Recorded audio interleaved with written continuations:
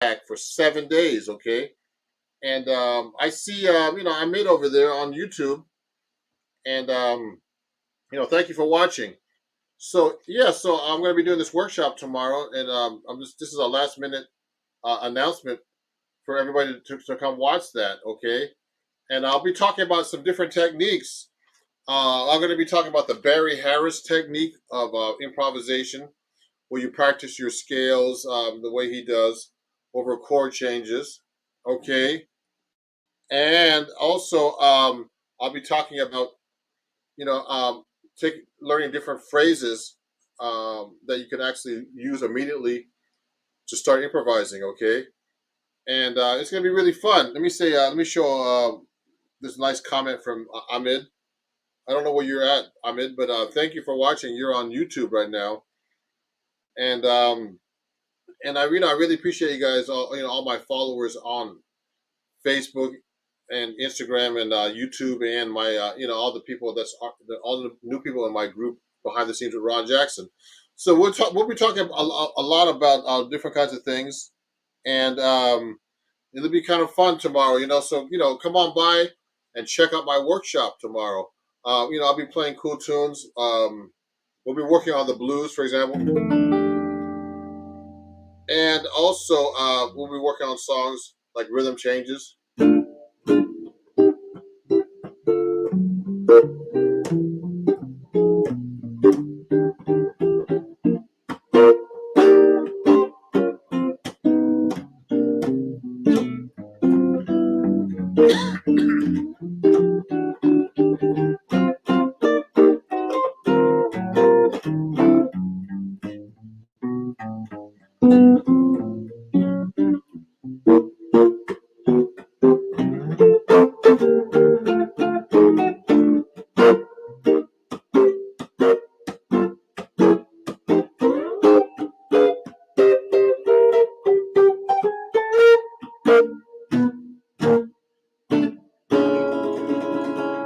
Hey, oh, thank you, Anna. Good to see you. Anna Miguel says, cool. Ahmed is in California. And great to see you, though. Thank you. Thank you, Ahmed. Yeah, so I'm talking about my jazz improv workshop tomorrow. You can just go to the link on my bio and sign up. It's for Sunday, 2 p.m. Eastern Standard Time, so people in Europe could actually um, join the workshop too. Because it's not that much of a time difference. In England, it's 5 hours ahead, and in Europe, it's 6 hours ahead. And I know it's the summer, and it's harder to get people to come out, but you can. Here's what the flyer looks like, and I'll be talking all about jazz improvisational techniques. Okay, so for the meantime, I'll be using some of these techniques right now, and I'm going to play a song for you guys. And if you have any questions, please let me know. Let me show you some of these comments right here. And thank you everybody who's watching on Instagram and everywhere else that I'm on right now. Okay, let me play you a song right now.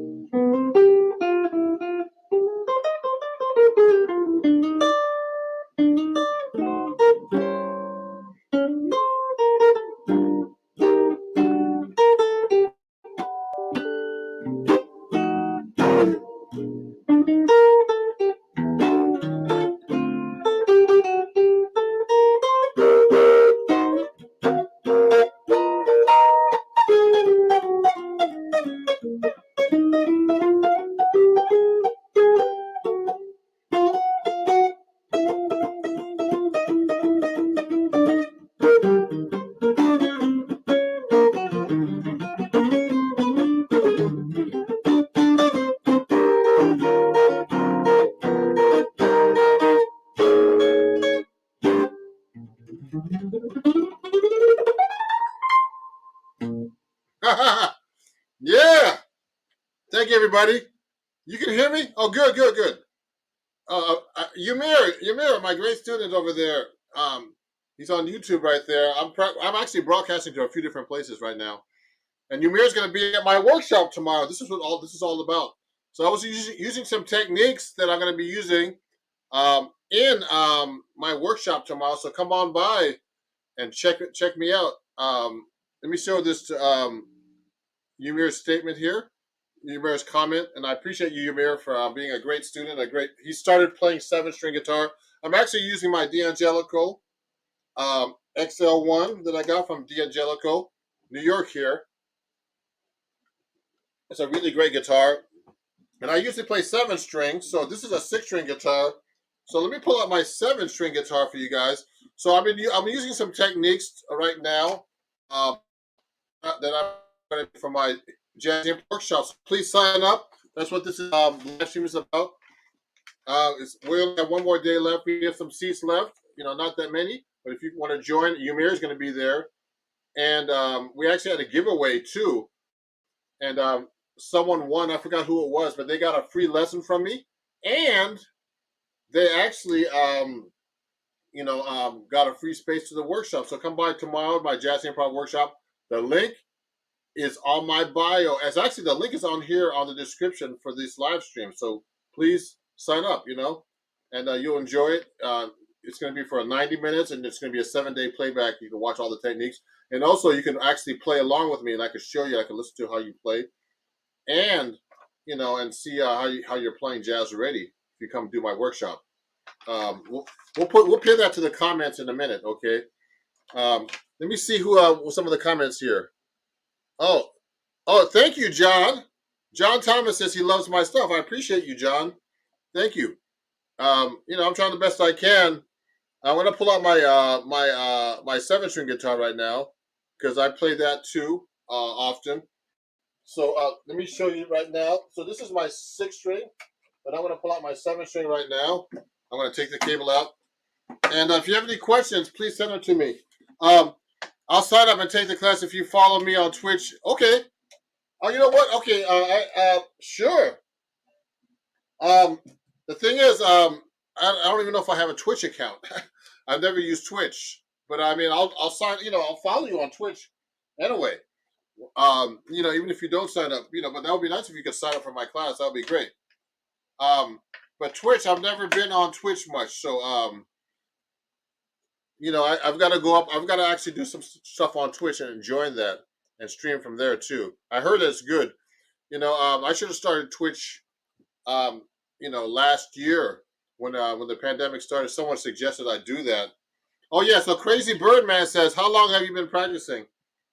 So Crazy Birdman, the Crazy Birdman, I've been practicing for years. I still need to practice since I was a kid. I don't practice enough. I don't think so. So yes, I need to practice. I need to practice more. And it's funny, John Thomas. You're saying Twitch is where it's at. You know what? I should be on Twitch because I am an Amazon influencer, and it's through Amazon. Amazon owns Twitch, but I'm not on Twitch enough. And I need to go on Amazon Live because I'm for my influencer account, but I'm not on there enough because it's hard to keep up with all this stuff, everybody. So it's hard to keep up with all the all the channels I have. YouTube, Instagram, TikTok. So please follow me there everywhere, everybody at Ron Jackson Music. Hey, let me see.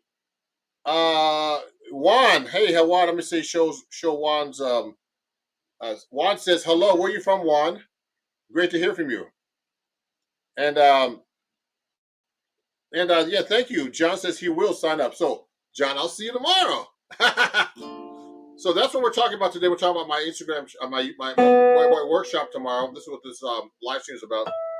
This is a last minute push. It's like kind of like the telethon. But I'll just play songs for you. I can't give you away all the techniques I'm using. But Ymir already knows my technique because he studies with me. So Ymir's watching right now. He just came over for a lesson, actually, everybody. He studies privately with me. He's a great guy, Ymir. I'll show his name up here. Ymir just came over today to take a lesson with me. He plays 7-string guitar now like me. So he's a great student. And he just picked up a nice 7-string guitar from Guitars and Jazz in New Jersey. I actually visited the store recently, and I'll be doing a little docu video about that visit, and you'll really enjoy that, everybody. So I'm going to play another song right now on the 7-string guitar that I'm going to be using. The techniques I'm going to be using during my class tomorrow, which are Barry Harris techniques, basically. The great pianist, jazz master, NEA jazz master, and all the techniques he uses. Okay, let me try something here.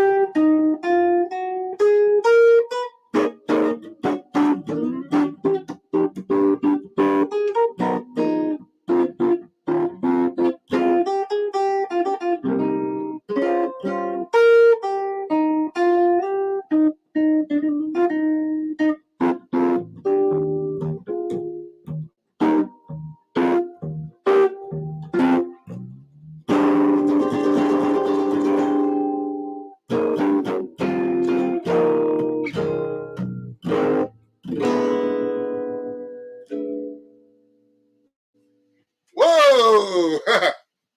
That was John Coltrane's Moment's Notice. And I just played that at a moment's notice. I have some new comments here.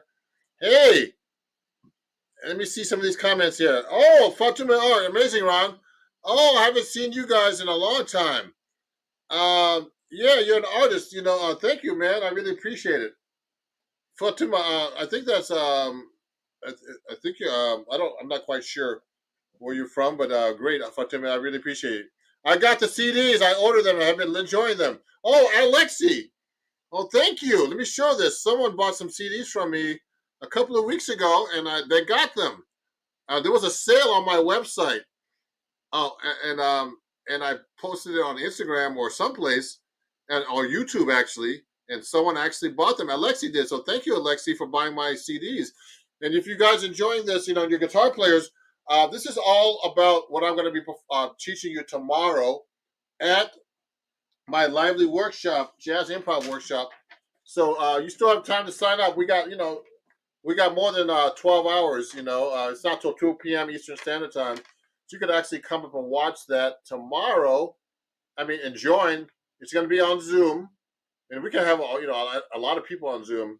Please, you can pull out your guitars and actually play and learn the techniques I use to improvise on jazz. Now, I'm doing solo guitar, so it's much harder.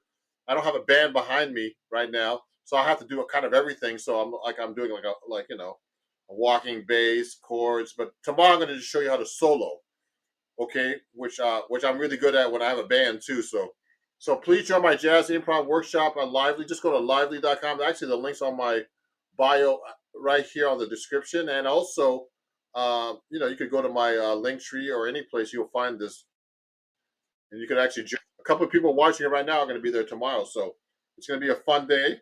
It's my first workshop was successful. I'll be doing one every 3 months. This is my summer workshop. So let me show you, Alexia. Oh, you're from Egypt. Oh, cool. Thank you for watching from Egypt. That's great. I know a lot of Egyptian people here in New York. I just met on a gig some musicians that were from Egypt that sing pop that grew up here. They were on Staten Island, and I would love to go there. I've never been there.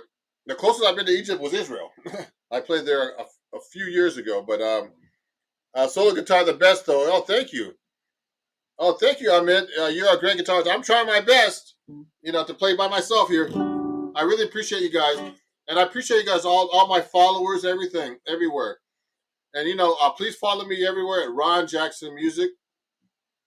And I'll be doing some touring in the Midwest next year with my band. When I'm going to have a new album out, so come on by. My gig. Places I can play in Egypt or wherever you guys are at, let me know.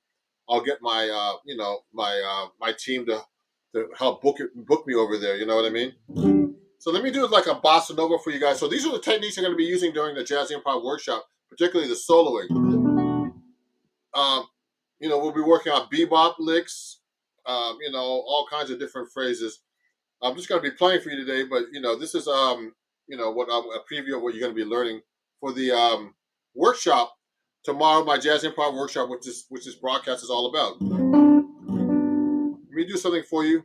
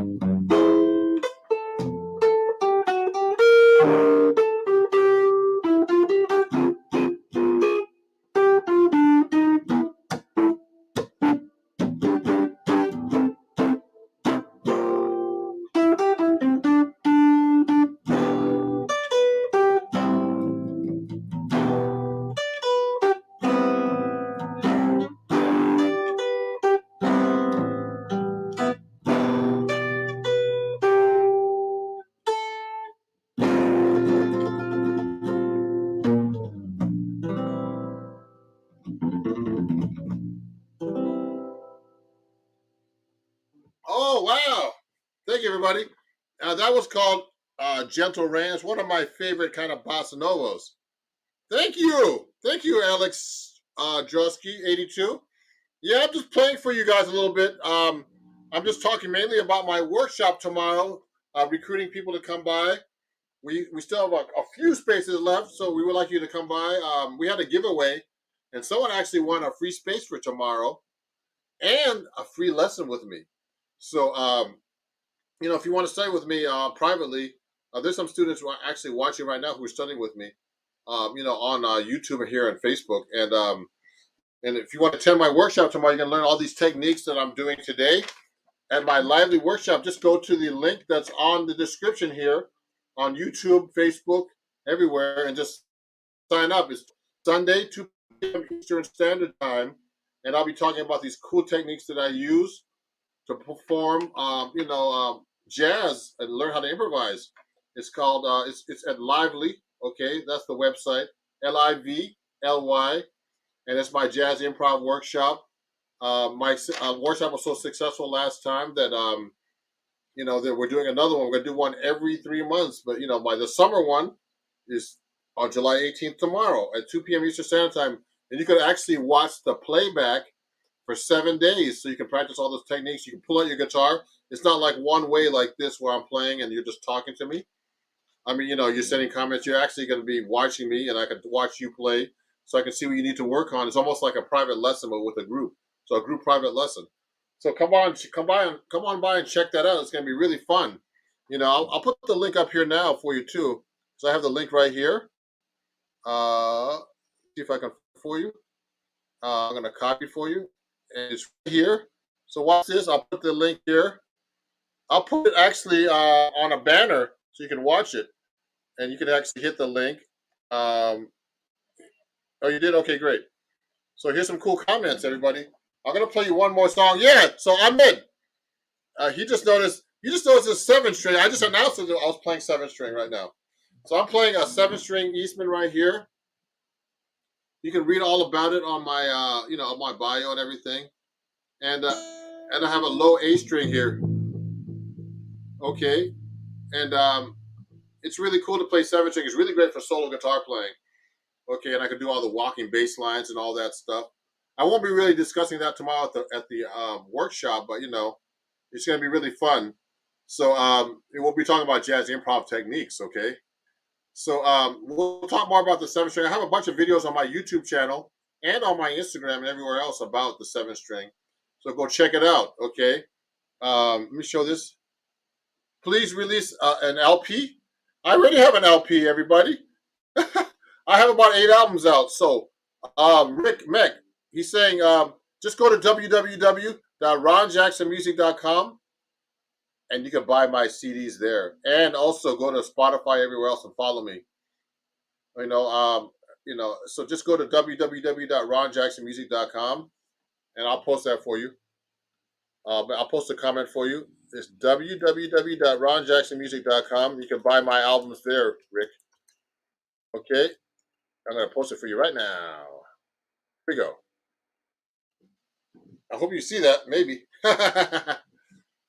Yes, so www, and I have my albums there, Rick. So yes, I have it there. Oh, someone put that up there too. That's funny. Oh, I put it everywhere. So yeah, that's great, everybody. So I'm gonna that's super cool. Yeah, no problem. So I'm gonna play you one more song, and so this is all about my jazz improv workshop, and I got your EP, Love Your Style. You got my EP? Oh, really? Oh, sorry, I didn't know that. Sorry, Rick.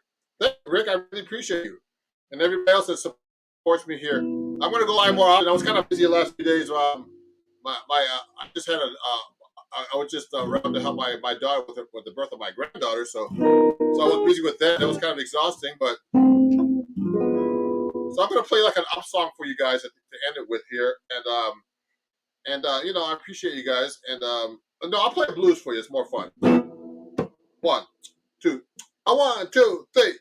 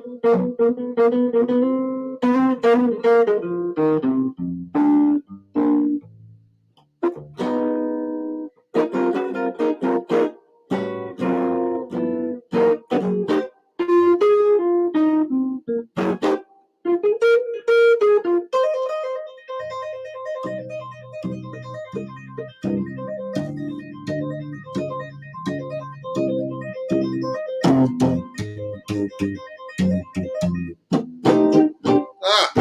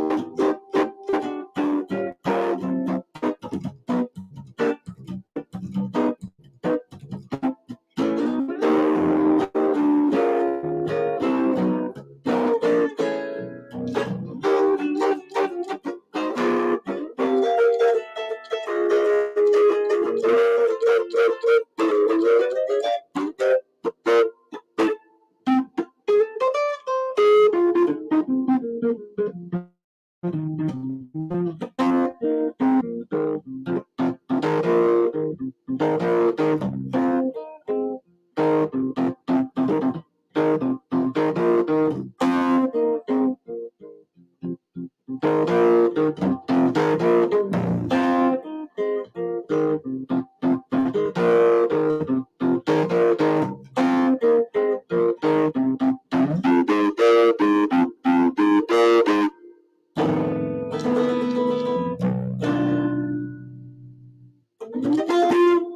wow!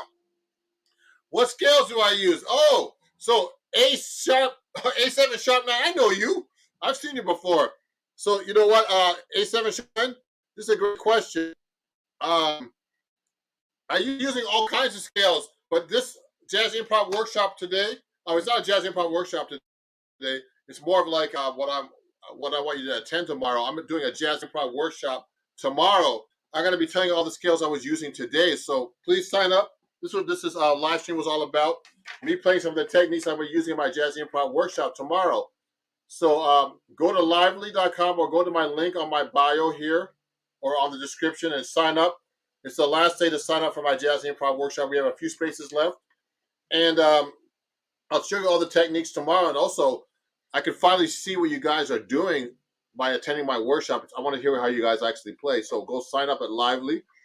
It's tomorrow, Sunday, July 18th, 2 p.m. Eastern Standard Time. So most people everywhere can watch this, from California all the way to Europe and Australia. I've had many people attend. So come by and watch this. Attend my Jazz Improv workshop. Sign up now. And there's a link on my bio. Link everywhere. Link on the description here and on YouTube. And this is all about. I have to actually go now because I have to do something else. But we'll see you guys tomorrow. And I hope you enjoyed my performance. And this is just to promote my Jazz Improv workshop on Lively. And thank you for all the questions. And that was called Billy's Bounce into Sunny Moon for Two in the key of F. Okay, and I was using all kinds of scales there. Okay, and thank you, A7 sharp 9, one of my favorite chords, for watching. And I'll see you guys hopefully tomorrow at my workshop. And if not, keep in touch definitely. Okay, and follow me. Go to my website and buy my printables, CDs, books. I have a couple of books out. Where's my book? I don't even have it in front of me right now. But I have books, everything, and all kinds of stuff for you guys. So, thank you, Alexi. Thank you. Yeah. My second one. And thank you. I'll put that up here. Thank you, Alexi. So we'll see you guys tomorrow, I hope. And I'll someplace else and live. I'll be touring soon with my band in March, but I'll be performing in different places. And I really appreciate you guys, and I'll see you guys very soon, okay? And you can watch the playback of this after. And have a great day and a great night wherever you guys are in the world, okay? And see you guys soon. Bye-bye. Ron Jackson, over and out. Bye-bye.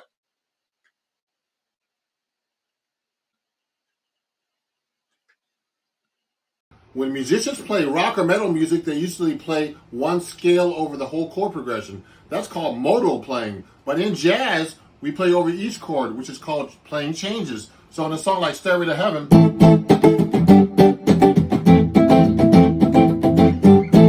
Jimmy Page goes like this.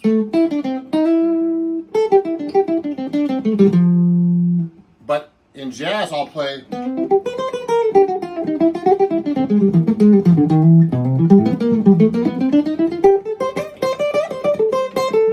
So I'm actually playing over the A minor chord, the G chord, and the F major 7 chord. So in jazz, we play over changes, and in rock, we play modal.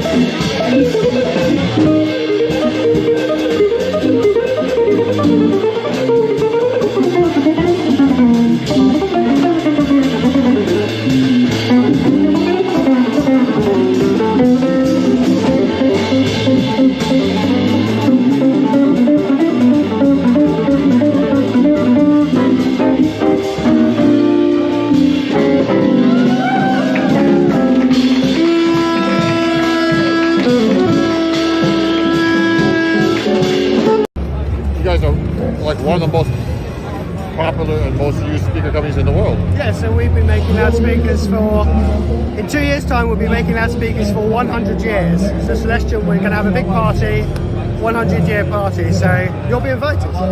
Where's it going to be? It'll be here. We're not here in the hall, but it'll be at the ranch. Oh, do you know where the wow. ranch is? Where's the ranch? It's in Anaheim. It's like a venue that does like two-step dancing. And, Oh, like, you're going to have live bands and stuff? Yeah. Okay, have some jazz. Yeah, absolutely. So he was telling, Ken was telling me that they make 1,000 of these a day.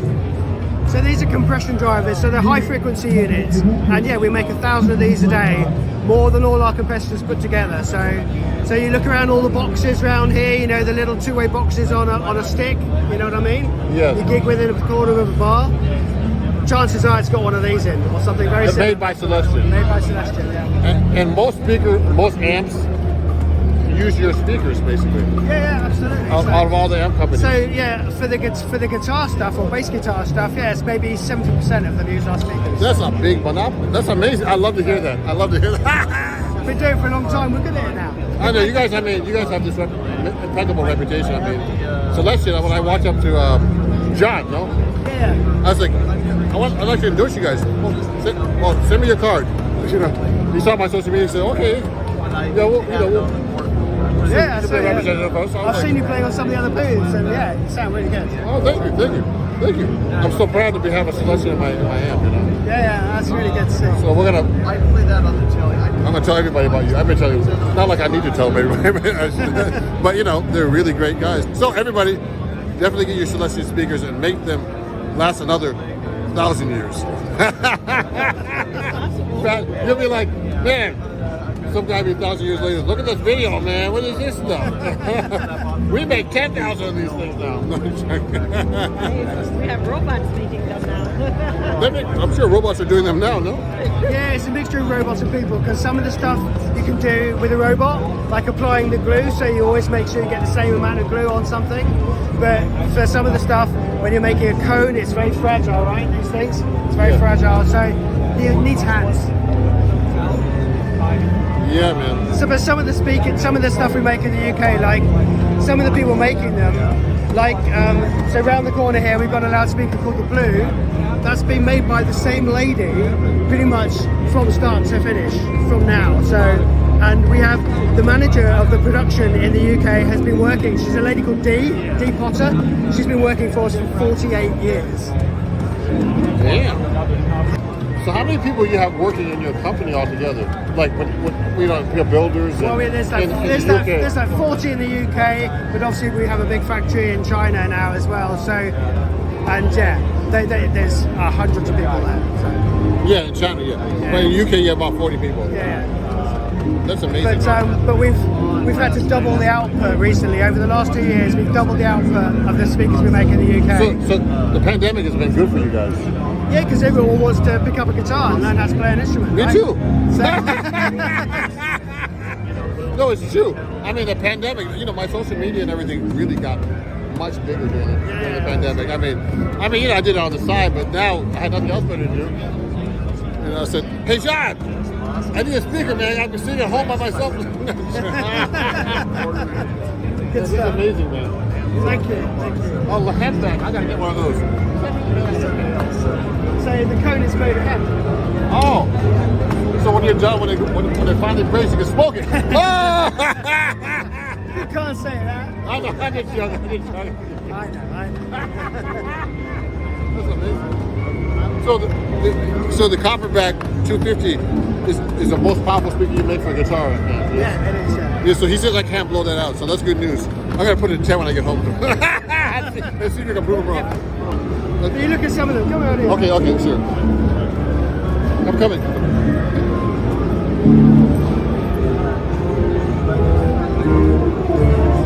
It's really the beginning of the story for Celestial. This is called the Blue. So if you listen to the Beatles, if you see the very early black and white films of the Beatles, they're playing one of those. Oh wow! How many watts is that? So this is very low wattage. I can't remember. it's very low. It's like 20 watts or something. Okay. Oh, so Yeah, here we go. 15. There we go. Close. And it's the same speaker we're still making now. And this is again like 50 years later. Wow, wow. So And wow, so you can't play too loud. Can you blow these out? again, well, it depends. You see how sensitive the loudspeaker is. So it's not just about the power handling. It's about this figure. Oh. The sensitivity. So the sensitivity figure indicates how loud it will go for 1 watt input. Oh. So 1 watt input for 100 dB, it'll go so loud, but it might be that this one is 98 dB, that you can put twice as much power in it and it will still be the same volume. Oh. So it's not as simple as just the power. Oh. But you won't pump your copper backs. So what about the copper backs? Why is it? What's the sensitivity of a copper back to one I'm using? I would be guessing, but it's going to be quite high. It's going to be like 97. So, but these are not decibels and sensitivity. It's not a linear figure. It's actually a logarithmic scale. Oh. So it's logarithmic. It's got a natural log. So it means if it goes up 3, that sounds twice as loud. Oh wow. So this is nearly twice as loud as that. Oh wow. Interesting. So Wow. it's not simple. So how many guitar speakers do you make altogether? Different kinds, huh? I don't know off the top of my head, but yeah, it's thousands. Thousands? Yeah. Thousands of different guitar speakers. Oh no! I mean no, the different types of guitar speakers. There's a range of about 25, something like that. So. And it's just like all different flavors of ice cream. They sound different, right? So some people like one, some people like another. So. You know what's really amazing? I never realized that speakers are so important to your I mean, even more important than the amps themselves, you know. So you're playing bass, aren't you? Or? No, I play 7-string guitar. Oh, okay. So if you think, if you're playing an acoustic guitar, right, the sound you hear is the sound of the air volume inside resonating and also the wood resonating. If you're playing an electric guitar, you don't have that. Yeah. So most of the sound comes from, some of it comes from the guitar, but most of it comes from the amplified distortion and the speaker. Because ultimately you're listening to the speaker, right? So that's the bit that makes the noise. So that kind of does the job of what the wood on the acoustic guitar would have done. So yeah, they sound different. Like any guitar sounds different. So. Yeah, exactly. Wow, but you guys have the best speakers. Thank you. No, I love them. I've always wanted to talk to you guys before that, but it never happened. Because I never walked up to you and talked to you. Yeah, but anyway, that's great. I'm so glad. Thanks for the history of speakers and more knowledge. I just basically play my guitar and play, so. Well, we have a lot of cool artists endorsing us, so it's really good. So. Yeah, I saw it on your website. You have a bunch of. I mean, like Hendrix. So Hendrix used to play these. Hendrix, oh yeah. Wow, what are you doing? He's quite good. You might have heard of him, right? He's like the one of the greatest guitar players ever. One of my friends might disagree. One of my friends is Eric Clapton, so. Oh, wow! Yeah. Well, next time you get together with us, let me know. I want to come by and hang out with you guys. All right. So you have different speakers for different kinds of styles of music too. Like, if you want to overdrive the amp, you have a speaker like that, or if you want a clean sound. Because when I told John I want a speaker that's powerful, but I don't want it to break up at all. Yeah, the callback's perfect for that. Yeah, that's what I wanted. So and it's perfect. And it's loud. I love it. And clean. That's a take. I spelled friend wrong. Perfect. I spelled friend wrong, you know? Fantastic. That's really good. Thank you.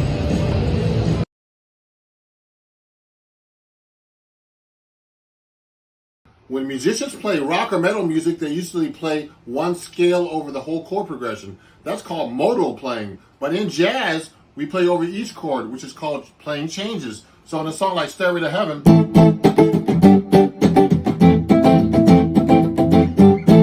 Jimmy Page goes like this.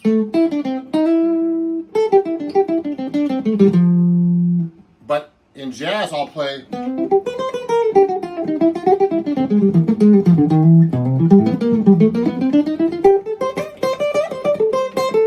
So I'm actually playing over the A minor chord, the G chord, and the F major 7 chord. So in jazz, we play over changes, And in rock, we play modal.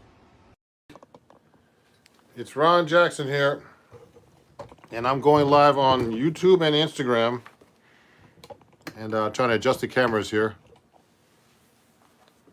Hey everybody, how's it going?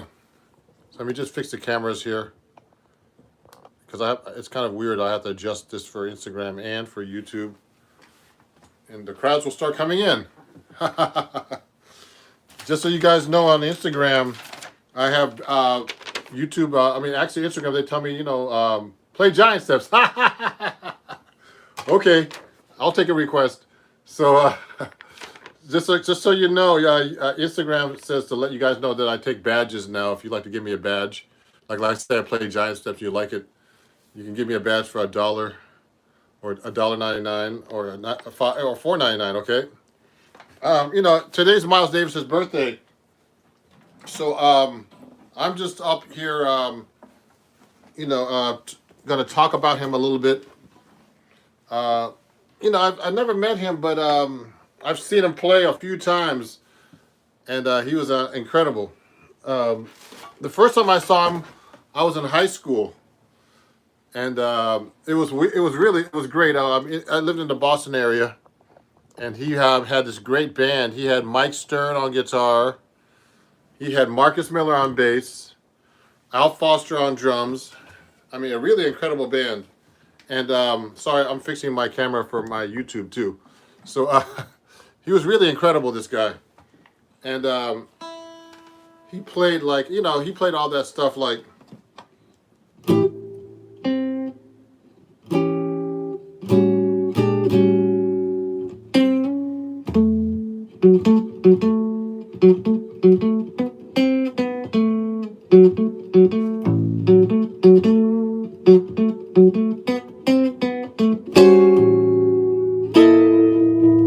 It was really a great band, man.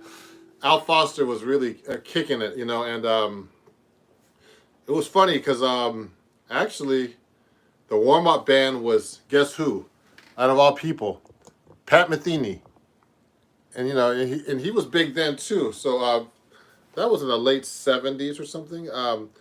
And recently, about a year or two ago, I was at a gig, and in Manhattan, just a little gig with a singer and a trumpet player. I was playing my 7-string guitar, and what happened was Miles. I saw this. I saw somebody in the crowd. Just it was like a little bar. Like a bar, like a real dark bar, where there's little rooms with little curtains and stuff. And I see this guy hang out with some friends, and I said, "This guy looks like Marcus Miller." And guess who it was? It was Marcus Miller. I was like, "Wow," He said, "Wow, man." He liked my playing and stuff, and he was really cool, and I exchanged numbers with him and talked to him a little bit. He told me about that. He remembered that concert in Boston because he said that time Miles Davis was making a comeback. And I think that was an album called We Want Miles, and it was a really great band. So if you have any questions for me, let me know. I'm just going here on my computer so I can make sure I answer comments. From people on YouTube while I'm watching, because it's hard to actually talk and play and answer all these questions. So let me see. Let me go right here on my YouTube channel here, and make sure I'm answering people's questions here. Let me go look here. So I'm live now. And thank you, everybody on YouTube. I went past 23,000 subscribers. I'm going to look right now at the live and see if there's any questions here I can answer while we're talking here. So let me move this speaker over here. Yeah, so happy birthday, Miles. So let me play you a little song first. Let me fix this camera here because the background looks cool. And if there's any questions, let me know. It looks kind of weird here, but I'm going to turn my camera on. So I'm going to play a song that I really love from Miles. I'll start with a ballad today a little bit to get warmed up because I wanted to go live and and earlier, and I got distracted with too many things. Here's a nice song. Ready?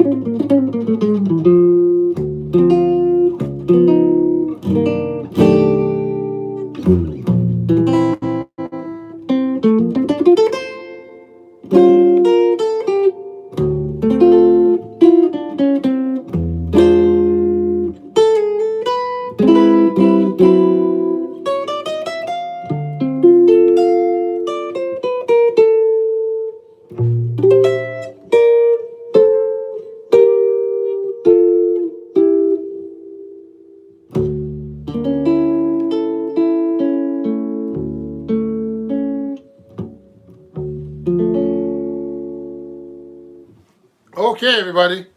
That's a great song. Hey, everybody. when people ask who influenced me now, I mention Ron Jackson. Hey, Shine, thanks. Shine Dog, thank you. Thanks for the video. So hey everybody, how's it going? Let me answer some questions here on Facebook. If there's any, sorry, on Instagram. And is there any questions? Let me see what's going on here. Someone clearly changed their low string before recording. Hey, so just so you know, Richard, I'm playing a 7-string guitar. If you have any comments about that. So, yep, that's a 7-string guitar. So if you're not used to it, Ron has a distortion pedal and some long hair. Someone needs to give me a distortion pedal and long hair. That would be great, everybody. But I'm just going to answer some of these questions. So anyway, today is Miles Davis's birthday. Someone's asking me, when did I start playing jazz guitar? I started really playing jazz guitar in high school, just so you know. Let me fix this camera a little bit here for YouTube. And let me move over here a little bit so that people can see me here better on Instagram. That's better. So, hey, Danny Cruz, New York. How are you doing? Okay, good.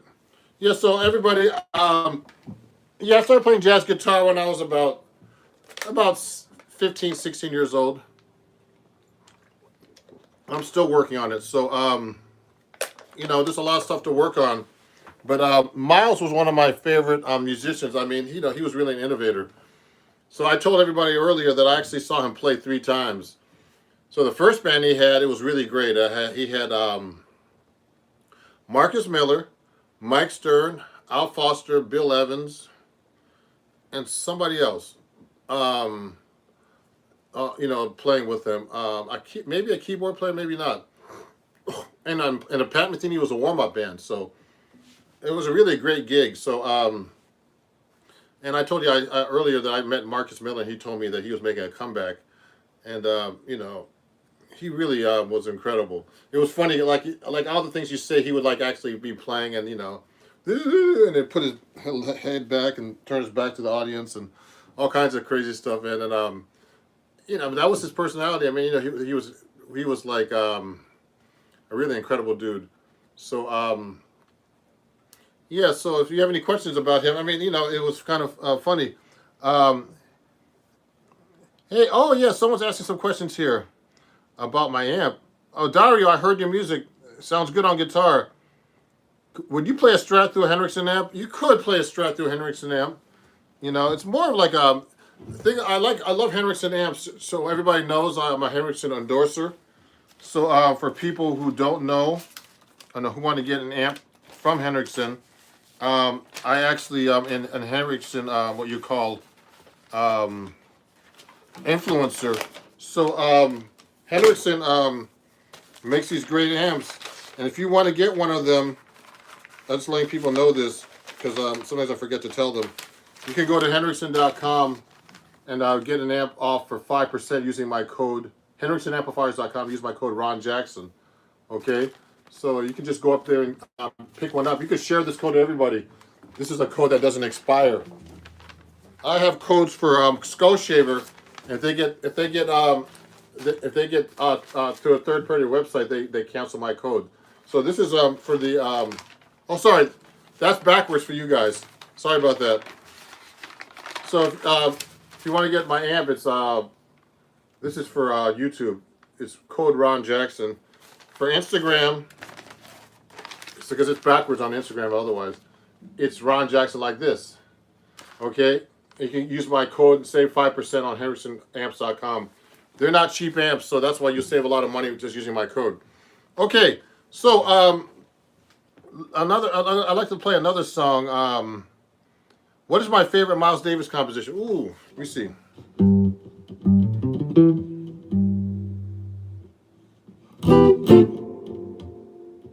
See if I can remember this.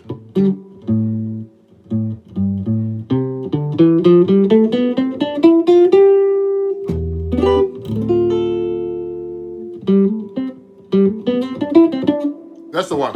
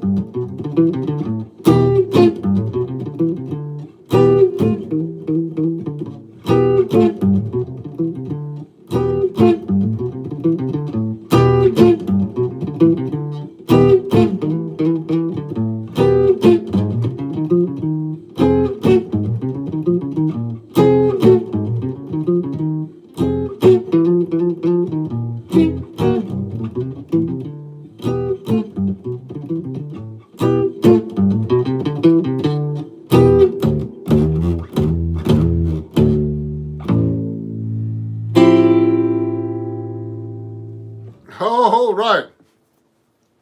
So that was called "So What." Does anybody know that song? That was called "So What." Just so, someone just asked me that question. That was called "So What."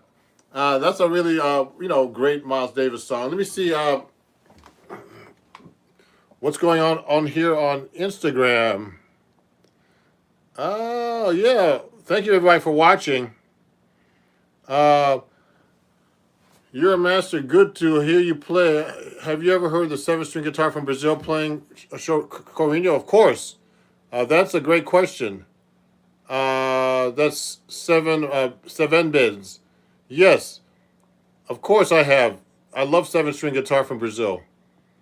So anyway, guys. So I'm just celebrating Miles Davis's birthday today, and if you have any questions, please let me know. And that was Miles Davis's song called Miles. So what? So let me play a little blues that he does. This is another great Miles Davis song. These are, a lot of the early Miles Davis songs.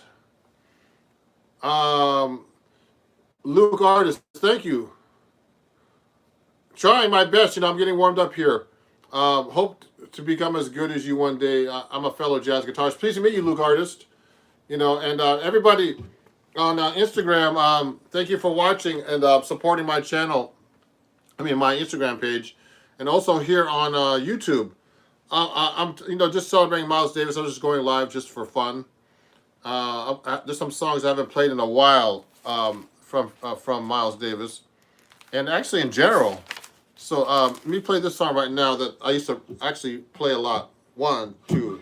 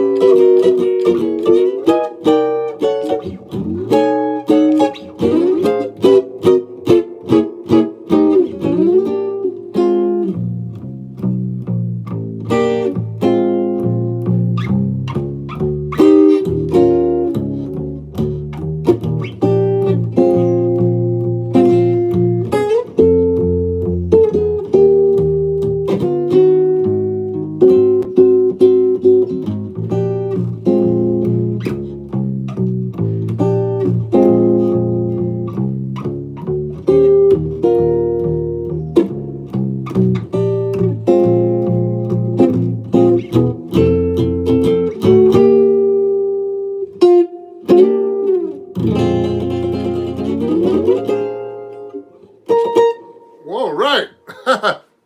Solo 7-string guitar, singing at home. Now I know there's some people I know are actually out of town playing gigs now, but I'm still sitting at home playing gigs here. But it's great because I'm actually getting a lot of material together for my fan base here on Instagram and YouTube and everywhere else. So thank you for supporting me, everybody, and and if you're enjoying the show, um, you can actually. People have been doing this already, but if you would like to donate on Instagram, you can go right here to my PayPal at Ron Jackson Music, Venmo, and Cash App if you're enjoying that, and also at Zelle at ronjacksonmusic at gmail.com. And for YouTube, it's this one because it's backwards. If you want to donate, to help me while I'm sitting at home, practicing and doing all kinds of stuff for my social media channels, you can donate $1 or more if you like. It's not required, but at PayPal, Venmo, and Cash App. Now let me answer some questions here. There's some people that joined. I'm just trying to see. Super, thank you. You're welcome. Oh, Leonid, Yana, and Leonid. Hey, how's it going, guys? Leonid's a great piano player, and Yana's his wife or girlfriend. I can't remember. And all the way from Israel. I played in Israel with those guys. Thank you guys for watching on Instagram. I'm just doing solo guitar stuff right now, but I hope to come back to Israel, Yana, and play with you guys. I appreciate you guys. I love Leonid's piano playing. I went to play with him in Belarus too. Right next to Russia. The country that was a really great time. It was 2 years ago exactly. So thank you, Leonid. Happy something, and I'm glad everything's better in Israel right now for you guys too. Okay, so great to hear from you guys. Oh, cool. Let me see something here. Someone's making some comments here on YouTube. Let me see. Let me answer some questions. It's my birthday too. Hey, Josh, happy birthday.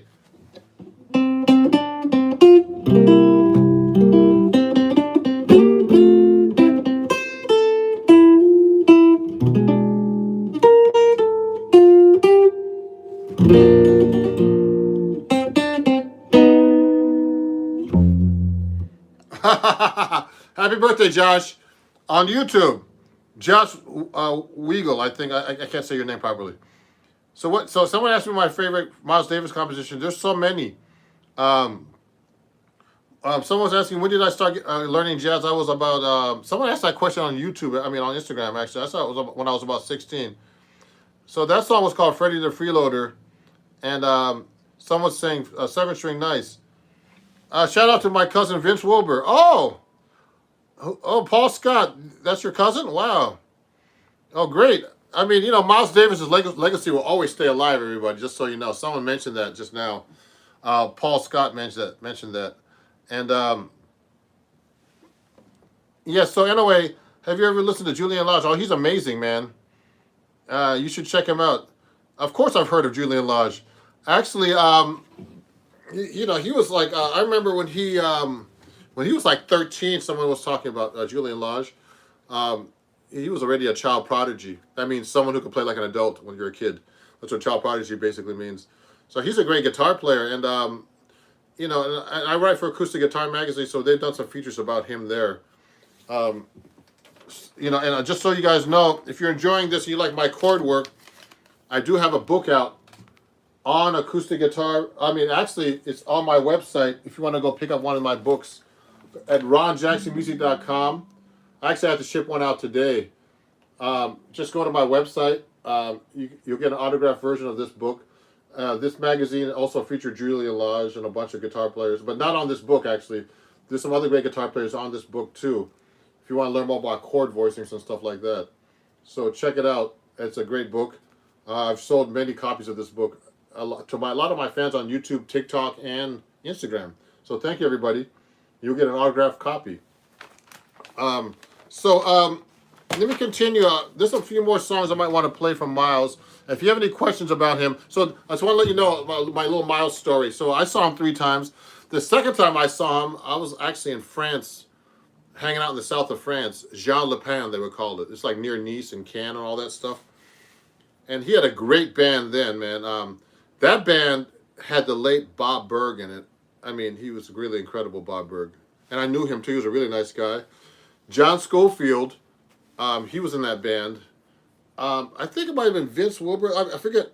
This is John. This guy was talking about Vince Wilbur. I think it was Vince Wilbur on drums. And I can't remember who the bass player was. What's his name? Daryl Jones on bass. The guy who plays with the Rolling Stones. So that was a really great band too, man. And he had some great melodies and, great stuff happening, Miles Davis. And that was a really great gig, right in the middle, open air, out the French Riviera right over there. Well, actually the French coast. Yeah, the French Riviera, they call it. So it was really nice, man. Really great band. So that was the second time I saw him. I'll talk about the third time in a minute. Let me play another Miles Davis song. Hey, where do you get my book? Okay, sorry, guys. Someone's asking, you go to my website, ronjacksonmusic.com. Do I have it here somewhere? And you can pick up my book. Let me see if I have a little thing to show you. Go to ronjacksonmusic.com. Someone's asking where our book is. Oh, yeah. You can go here. ronjacksonmusic.com to pick up my book if you want this book. Okay, and I'll send you an autographed copy. I shipped all over the world. I've sold books to Europe and Australia. So you can pick it up there if you like a copy of this book, okay? It's a great book. It's called Chords at Your Fingertips. So my lessons are like walking bass lines. I do a whole thing about walking bass lines. This is my lesson right here. No, there's 3 of my lessons, though. And another thing is about harmonizing like Chet Atkins. And also, I do this whole thing about chord melody, developing a chord melody into like one chord, taking a melody and developing it into making it into a real chord melody piece. So it's a really great book by Hal Leonard Music and Acoustic Guitar Magazine, who I write for. The first 2 articles of this year in Acoustic Guitar Magazine, 2 of my articles are in that book, in those magazines this year. Oh, cool. That bass player was Daryl Jones. Someone was asking who that bass player is that played with Miles Davis. Actually, that was his first big gig, and then he does a lot of pop acts now. He does the Rolling Stones, and he replaced Ron Wood, I think, on bass. I guess no. Who's the bass player that was in the Rolling Stones? I forget his name, but he actually replaced this bass player in the Rolling Stones. So he's a really great bass player. So whenever the Stones go on the road, which is not right now, yeah, he plays the bass, and he's been doing that for quite a while. So let me play a couple more songs that are Miles Davis. And I'm looking at the song list here. He did a lot of great songs, but you know, one of my songs, the songs I like to play a lot from him is let me see which one is this. Is I did this I just posted this on Instagram yesterday. Is my version of Tuna.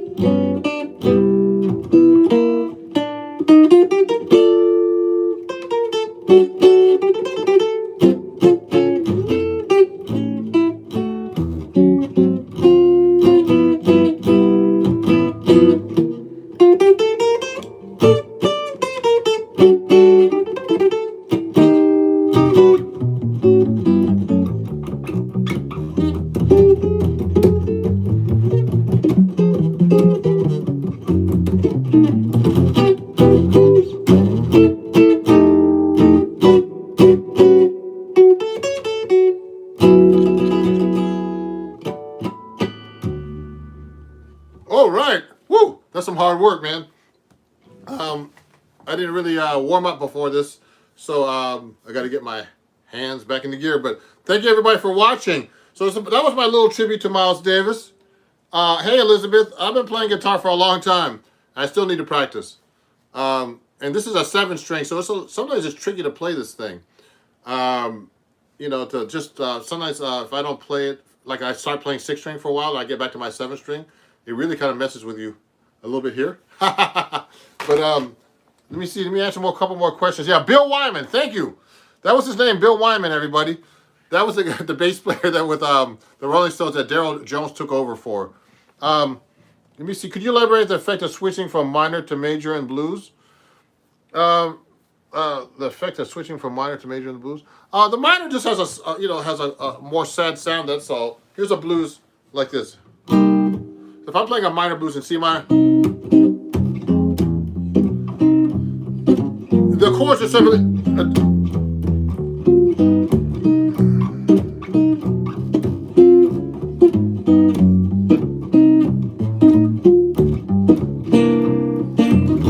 Major blues.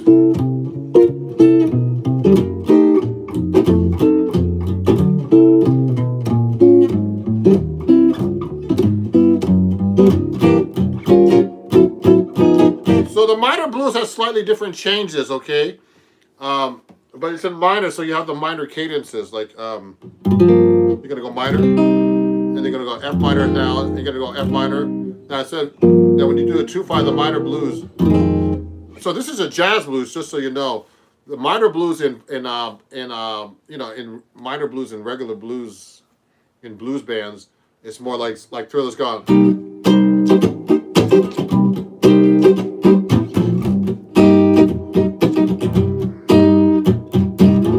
Thriller's gone.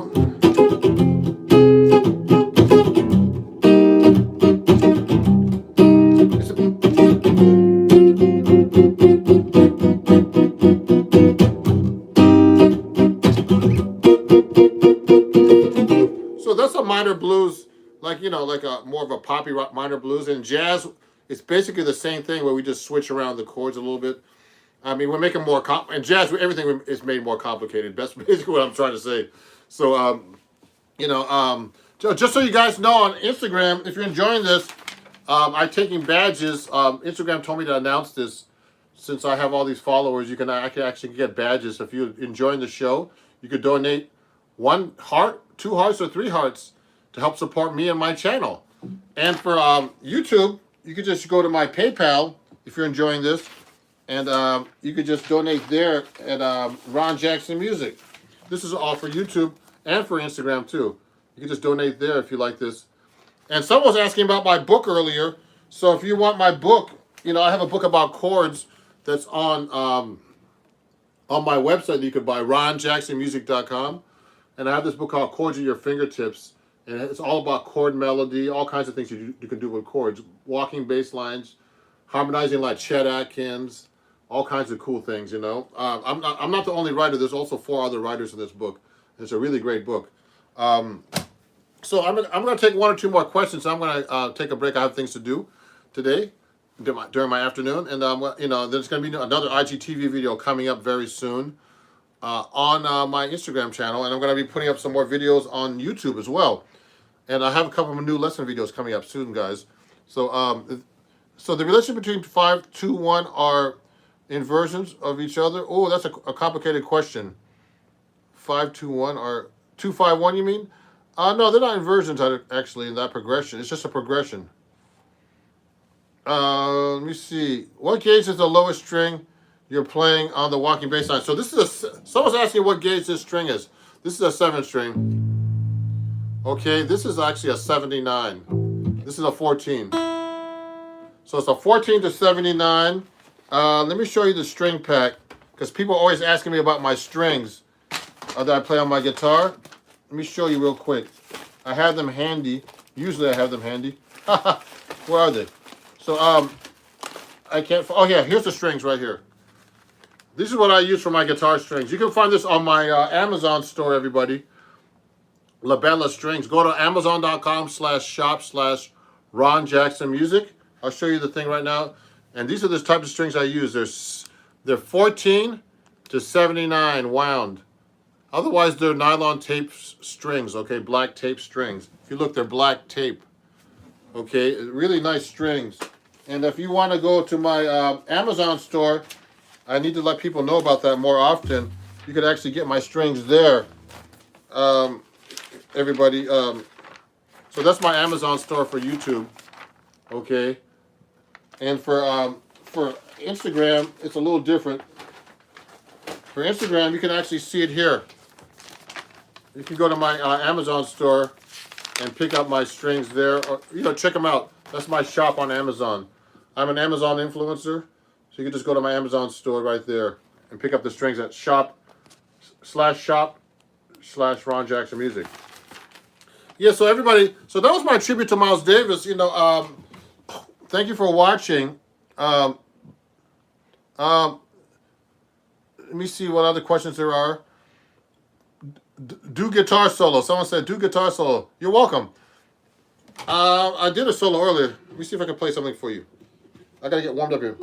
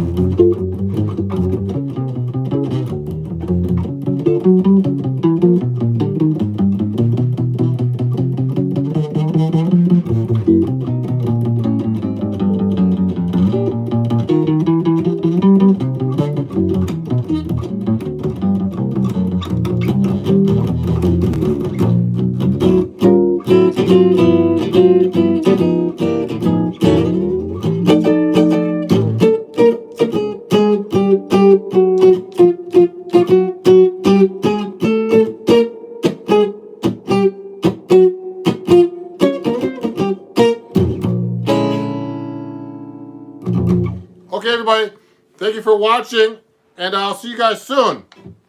And what was I gonna say? Please follow me everywhere on Ron Jackson Music. And go check out my website, check out my music on Spotify. Just letting everybody know how to find me. So my name is Universal Ron Jackson Music, or Ron Jackson, and you can find me everywhere on all those channels. Thank you, everybody, and I appreciate you guys. And happy birthday to Miles Davis. My last story is this: I saw Miles Davis 3 times. The third time I saw him was in Paris at an arena, and it was another great band.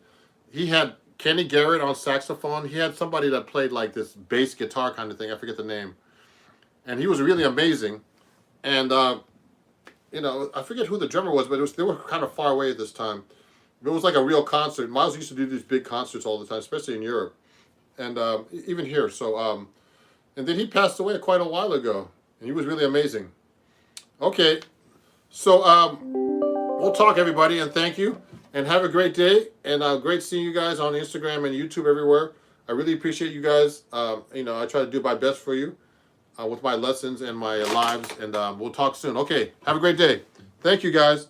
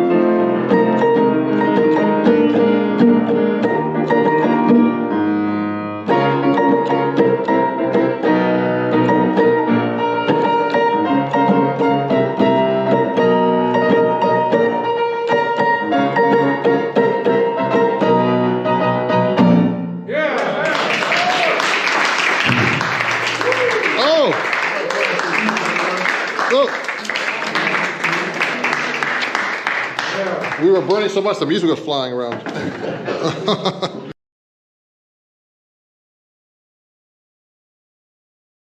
Thank you everybody for watching my video, and if you enjoyed it, please subscribe and also turn on notifications. And if you really love my video, please support me by joining my Patreon and become a patron. That way you can get some cool lessons, some live lessons as well, cool perks, and you're going to have a great time in watching my videos as well. So please support me there, and I hope to see you on Patreon. This is one of my favorite songs.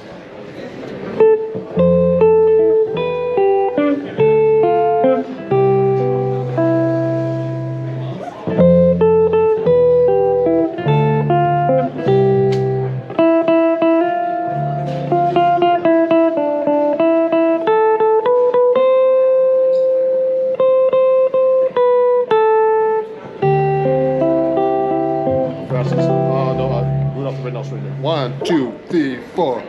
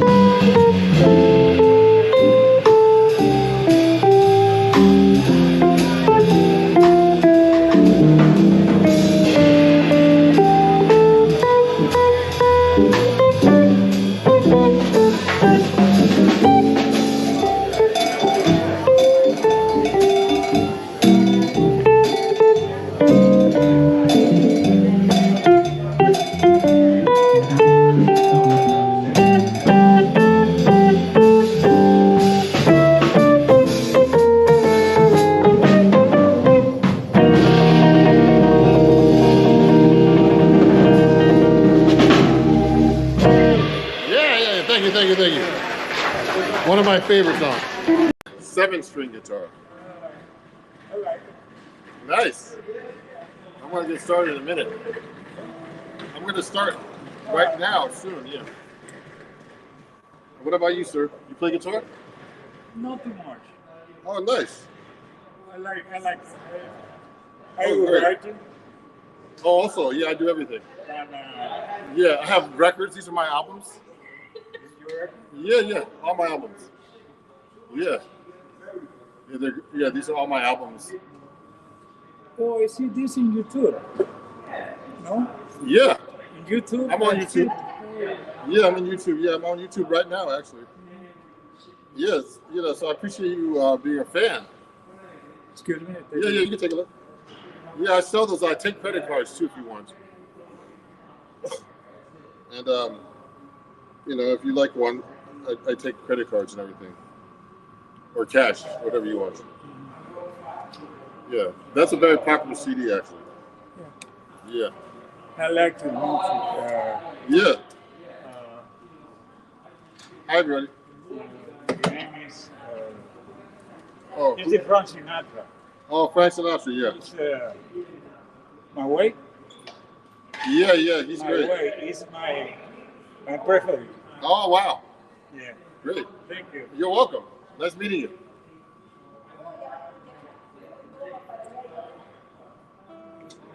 Hey, everybody, it's Ron Jackson here, and I'm live. I was just talking to somebody in the audience over here.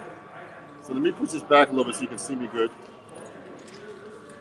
That's blocking the camera a little bit, so we'll move this over here. So I'm doing solo 7-string guitar, and it should be kind of fun.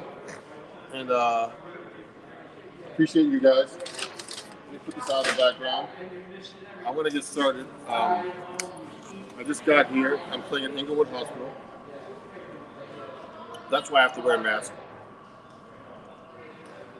See if you have any questions or comments, please let me know. And I'm gonna tune up real quick and get started. How's it going, man? Good. How about you? Good. Right on. Right on. And so yeah, I'm here talking to the audience when they come by. So you can ask me questions about my guitar, anything you like, guys. And the audience members will be walking by when I'm performing. So let me just tune up a little bit here.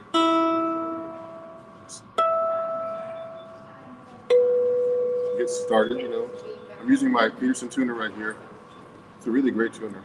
See that? And the reason why I wear a mask is I'm in the hospital, so I have to. So let me see.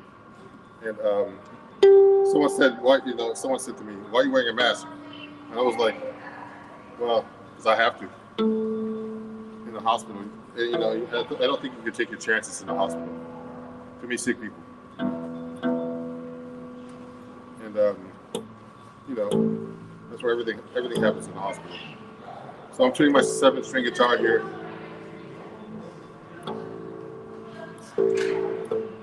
So this is my A string, A, E, D. Oh, sorry, A, E, E, A, D, G, E, A, E. Standard tuning, and a low note. So let me get started here. I'm gonna play it. Like we play a song that was popular on YouTube recently. Let me see if I can do something really cool.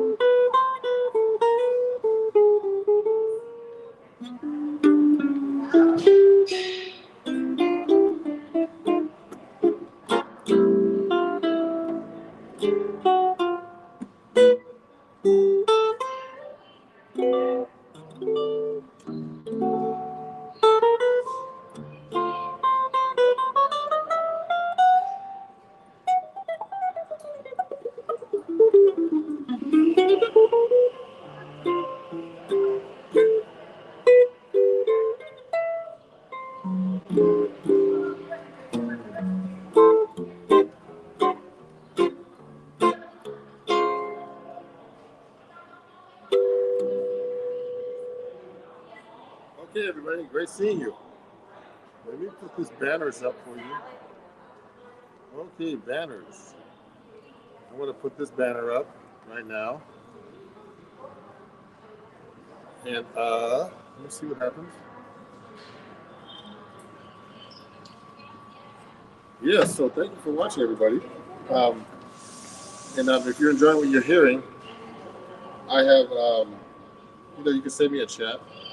Let me see, let me say hi to everybody on my chat here on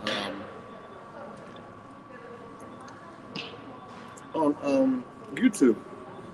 I'll chat with everybody on YouTube, and I'm going to try to chat to people right now. If I can, if there's any comments, let me know. I'd like to see them. Let me say hi. Thanks for watching, I'm going to say right here. So I got started with a song called I Should Care. It's one of my favorite jazz standards. I used to play this all the time. I'm going to move this way a little bit so you can see my guitar a little better. I'm saying hey, hi to everybody on YouTube right now that's watching. And let me go over here now and play you another song. Let me put this a little bit lower so you can see my guitar better. Maybe it's a little bit lower. You see? That's better, isn't it? I'm not gonna move this way. Just this a little bit this way. Oh yeah. Good. So yeah, so I'm gonna play you another song right now.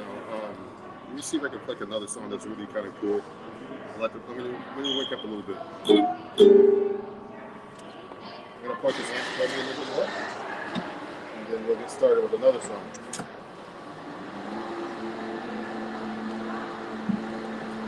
Cool.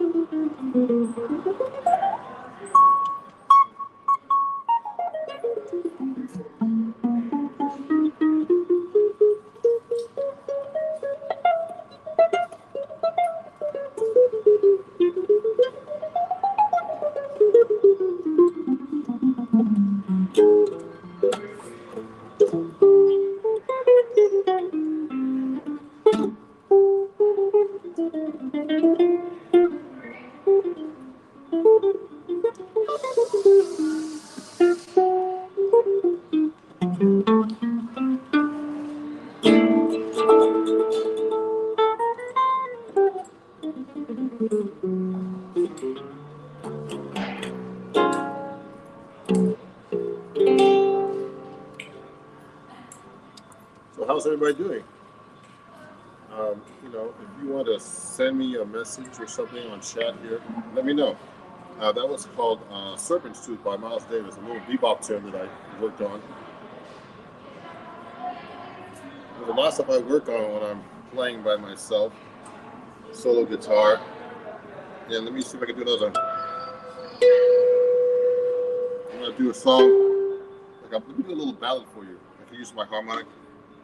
What I like about this Benedetto 7 string, if you have any questions, hey, man, hey, you do an example of playing chord changes 6-2-5-1. Oh, interesting, huh? 6-2-5-1. But slowly, six. So six is in the key of C. Six is A minor. Then 2-5.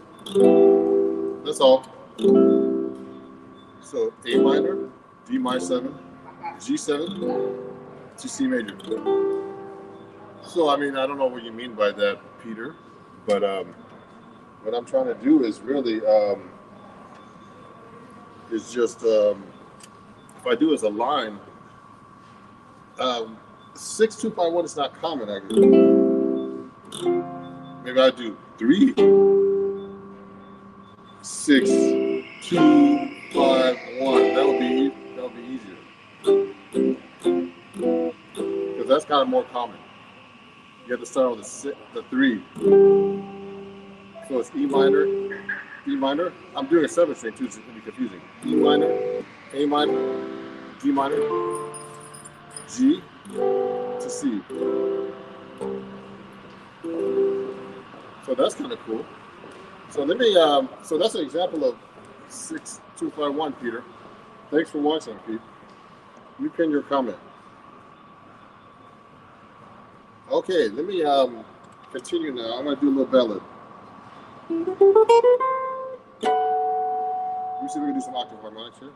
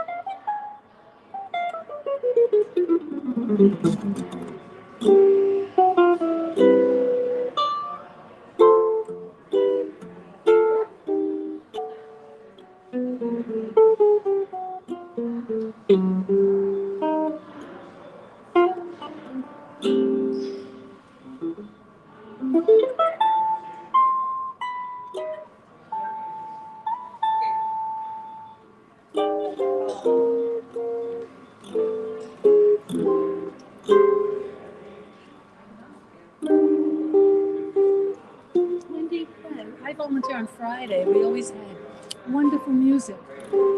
When do you do this? Usually Thursdays, sometimes Wednesdays. Not Friday. Sometimes if I'm not in town, I'm So not here. nice. Thank you. It makes the whole hospital Thank you. beautiful. That's for tips and stuff. I thought it was a card. That's why I went to get it. You want a card? Yeah. Oh, thank Yes. you. Someone say, here you go. Thank you. Here's a card. Thank you. Thank you, Mom. Thank you.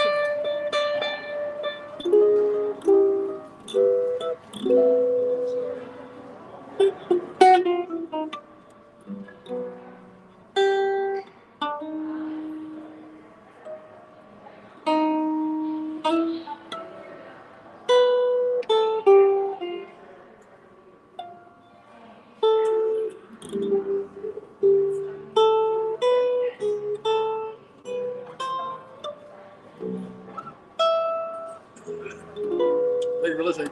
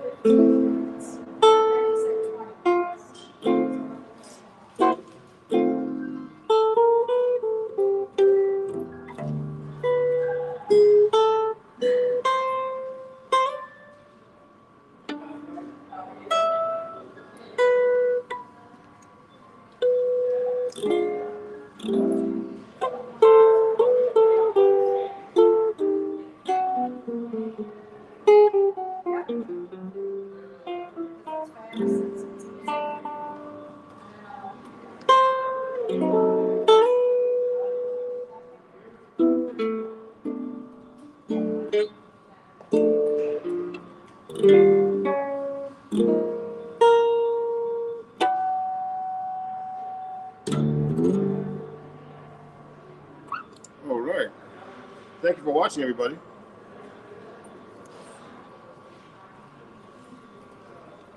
So I'm here live at Inglewood Hospital here in Inglewood, New Jersey, the home or where George Benson used to live, actually. So let me continue now. I got to tune this guitar with a lot of strings to tune up here. If you have any questions about this guitar or any other things, let me know. Let me pin my other comment here.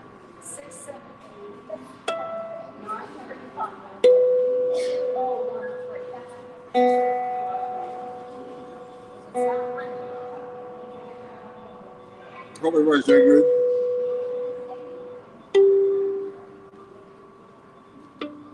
And enjoying your lunch if you're someplace, somewhere.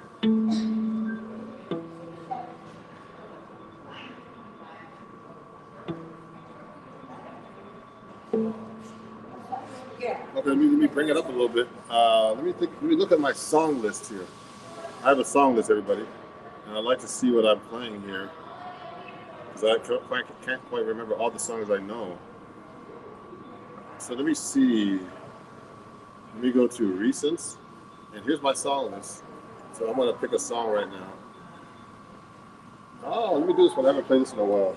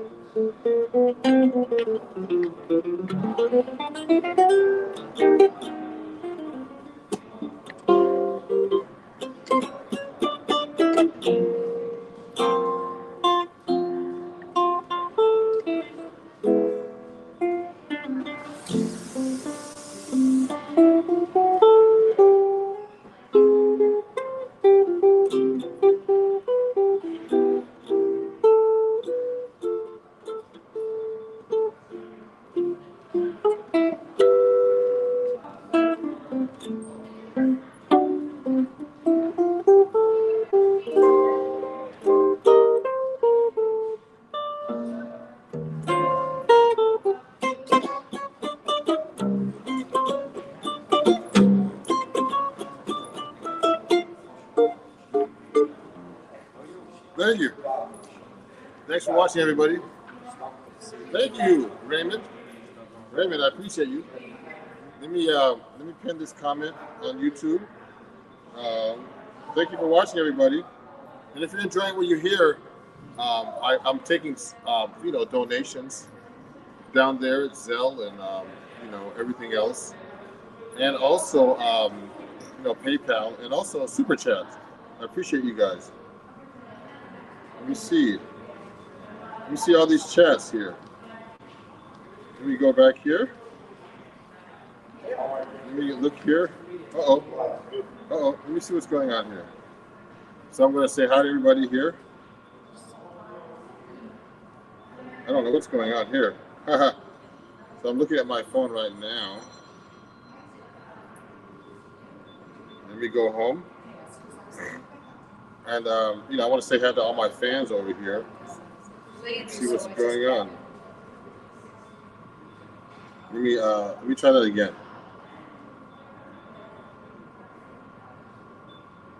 And I'm going to go back live right now in a second. I'm going to take a break in about 25 minutes. And, say hi to everybody. And I don't see all the chats. Thanks. I want to say thanks, Raymond.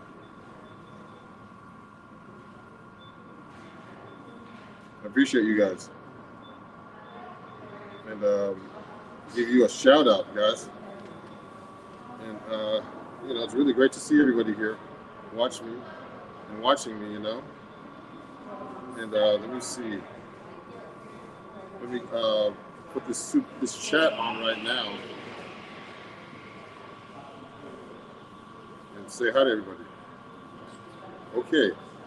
So if you have any questions, guys, we'll talk. Let me pin this right now. Let me pin this comment. Yeah. I appreciate you guys, huh? And I'm gonna unpin this comment. And I don't know why I can't see everybody's. Yeah. Good. Raymond. Great to see you on Facebook, Raymond. And also, if you're on YouTube, I'm taking super chats too. If you'd like to donate anything today, and I appreciate you guys. Huh? So let me continue now. I'm gonna do a Latin song of some sort. Let me look at my song list, everybody. I want to do something a little different today. If I can find a cool Latin song, let me see. Let me look at my Latin kind of bossa nova stuff like that. Um, let me look for that right now.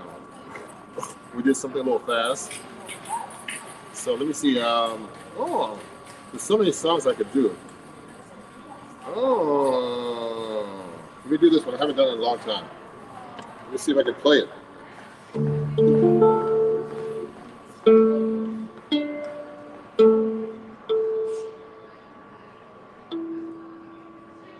My guitar's a little sharp today.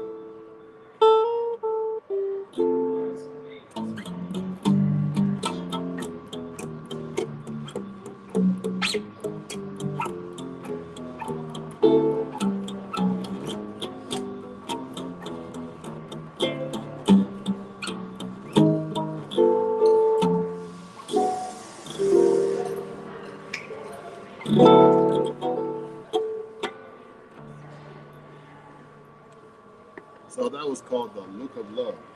Thank you everybody for watching.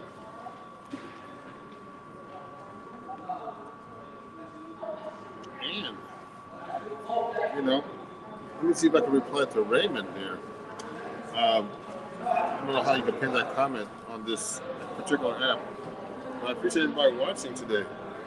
And if you have any questions or, you know, anything like that, please let me know.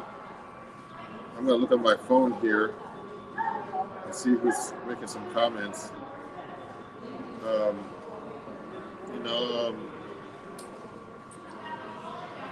you could say support me. Here, I'm going to put something here right now. Support me on Super Chat.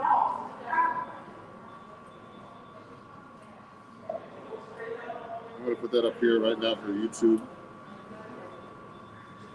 And we'll talk, everybody.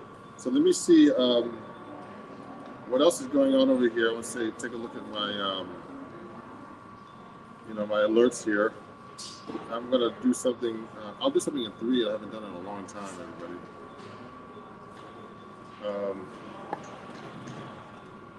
Let me see.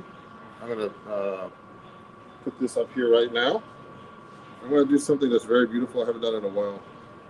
More kind of ballad since I'm by myself today. And I'm gonna do this right now. I'm gonna pin this. I'm gonna play a cool tune right now that I really like. I haven't done it in a while.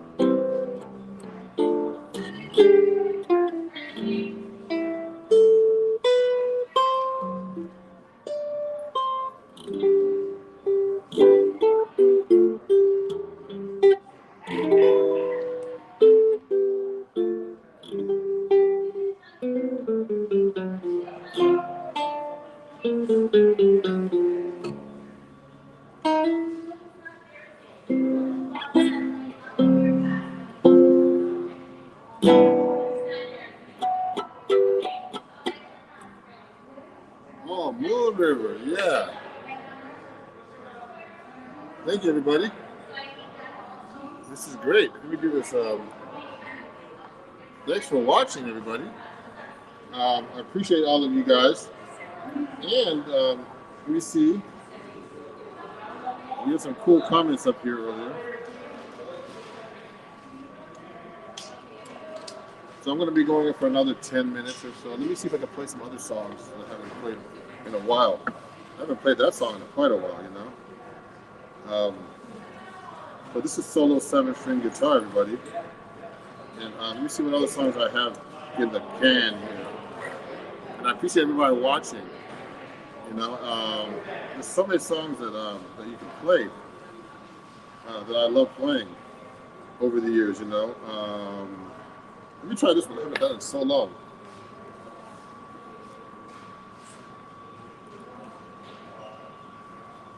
It's like one of my favorite tunes. There's so many songs that are great, everybody.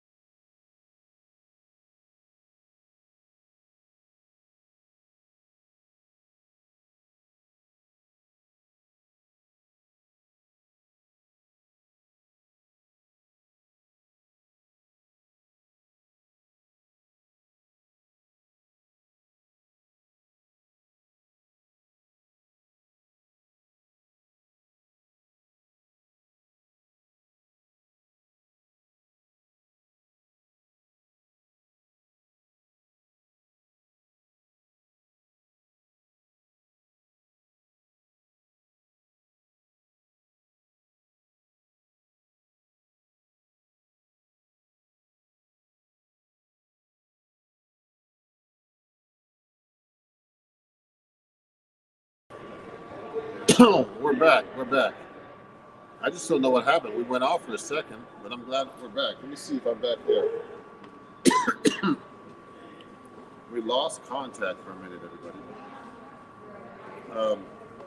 So I had to stop for a second. And thank you for watching. I don't know what happened, but I was jamming, and then next thing you know, we were offline. And we're back for a second. So thanks for watching. I'm going to be stopping now. And having some lunch, taking a break. So this is my live broadcast today. I'm going to do some questions and answers on Saturday with you guys. So I appreciate all of you watching, and thanks again. And I'm Ron Jackson. That was some solo 7-string guitar. And if you appreciate what I'm doing, please support all my channels. Follow me everywhere that you can. Ron Jackson Music. And if you want to, if you'd like to donate to help support my, just help support my content and everything, you can just go to PayPal here or everywhere at Ron Jackson Music. And if you're on YouTube, you can do Super Chat as well. PayPal, Venmo, Cash App, all that Zelle. It's Ron Jackson Music or Ron at RonJacksonMusic.com. I appreciate you guys watching. And I'll do some more solo 7-string guitar every week for you, at least once a week. Plus many more lives when I perform online. For people who can't make it to see me play. I appreciate you guys. And I have a lot of content I'm going to be putting up all the time. Not just, also some education materials as well. And if you help support me as well, you can go to Patreon. And it's at RonJacksonMusic.com. And I have a lot of my lessons up there and on my website if you want to work on 7-string guitar. I'm going to be doing like an ebook so about just some basics about 7-string guitar, tuned with the low A string, okay? Jazz style. So thank you, everybody. Have a great day, and I'll see you soon. Sorry for the blackout for a second there. Listen, I'm using Wi-Fi in a hospital, and that can happen sometimes. Have a great day, okay? Thank you, everybody. And I appreciate you guys. Bye-bye. We had an issue earlier where I couldn't go live. So let me see if I can go live now without any issues with the connectivity. Okay, so let me see what's going on here. I'm going to put this on right now. And I'm live. And hopefully you guys can see me better now. I reconnected my router. And let's get started. Cool, much better. I restarted my router and things are better now. So thank you for watching, everybody. Sorry about that. I deleted that video. So we're talking about difficult melodies. So I've been working on difficult melodies for a long time. So please send me questions if you have any. And I'll try to answer them on the camera. Okay? So I mean, there's all kinds of melodies I've learned over the years that are difficult. So let me play a little bit. Like I was telling you, I was trying to work on "Got a Match" by Chick Corea. So it goes like this. I'll do it slow.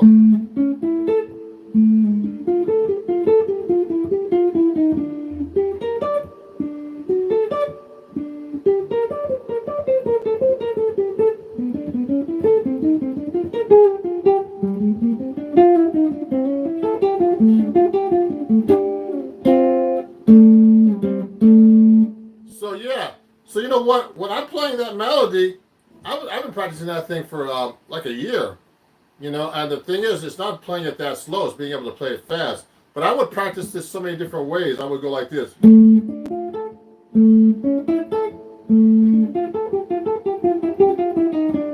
I would go up to here.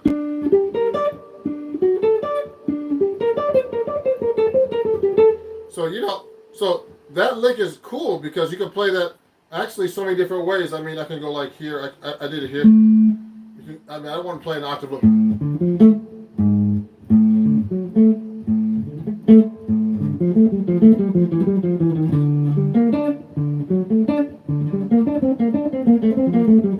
So I can play it that way as well. And there's so many ways you can play that melody. So I was playing that melody and trying to find the easiest fingering. The hardest one was not that particular melody.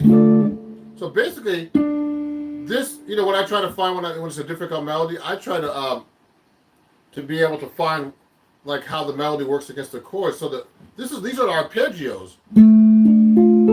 So this is a D minor arpeggio with the fifth in the bass, which is the A in the bass. And then it goes to an A chord. If you look at it like this. It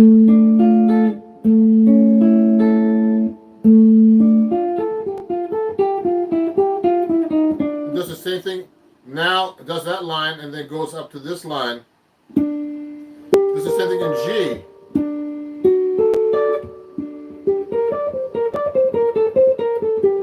Okay, and and it goes with the chord progression, which it goes like this.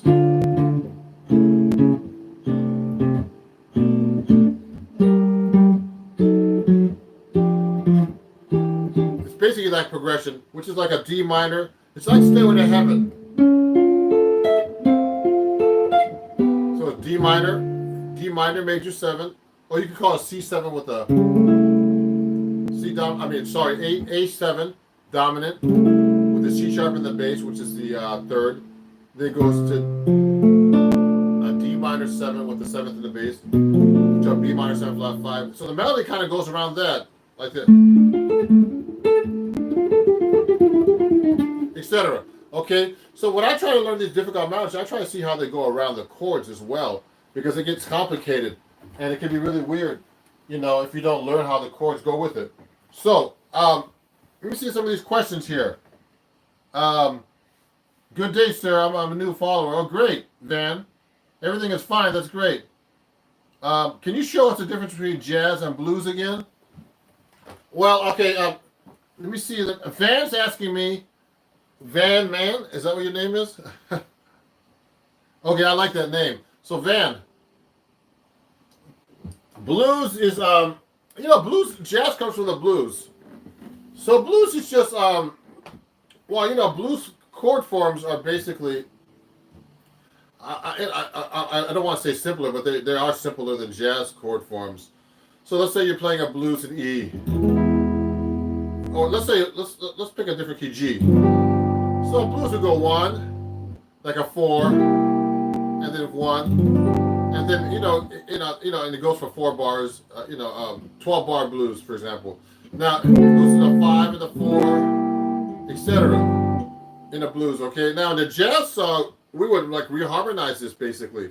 So we would go, instead of going 1, 2, 3, 4, 1, 2, 3, 4, 1, 2, 3, 4, 1, 2.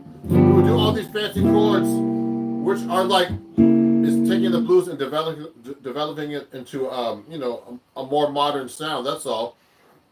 So jazz is really just an offshoot of the blues. It's a much more modern form, and harmonically, and with your guitar licks and all kinds of stuff, lines and stuff. And also, but the thing is, if you're a jazz musician and you don't really know the blues, you don't have that feel of the music of this. So you need to know the blues, in my opinion, to be able to have a good jazz feel in a way, because that's where it all came from, the blues.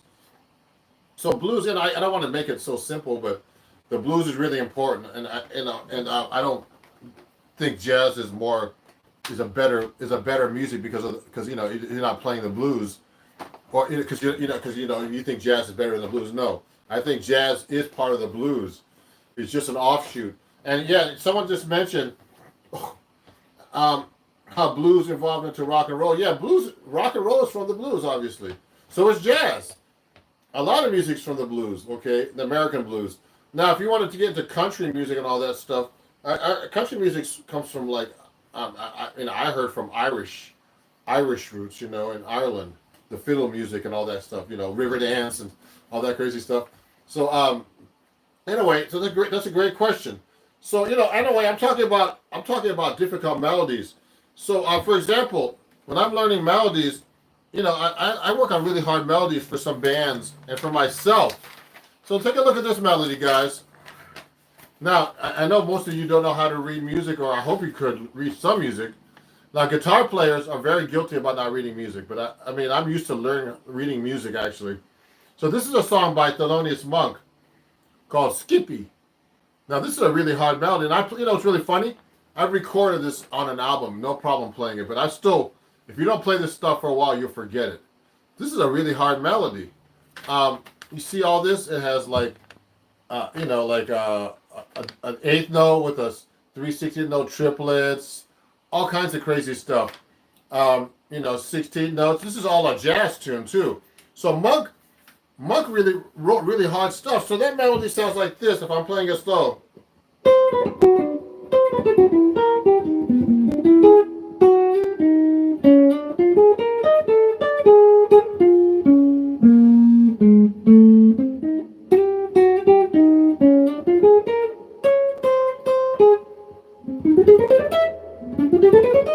So that's a lot of stuff, man.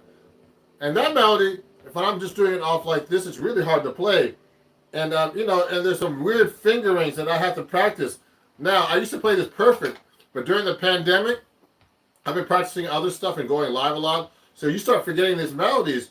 So what you have to do is you have to try to find the right fingering. And now this is a really hard melody and a lot of difficult chords. The chords go like this.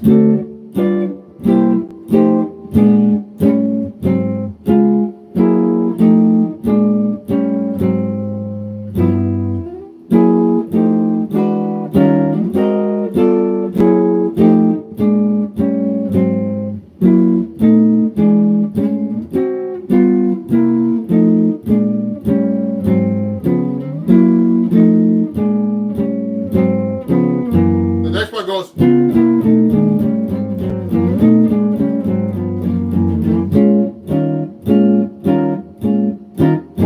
So, I mean, you have to be able to play over all that stuff too. Thank you. Thank you. God bless me. Thank you, Lynn. Oh, no, it's not Lynn. Sorry. Fanny. Robert Beats Bez Studios. Wow. You got a lot of words in your name there. Mine's just Ron Jackson Music. So everybody who's watching this, please, if you're not subscribed to me, please subscribe. I have a lot of cool content coming out, and a lot of cool, honest content where it's not unfiltered, and I try to answer your questions as best I can. So please send me some questions. So we're talking about playing melodies. So I'm talking about this Monk tune called Skippy, which I recorded about 10 years ago, and I played this fine. But I haven't been playing this at all. So we had a gig the other night, and see how all those melody notes there? So, I mean, what I do is I practice these things really slow. Like I'll go.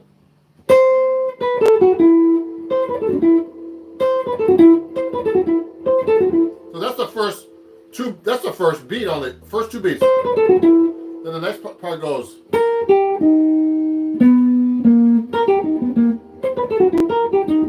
So that's the next part of the line, and I'll go like this. So that's a lot of notes.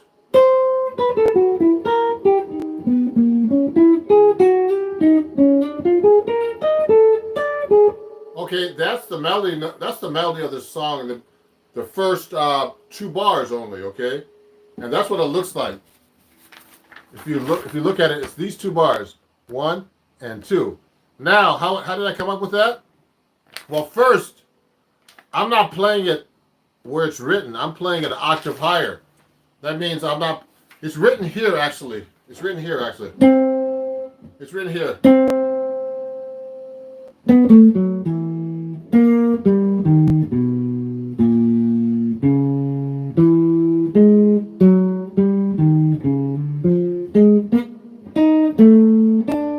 So I'm reading it down there now, but it doesn't sound that good that low on the guitar. So that's another thing you have to consider when you're playing difficult melodies or any kind of melody. If you're looking at the sheet music, like if you can read music, of course, first, you have to be able to, it's better to transpose up the melody because sometimes it's too low for the guitar. The guitar's a low-pitched instrument anyway. So I'm reading it up here now instead. So I'm doing that automatically. I don't even think about it. So I'm reading the melody here.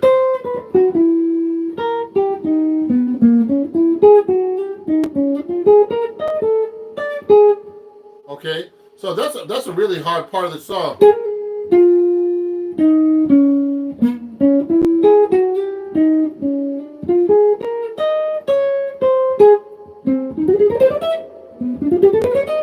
So that's all this part right here.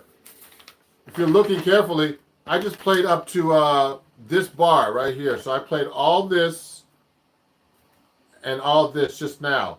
You see how hard that is to play? It's crazy. So this is Thelonious Monk's music, and now everybody thinks that Thelonious Monk is this, like this. That's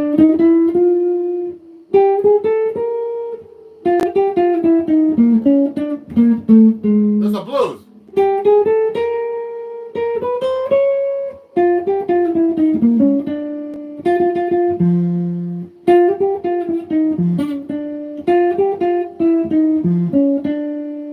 So that's Blue Monk, but that's one of his easy songs, and that's not even easy to play.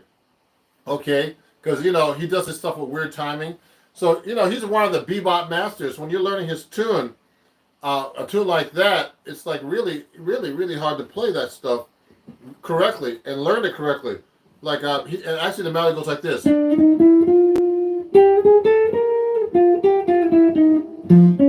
It's that note.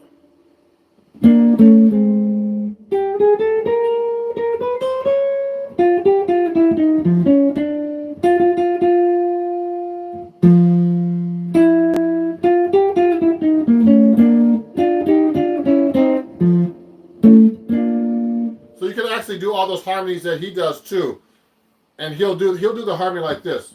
So I would play this different ways. For example, when I'm practicing these melodies, these difficult melodies. That's not an easy melody either.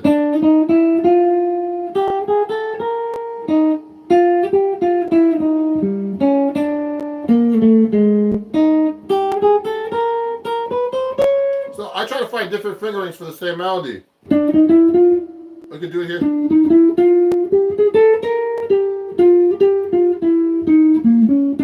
So it's actually.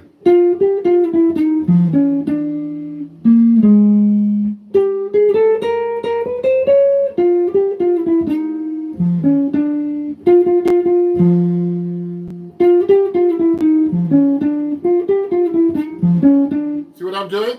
So I practice things like that so I can really know the fingerboard and play these difficult melodies. Thank you, fan Robert.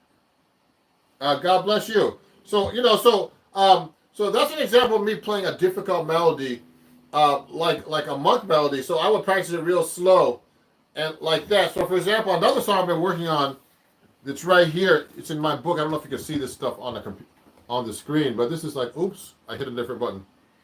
For example, so this is a song called. Let me try this again. This is called Celia by Bud Powell. I've been working on this since the pandemic. Okay, and if you look carefully, it goes like this. It's a really hard melody. It has a lot of rhythms in it. It has 16 notes, 16 note triplets, eighth notes, etc. See all that? And so when I'm practicing a melody like this, I try to find the right fingering. For example, I'm playing this up an octave first again. No, this is actually, yeah, I am playing this in up an octave. No, I'm playing this in the right range. So it goes like this.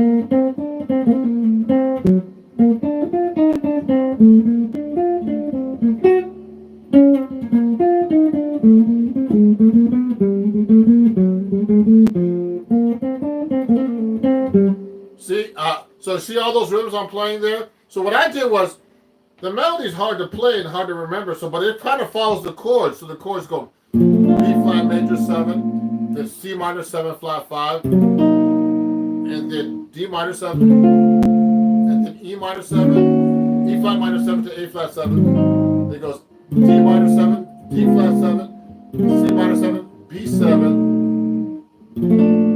Okay, and then it goes B major 7, B flat major 7, then C minor 7 flat 5, then F7 flat 5. There's a lot of complicated chords here too.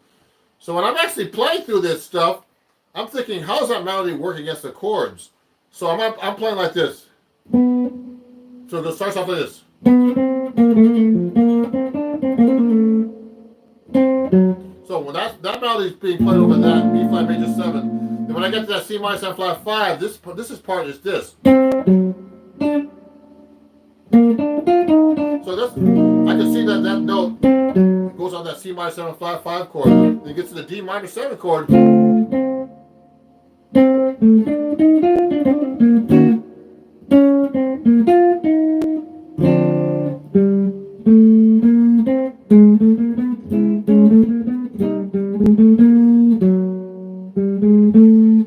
See, that follows the chords.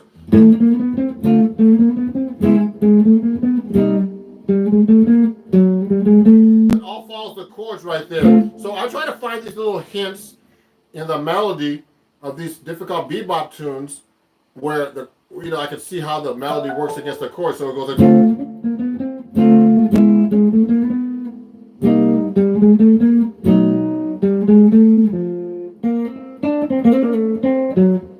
see what I just did? So what I'm showing you guys who just came in is I'm showing you Zelle right now by Bud Powell.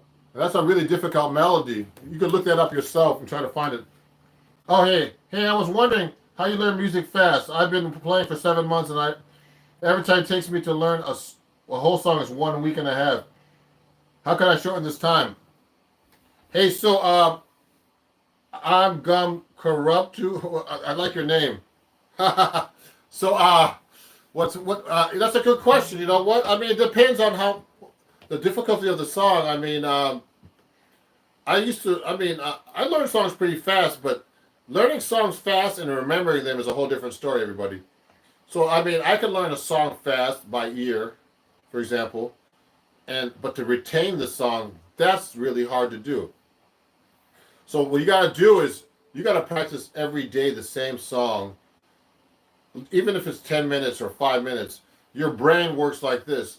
Your brain retains all that information if you repeat it over and over and over. So I learned that from teaching my students and from experience myself learning. Like if I had to learn a Broadway show or something really difficult, a lot of difficult music where there's a lot of guitar parts and all kinds of chords. Even and I'm only reading music too. The best way to memorize something is to really practice it every day, and also listen to the song if you're learning a new song, and say if it's a rock song or whatever, any song, and it can be any song.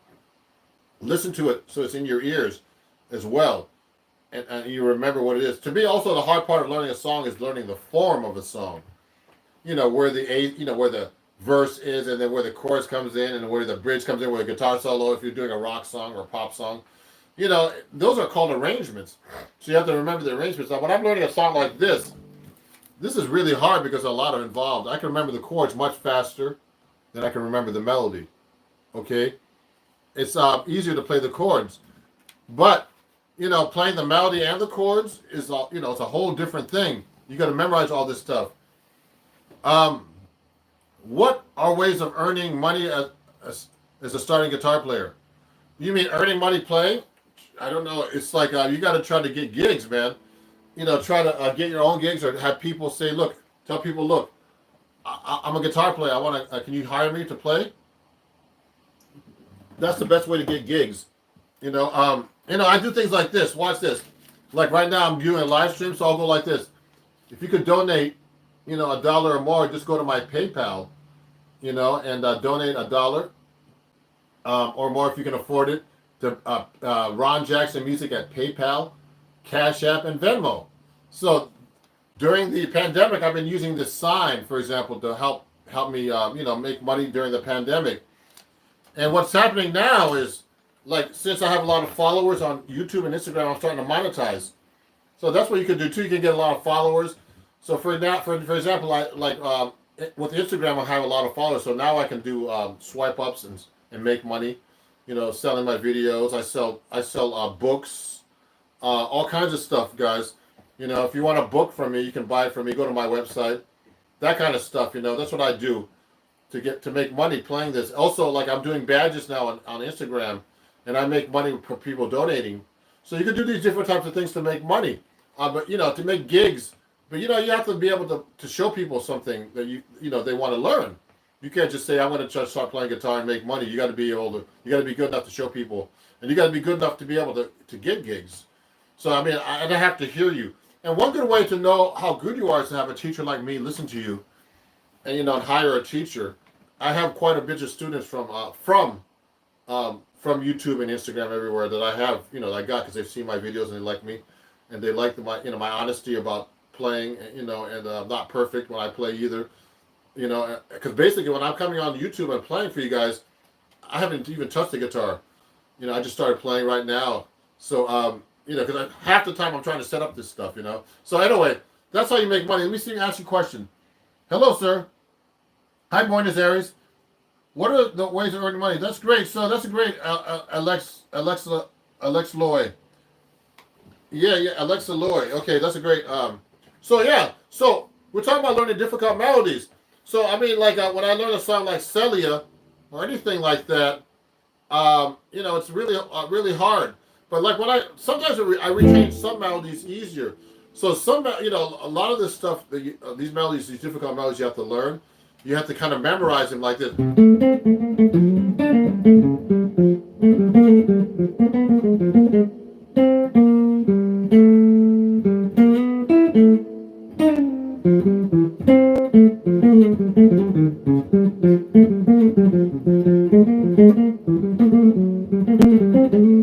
So it's funny. I don't play that melody much at all, but I still remember it. It's kind of weird. There's some melodies I know, and I've been playing that melody for years. Okay, and anyway, what I'm gonna have to go soon. But if you have any more questions, please let me know. Um, Hold on one second. So everybody, just 1 second. I'm gonna grab something for you. Don't leave. Don't leave. 1 second.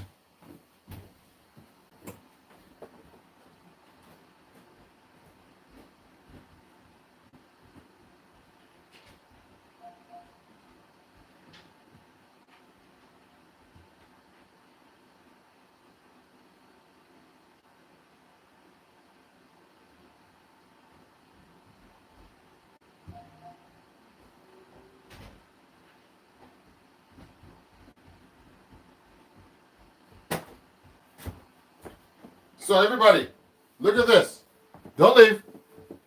So look, if you want to really learn some cool jazz stuff, look at this. Go to my jazz improv workshop this coming July 18th at Lively. Just go to my link here in my bio, and you can find that, and you can actually join my live workshop. Then I can show you all this stuff, and I can see how you play to see if, to help you get better playing gigs. Okay, so that's a cool thing. Let me answer this question. Oh, this guy retracted his message. So anyway, it's really important, everybody, to practice every day these melodies and do things like that to help you get better at playing. So we're talking about difficult melodies today, so let's keep going now. So I'm learning all these really hard melodies, so let's take another one right now. You have to practice these things all the time. Here's another difficult melody. Take a look at this. Oh yeah, good question. Fanny, Robert. I would practice. I mean, it depends how good you want to get. Now, if you want to retain information, you should practice 10 or 15 minutes a day at least, every day. It's not about how much you practice a day; it's how much it's that you practice every day to remember information. You understand? And it takes a while. So, if you really want to get better, you spend as many hours as you can every day to practice. But sometimes when you do that too much, you can hurt yourself. So I used to practice 5 to 8 hours a day a long time ago. So that really improves your playing. And I don't practice enough right now. Do I read solos? Sure. You know what? And I read notation, guys. So it's important to read notation. A lot of guitar players don't know how to read sheet music at all. Oh. Thank you, Anonymous. I know I'm trying my best. I don't know, but when I'm reading, I read solos. I read all kinds of stuff. So you know what I used to read a lot to help you guys, and it's the Berkeley book when I went to Berkeley, like this. It's a big, big, big, big book. You see this? It's kind of crazy. But you get to all kinds of stuff here. Look at this, all these etudes and all this stuff. So this reading is not really that hard actually. Guitar, solos like saxophone solos and stuff. They're hard to read. So sometimes I practice that stuff. But you know what? I just need to practice in general myself. So this is a really great book. If you want to get this, you know what? Just so you guys know, someone's saying great advice. I'm looking for music teachers. Well, I give lessons, so go to my links after this. I'm going to put the links up after the video, and I actually have a student coming up very soon. I'm going to have to finish in about 5 minutes. So if you want to study with me, please contact me. My email is Ron Jackson Music. Actually, Ron at ronjacksonmusic.com if you want to email me. And my website. Also, if you want to learn some cool things, go join my Patreon, which is www.patreon.com/ronjacksonmusic, and I give really cheap lessons there, starting at $3. And there, you can learn a lot of cool stuff from me there, and it's all free once you join. And there's tons of free lessons there where you could download them and practice them. But all the lessons on YouTube. A lot of my fans are on YouTube all the time, and the problem with YouTube is you can't tell how you play by watching a YouTube video. And then you go play a gig and you're not be able to. You don't know. You're thinking, wow, I can't really play because no one's listened to you. You didn't have a teacher going, hey, your finger in the play is not playing that note correctly, and all this, and you're not, your timing is not like this, and this, it's hard. You got to have the truth. I like to be, I know the truth about myself. There's a lot of stuff I need to work on, So a teacher will give you the truth, and the most important thing about learning any instrument or doing anything really well is, is the truth. And one good way to judge you is to listen to yourself, record yourself, videotape yourself, just like I'm doing right now. I watch my videos. I'm going, oh my God, that me? Man, I did a flub there, and I'll do this now. And you're the worst judge of yourself. So if you really want to get into music and really play good, you got to record yourself. You got to study. You got to play with other people. Okay. So anyway, let me see. Let me answer these questions. Okay, every day. Yep. I read solos. Oh my God, sir, you one of my favorite. Okay, how long have you been playing guitar? I've been playing guitar since I was 11. Alexis. What do I prefer, jazz or blues? I like jazz and blues, actually. I love rock, too. I started off playing rock. I love all styles of music, actually. There's only two types of music, good and bad music. Remember that. That's a good quote. Okay. Yeah, thank you. Someone loves my shorts, Overberg. Thank you, Anonymous. What should be the ideal way to learning new songs for everyone? Someone asked me that question earlier. You know what? You got to listen to the song. You got to practice the song every day and memorize it. That's the best thing to do.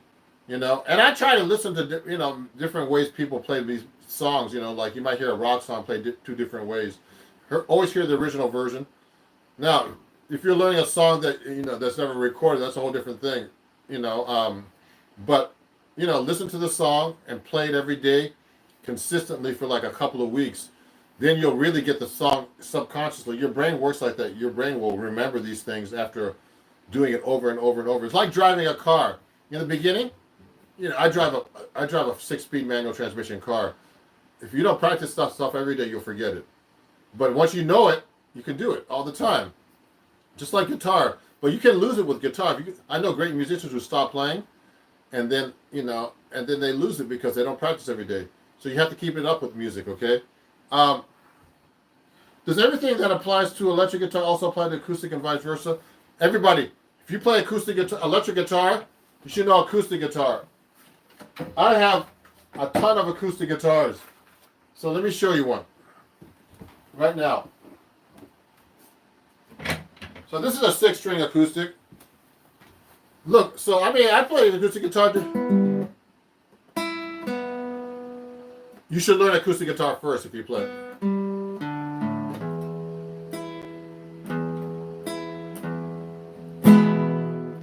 So if I'm playing bebop or whatever.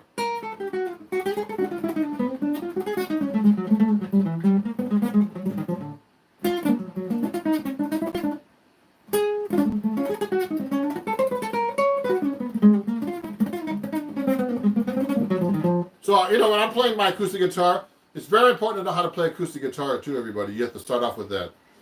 And, they're all different, but you should make any guitar sound good: acoustic, electric, solid body, arch top, steel string, nylon string. Yeah, these are nylon strings, everybody. So I have a nylon string. I have like a steel string. I have tons of guitars. You can't see them. Look at this. Let me get another one. Here's another guitar. Here's a steel string. 1 second. I got a steel string here. So this is my humidifier. I throw that in there. Steel string.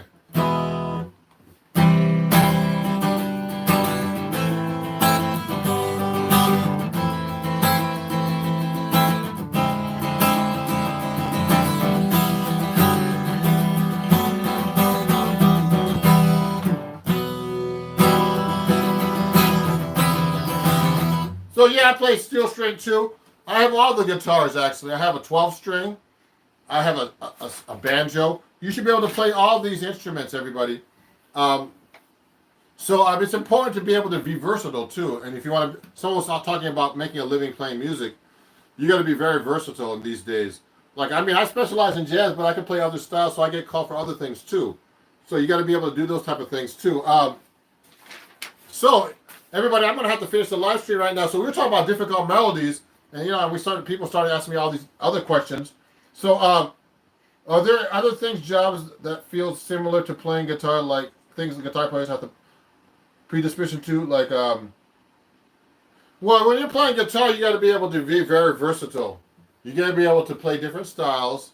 If you want to make a living playing guitar, you got to be able to read notation. Not tabs. Guitar players, I notice a lot of people on YouTube, on my Patreon, my students, they don't know how to read music. So, because they never, everybody's like YouTube tabs, and what the problem with tabs is you got to know what the sound sounds like. Otherwise, you can't play the music because you don't know what the rhythm is. You don't know what it sounds like at all. But so that's a real problem. When you have notation, you can actually play the song and read it. Because it has the notes, it has the rhythms, and you can play exactly the song the way the song is on a record. So you got to be versatile. You got to have all the guitars. You got to be able to read. You got to be able to record. You got to be able to have good time. There's so many things to be a good musician, and you can't do. And the most important thing is I love teaching you guys on YouTube, but you can't just watch YouTube videos to get this together. You got to have a teacher. You got to play with people. I don't want to be, I just want to be real with everybody. You got to be realistic about all this stuff. So, because you know what? Otherwise, you're going to go out there and you're going to say, hey, I can't get a gig because there's the things you don't know. And, and you can't just, you got to have someone say, look, you're not playing that note right. You got to put your finger here. You got to learn how to play with people. There's all kinds of things. It's a lot involved playing a musician. And, and it's weird. I haven't been playing that much over a year. So now I'm getting back to gigs, so I feel like a little bit like rusty. That's the word. I still sound good, but I feel rusty because you got to be able to play with people all the time and get together with people. So that's a reality check, I call it. So that's a great question. Yeah. So Anonymous, you're playing every day. Yeah, I play the bass too. So fan. Yeah, you got to practice. You know what? If you don't feel like you're getting better, that's when you need a teacher. So if you need a teacher, please contact me. We can discuss. I've gotten quite a few students off of YouTube, who study with me privately. And I'll tell you exactly what you need to practice, And that's it, everybody. So contact me at Ron Jackson Music. No, Ron at ronjacksonmusic.com if you want more information. If you enjoyed my, if you're learning from me today, please donate $1 or more to my, to my Instagram. To my PayPal, Venmo, Cash App at Ron Jackson Music. Venmo, PayPal, Cash App at Ron Jackson Music, and Chase Quick Pay at Zelle at ronjacksonmusic@gmail.com. And everybody, I'll be doing a live stream tonight at 7 p.m. on Instagram at Ron Jackson Music. And please follow me everywhere. I'm going to have to teach another student right now, actually, right after this, a private student online who's been studying with me for 2 years, and he's made so much improvement in improvisation. So, let me see. I play guitar. Oh yeah, so great. Thank you. So everybody, please, definitely, follow me, and I'll give you straight ahead advice on everything. Please rewatch this live if you miss anything. Please share with everybody, and please support me everywhere. And I really appreciate you guys being my fans. I got to 26,000 subscribers now here on YouTube. It's past my Instagram, and it's about to pass my TikTok on YouTube. And YouTube, 5 months ago, I only had 2,000 subscribers. So thank you everybody for watching, and let's keep in touch. It's Ron Jackson, and I'll see you guys very soon. Have a great day, okay? I've got to go teach now, okay? It was really, hey, Dario, I got your email, Dario. So you own an electric guitar. We'll talk about that more. Okay, thank you. Have a great day, everybody. So I got to go practice myself, too. I need to practice about 5 hours a day, but I'm doing too much social media, unfortunately. But thank you, guys. Please subscribe. Please share. Join my mailing list. Do all kinds of stuff. I'll talk to you guys soon. Bye-bye. Thank you.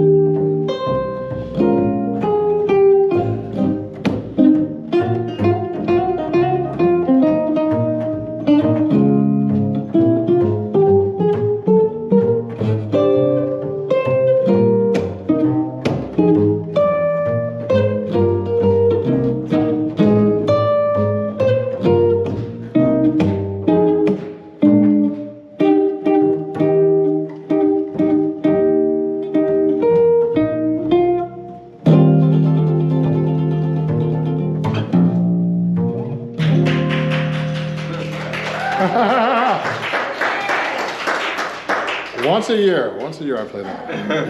I have to remember that song. That's a great tune. Mel Torme.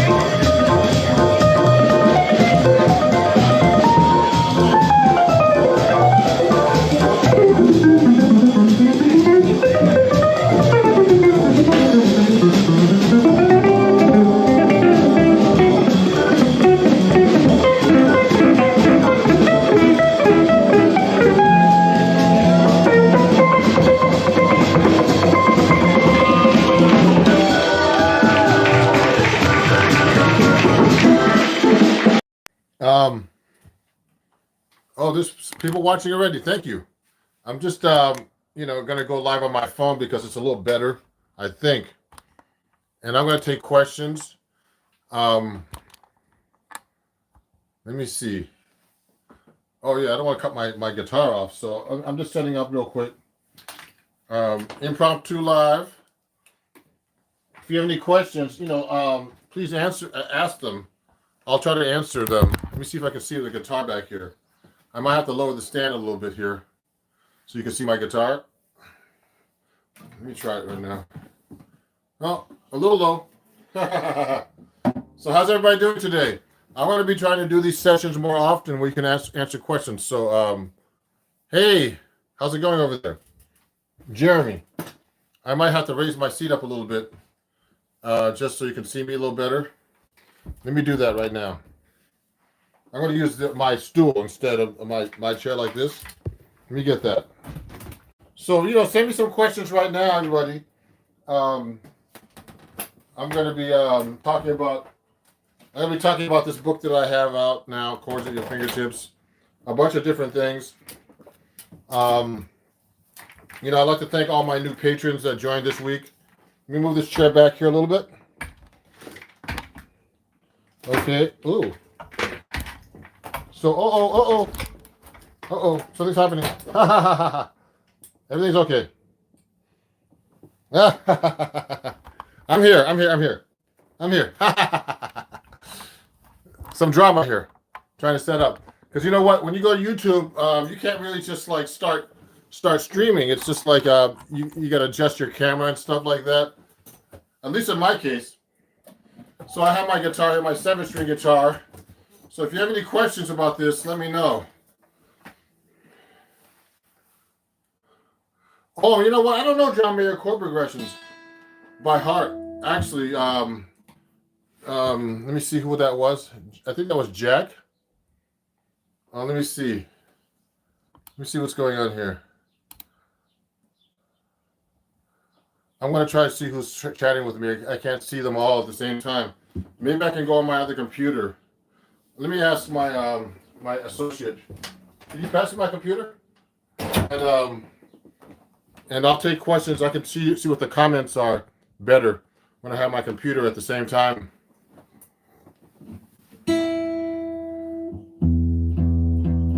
So I'm trying to see the live chat and see who's talking right now. Oh, here you guys go. Hold on, let me see. I got my computer so I can see the live show. Okay, a good place to start learning jazz guitar is actually, and I'm going to fix my head here. A good place to start playing jazz guitar is with a teacher, actually. So let me go to my live chat here and just look at my channel and look at my live chat so I can see you guys better, your comments better. The phone transmits a lot better, so you guys know. So let me go here real quick and get a stand to put this on. Here you go. So let me see. I'm going to try to take your questions as best I can. Um, so let me see. Hold on, what's going on here? Let me go to my YouTube channel here and just make sure I can see Ron Jackson Music. And then I'm going to answer your questions easier when I see the chat here. Okay. Let me see. I see some questions right here. You like this? Sup, y'all? Hi from the UK.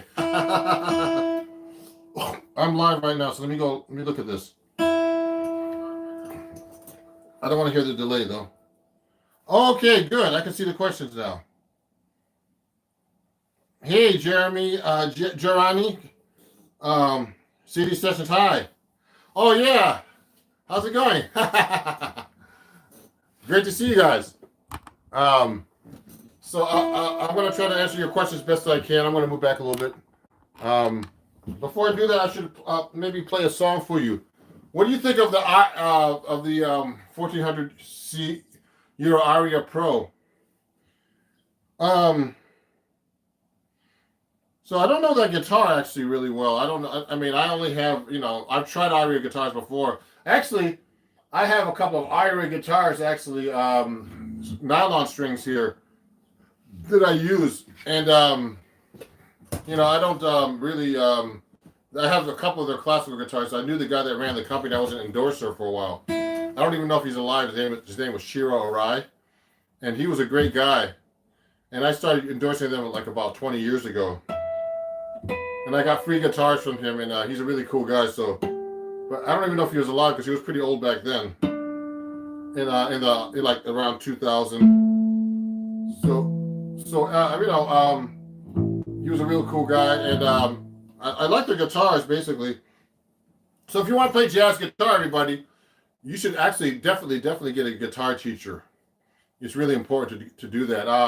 When I was a kid trying to learn how to play jazz, it was cool. But I needed guidance because it's hard to hear the chords and all that other stuff. Okay, and you need to really get a I don't want to say a real book, but start learning tunes. Because a real book is kind of a crutch actually, because what happens is you start looking at all these books and then you have to remember the tunes. You have to remember what they sound like. So you have to get that stuff in your ears. So it's very important to get a teacher to help you with this stuff.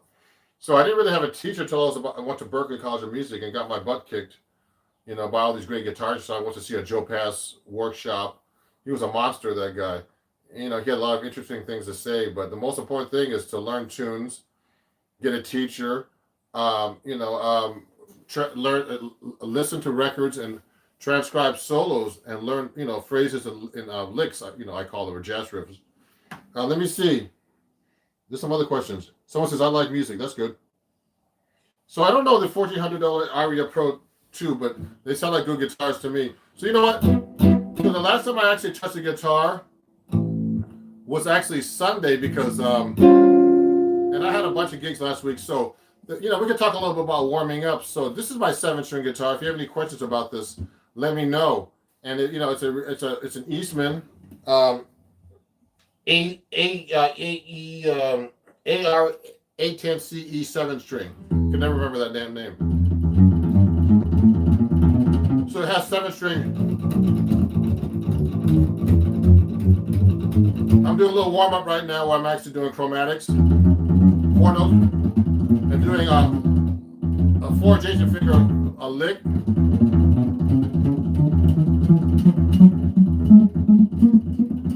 So what I'm doing, and I'm doing a tremolo at the same time.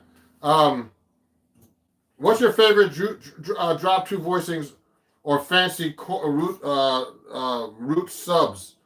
Well, I mean, I love some of these drop 2 voicings I use for minor 7 flat 5. That was actually a drummer boy. You're a drummer, huh? Wow, I didn't know drummers play guitar. So if I'm one of the hardest drop 2 voicings is actually the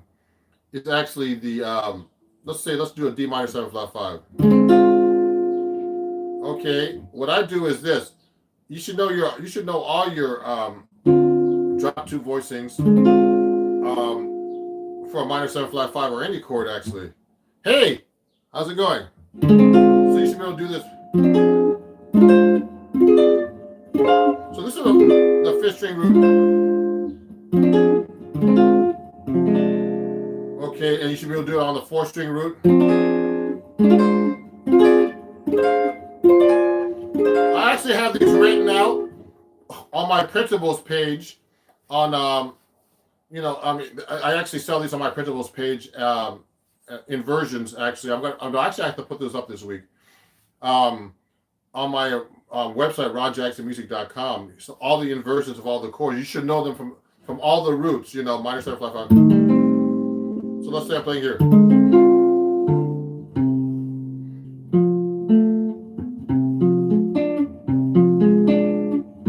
They're hard here. Okay.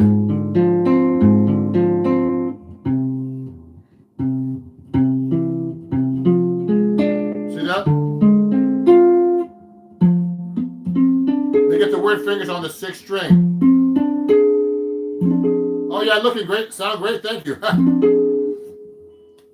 So you can use that over that minor 7 flat 5 over a minor 6 or dominant 7th. Yeah, actually, just so you guys know, okay, the minor 6 chord is actually is the same thing as a minor 7 flat 5.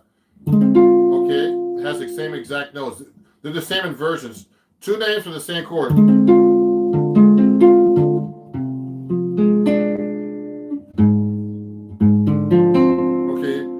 So if you look carefully, it looks like a 6 chord, an F minor 6 chord here. So they're basically interchangeable, okay? Yeah, you're welcome. So I use this a lot, and also diminished is really easy to play off the minor 7 flat 5. So I'll just substitute.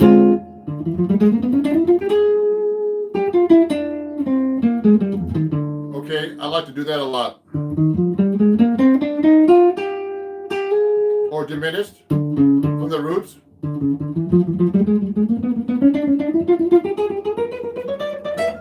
Okay, etc. So you should definitely know your inversions, your drop twos. Let me see. 2-5-1 substitution for each chord. That's Marty Mooney. And inversions for us, please. Maybe G or C. So 2-5-1 substitution. So if you're doing for let's say you're doing let's do G minor to F7, something a little different. So you know what? Let me take out my 6-string guitar so you guys can understand a little bit better. Here's my 6th string. Let me pull that out. So I have my D'Angelico. I'd like to thank D'Angelico Guitars for giving me a 6-string guitar. Let me show you something before I forget. I have some of these banners to show you guys. Can you play a jazz progression for practice purposes that's a little bit more advanced than 2-5-1? Sure. So let me see something here. Let me pull out my guitar first.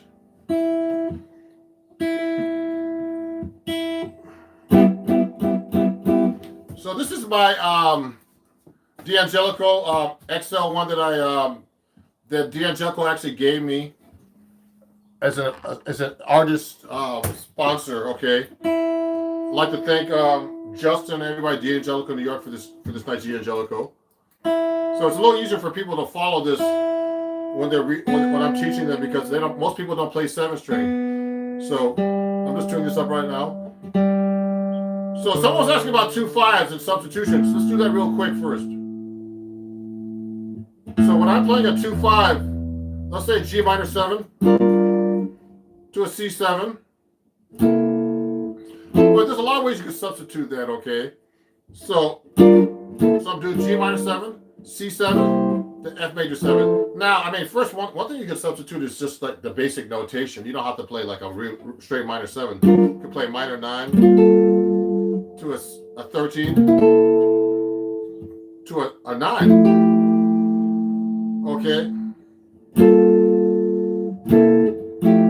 Another thing I like to do, you can make it into a minor 2-5, because remember, you don't have to play a straight 2-5 over a chord progression. You could just play. Let me move this back a little bit so you guys can see my head cut off as much. And is that better? Let me fix this a little bit.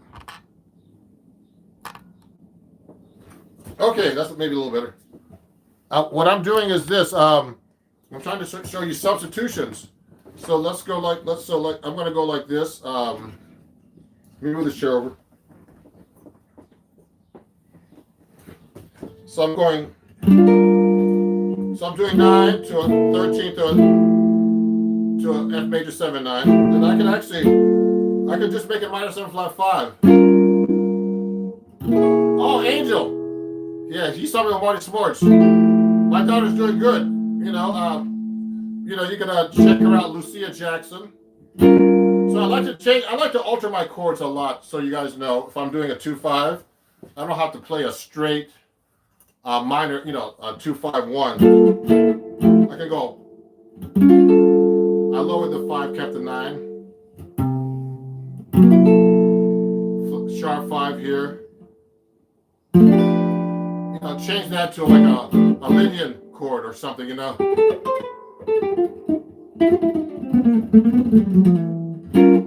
that's another reharmonization. Also, you can use tritone substitutions like this. When I did, I just played like a minor 7 flat 5, or just straight minor, and then a G flat 7, which is a tritone substitution for the C. A tritone away.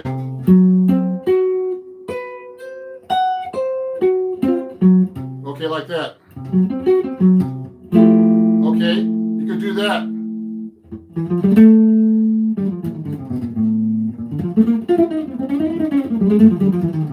Okay, so what I just did is a 2-5, minor 2-5, tritone substitution. Yeah, I played fusion before. So let me look at some of these questions. So I'm going to try to do some more complicated progressions in a minute. So some good complicated progressions are like Wayne Shorter tunes, things like that. I'm going to have to pull my real book out to look at a couple in a second. Let me look at these questions first. Oh yeah, what's the uses of classical melodic minor in jazz? So that's a great question, guys. So someone's asking about the melodic minor. Oh yeah, Angel, just so you know, if you want to take lessons with me, go to my website. Angel's asking about that. It's ronjacksonmusic.com. It's actually already on my page here if you want to take lessons, okay? Let me see if I can find those banners. Might have to have my assistant help me here. Oh yeah, here it is. So if you want to take lessons with me, you can take lessons with me actually on Patreon, okay? I'd like to thank all the new patrons that joined this week, actually. Oh, new patron alert. Oh, thank you, Christopher P. Oh, great. Christopher just joined. Thank you. So, yeah. So, Christopher just joined my Patreon. So, it's www.patreon.com/RonJacksonMusic.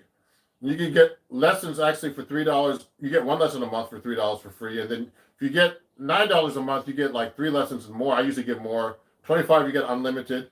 And I also do workshops. Because when I do this kind of workshop right now, it's like it's kind of limited. And also I'm going to be doing a special event this weekend featuring my book, Chords at Your Fingertips, from Acoustic Guitar.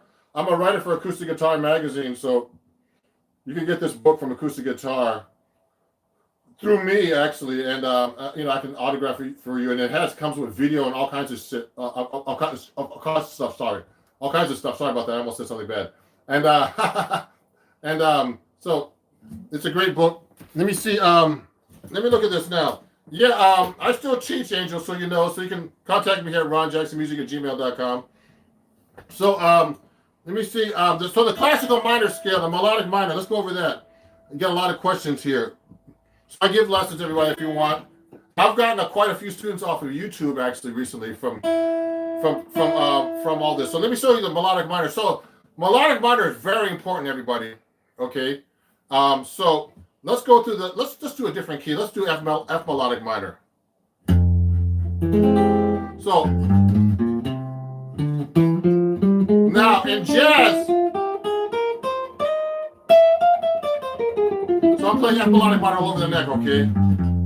It's kind of hard to talk and play, but anyway. So what's happening is F melodic minor, or melodic minor in jazz is called, we call it the jazz melodic minor or the real melodic minor.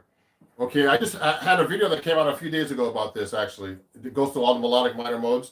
So in classical, they raise, it goes up like, so the intervals is 1, 2, flat 3, 4, 5, 6, 7, 1. Okay, and the key of F is basically F, G, A flat, B flat, C, D, E, and F, okay? And now in classical, when they go back down, they lower it, which I think is kind of strange. See that?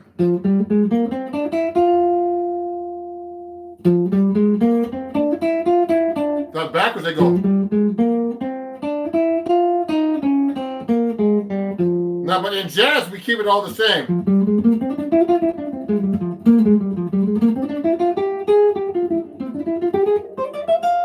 So, when you're practicing on guitar, remember to always be able to play it all over the neck, anywhere. Now, I'm just basically playing up and down the scale, but you should be able to play these in different patterns. I just did an article on Acoustic Guitar magazine, for the January-February issue on the melodic and harmonic minor modes, okay? But we didn't really talk about, we talked about the scale more than the modes. So in jazz, these are very important because we play them over a lot of fancy chords. So the first mode of the melodic minor, okay, is actually called, just the melodic minor. So you can play that over a minor major 7 chord or a minor 6 chord because it has the notes in there. It has the minor major 7th there. So you should be able to play these chords in different ways all over the guitar neck. Things like that, you know what I mean?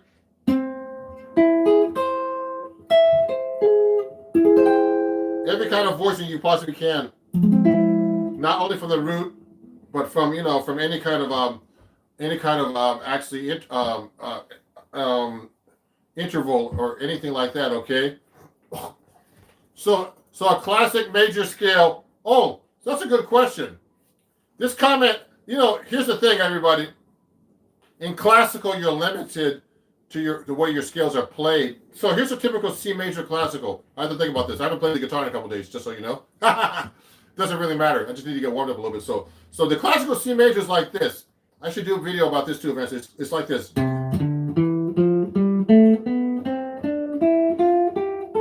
They teach you that it's a really cool scale. It's good for actually pivoting your fingers. I used to practice this just for technique, for pivoting my fingers. Okay, but what happens is when you want to really learn how to play the C major scale, you gotta be able to play this all over the neck like this.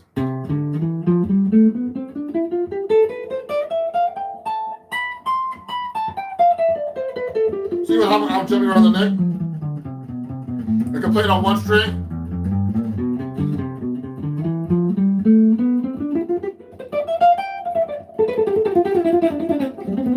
I'm just basically messing around. So I'm just basically playing up and down the neck. They don't teach you how to play the C major scale in classical like that. So I have this system that I learned from Berkeley where you play all 8 fingerings. There's 8 fingerings that connect up the neck like this. Let me show you real quick. I'll do it really quick. So here's 1.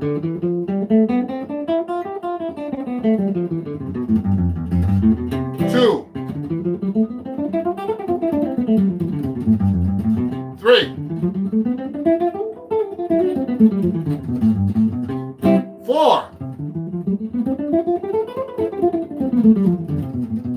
5.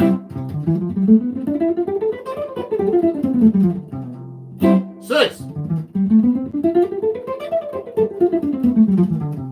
7. 8.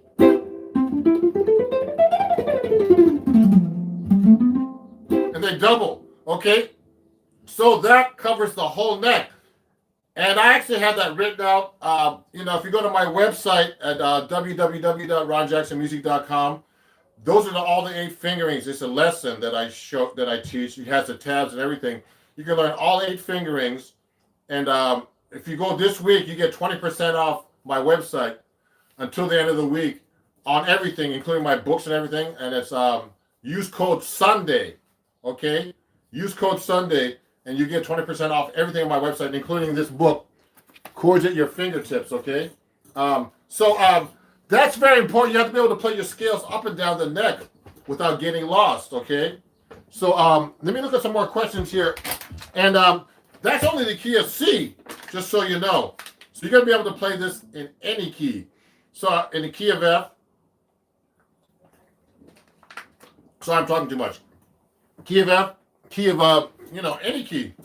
I mean, in jazz, you play a little in different keys. So let's get back to the melodic minds. There's a bunch of questions here. Let me see what's going on here. So the melodic mind, we're going to get into that some more a little bit. I'm 50. I really want to learn jazz. Where do I start? So that's a great question.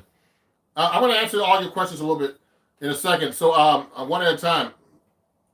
So if you're 15, get a teacher and start listening to records. Like I always tell people, when I went to Berkeley, the first thing that taught me is the real book. So I have the real book right here. Let me show you the real book. So the real book is really cool. It's a cool book, but that doesn't teach you how to play jazz. You're just looking at tunes. And most guitar players these days don't even know how to read, unfortunately. I know how to read notation. And the reason why I use tabs is because most of my guitar students don't know how to read. So it's important to learn how to read. So I have the William Levin book. I don't have it handy right now. But it's a great book. That's how I learned all my reading skills and chords and everything. And it's a great book. It's important to know tabs just to show you somebody how to play something, put the finger in the right string. But, the most important is to get a teacher, because when I was a kid, I was self-taught. So I thought I knew how to read. I knew all these chords, but I really didn't. When I went to Berkeley, I got my butt kicked. These guys from Japan going in there, going crazy, I was like, oh my God, these guys are playing jazz. And I was like, oh my God, I got to practice. So I would practice for hours and hours and hours and hours, and I used to practice about 5 to 8 hours a day, and I had good teachers, and I still study actually. I study with a drummer right now, and I studied over the years with. I took a workshop with Joe Paz. I had some great teachers at Berkeley. I studied with Rodney Jones. I've hung out with George Benson. Studied with Melvin Sparks, Bucky Pizzarelli, Pat Martino. Who else? There's some people I could have studied with, and I didn't. I should have taken that up, like Jim Hall. There's a bunch of people I could have studied with that I should have studied with too. That I regret not studying with. They passed away. So it's good to learn from teachers. That's the best thing to do, actually. So if you're 15, start like that. Now let me see. Do I ever play jazz fusion? Sure. You're getting your first bass. Okay, let me answer the next question. Then I'm going to get to your question too. So, I love BB King, so you know. And so someone, Greg Hollis was asking about that. Masha, how many hours a week do you recommend practicing? I recommend practicing as many hours as possible. Like, you know what? I'm so busy with my social media and business and stuff that I've been working on that right now. But I really need to practice. If you can, the most important thing about practice, everybody, it's not about how many hours you practice. It's about consistency. You should practice something every day. Okay, if you need to learn something new, practice it once. Practice even 10 minutes a day. But do something every day. Pick up the guitar. Okay, whatever instrument you might be playing today. Some guitar players, people watching me aren't even guitar players today sometimes. So, so just pick up the guitar, okay, and play every day. Now, let me see. Here's another thing. Ranks, gaming. How do you mix every scale and sound? How to mix scales and sound better? So you know what, everybody? I want to tell you an exercise. So when you're playing, let's say you're playing let's just take a real simple tune like a blues. So I'm in the key of F.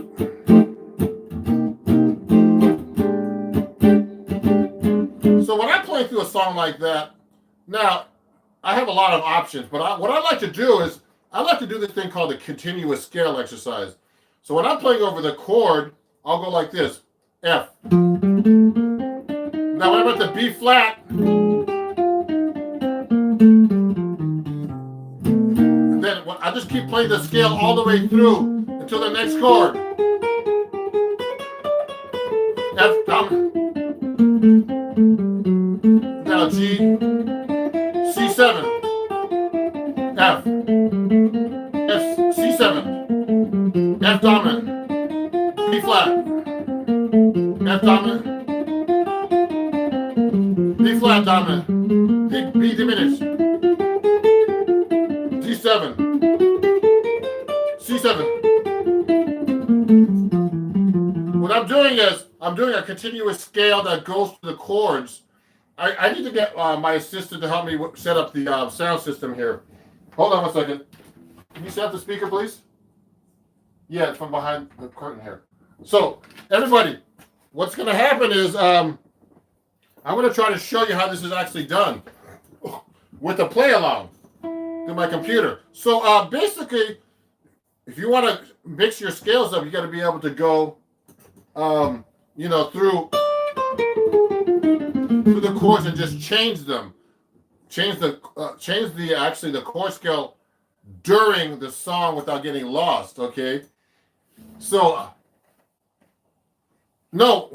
So someone's asking. This is a good question. I'm going to get the other questions too. So when I'm actually going to the next chord, it doesn't matter which note I'm on. I just want to make sure I get to the right scale. I'm not really targeting any kind of other notes. You know what I mean? I'm just actually going. When I get to the B flat, same on F7. Now when I get to the B flat, I'll be on the 13.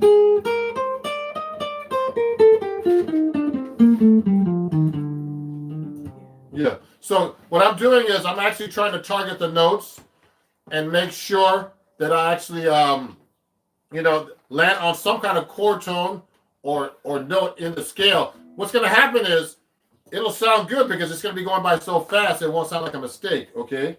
So give me that. So we're setting up my speaker so you can actually hear how this is actually done.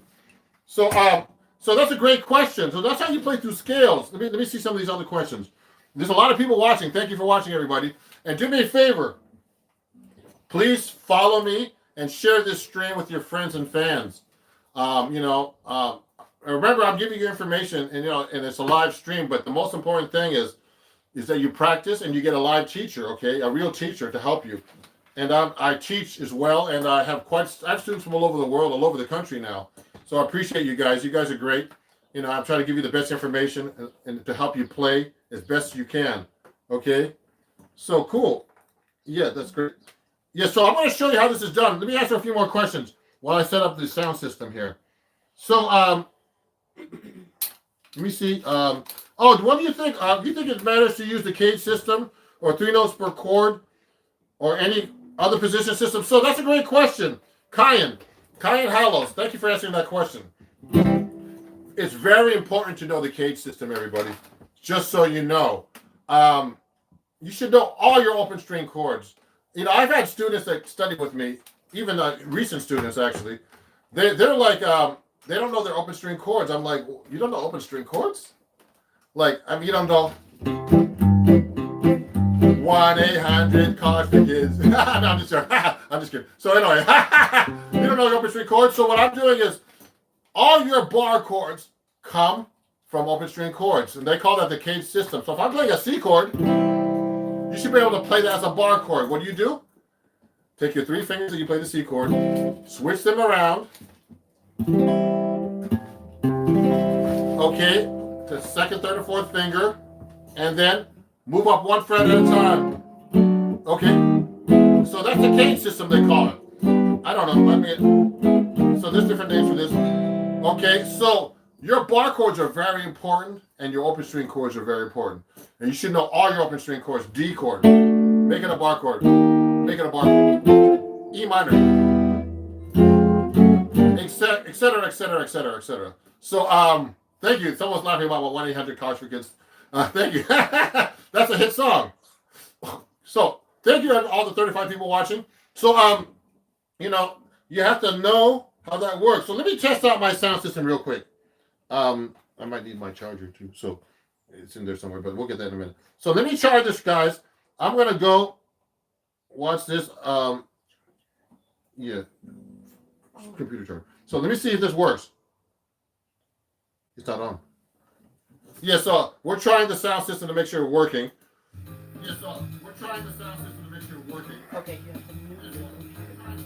Oh, I see. That's the problem. No, you have YouTube in there. Yeah. So mute it on. Oh, yeah. Let me mute YouTube right now, everybody. So we don't hear me. How do I mute on YouTube? Yeah. Oh yeah, I'm gonna mute me on YouTube. I'm muting me on YouTube. So let me play you a blues song. I'm gonna pick up blues right now and show you how you play the continuous scale exercise. So let me get a C jam blues right now. So let me play that. Okay, play. Is it on? It's off. Oh, give me a try it. Hold on. It has to go green. Yeah. Maybe you can reach it. Okay, hold on. Let me try this. Okay, so here, everybody.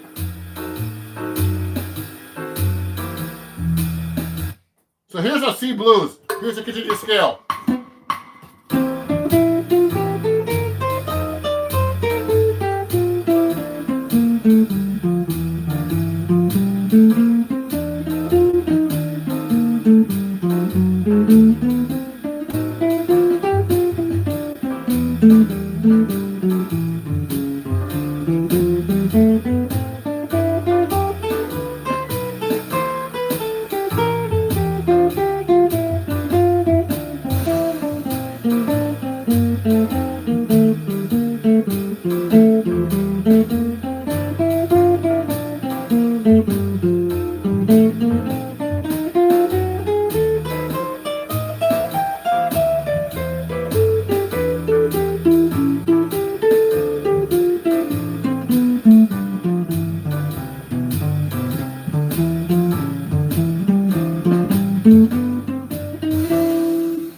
So you see what I did? I actually just played through the scale, through the changes, just like that, okay? So that's an exercise I actually teach my students. It's called a continuous scale exercise. So you're actually playing through the chords. Now it's just an exercise. You know, it teaches you how to play the changes and hear the changes, and also change your scale when you get to go through the changes, okay? Let me adjust this phone a little bit. So it's a really cool exercise. I mean, I learned that. I don't know who I learned that from, but it's a really great exercise if you really want to get your scale playing together and your chord scales and all that stuff. So let me look at some more questions here. Thank you everybody for attending my impromptu workshop here. Let me see some more questions here. First starting base, you got your first base. John Prescott says he got his first base a few days ago. To start, he's excited to get practicing. So what routine would you first do for a first month practicing 1 to 0.5 to 2 hours a day? John, work on your scales, okay, and start learning tunes. And also work on technique. I actually play bass also. You know, work on alternate, you know, strumming with your fingers. You know, these are your two main fingers when you use bass, okay? Play banjo. Yeah, I play banjo too, but not really. So yeah. You know, and also work on your scales on the bass. I have a bass over here, but it's kind of hard to take out with all this going live right now. So that's a great question, John. Paul Smith, well, this is a surprise treat. Thank you, Paul. Now, let me see. That was John Prescott. What scales? Okay, hold on one second. Let me see this question. What scales work for every chord? Is there a go-to scale for every chord? Oh, so okay. Now let me pick a more complicated song. Okay. Oh, someone's asking me about more complicated progressions. So let's pick a song like a Wayne Shorter song. Okay. Let's pick Fee Fi Fo Fum. If you have your real book out, go get it out. That's like a kind of a complicated jazz song that a lot of New Yorkers play. Fee, Fi. Here it is. So, Fee Fi Fo Fum is has a lot of chords in it. So if I'm playing first, depending how fast the chord is going by, this is very important, everybody. A chord that goes every 2 beats is really hard to play over because it's going by so fast.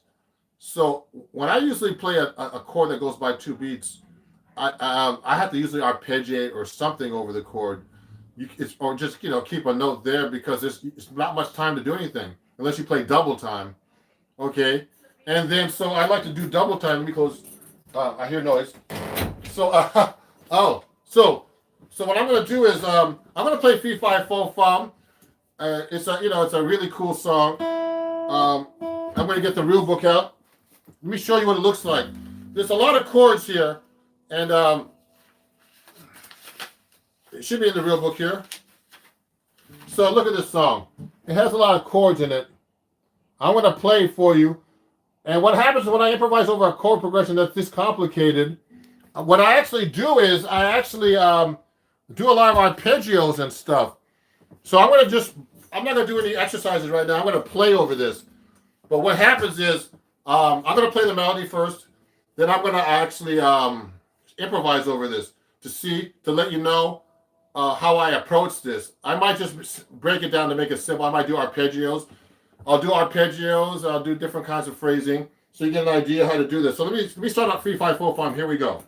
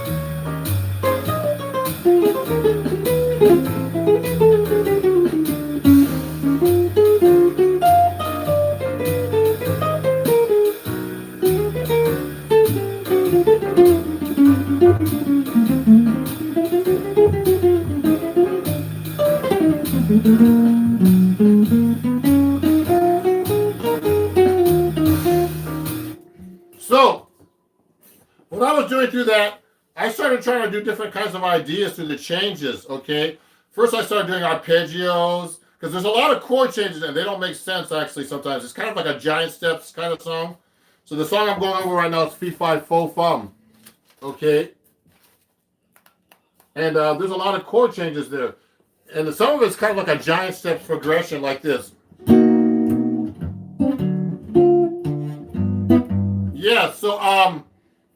It's a kind of a really cool song. Let me look at some of the questions. And what I'm doing is I'm using different techniques. Since there was so many chords, I started using double time phrases instead. So you can use like eighth notes, quarter notes, half notes. Hey, hey.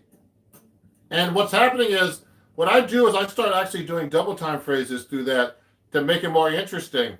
But if you listen to Wayne Shorter, when this song came out, it wasn't an easy song to play back then in this, in the 60s, I think this came out. And so you have to kind of play more melodic through these kind of changes.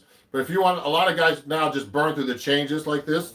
Let me see something here. Let me see some of the questions that are coming up here. So everybody, just to remember, if you're enjoying the session, I'd like to thank my new Patreon today, Mr. Chris P. He just joined my Patreon.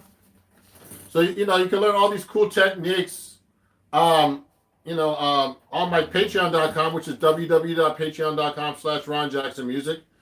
And, please join my Patreon. I'm starting to get a lot of fans and followers on there. And if you want to learn guitar and jazz guitar and help with everything like that, let me know. I teach as well. Also, if you like this guitar, this D'Angelico, so I have this on my Amazon store. I sell D'Angelico guitars on my Amazon store.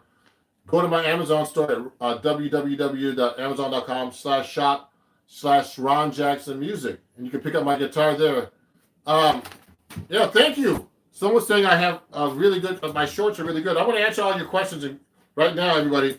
So this is like an impromptu day. So let me do before we keep going. Let me do Fee Fi Fo one more time. Fee Fi Fo Fum. And, that's based on the Pinocchio series. So I'm going to show you how to do some techniques through those chord changes. So let me turn that back on for a second. There's a lot of chord changes there. So what you do to play over difficult changes, you have to be able to make sure you change your scale. So how long have I been playing guitar? I've been playing guitar since I was 11, a long time. Look me up on Wikipedia.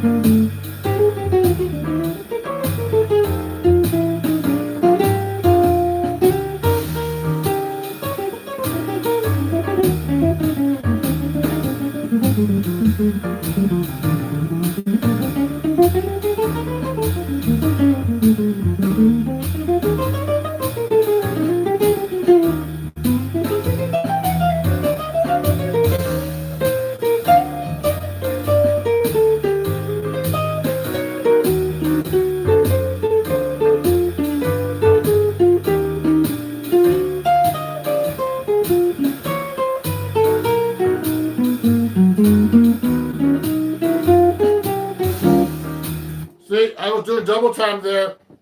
Then I started doing arpeggios. So, for example, there's a lot of chord changes. So another thing, a technique you can use on Fee Fi Fo Fum is actually using arpeggios. Let me try this next chorus like this. I'm going to try to do mostly arpeggios, so you get an idea how to practice this. Well, here we go.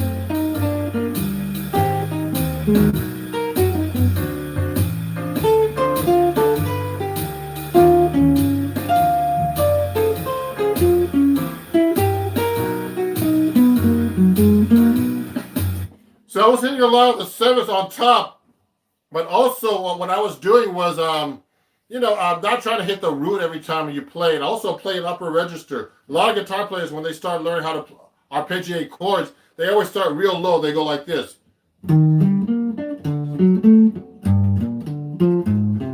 know, so it's good to do that if you're a beginner, but you have to be able to play the higher register on the guitar to be able to learn the guitar neck. And also, you start playing all over the neck, etc. Okay. Now, let me look at some more questions. So I have a ton of questions here I need to answer. So, what scale works? Okay, can you show 8 shapes of the major scales? Hey, actually, Alvin, I actually showed that earlier. So go to my website.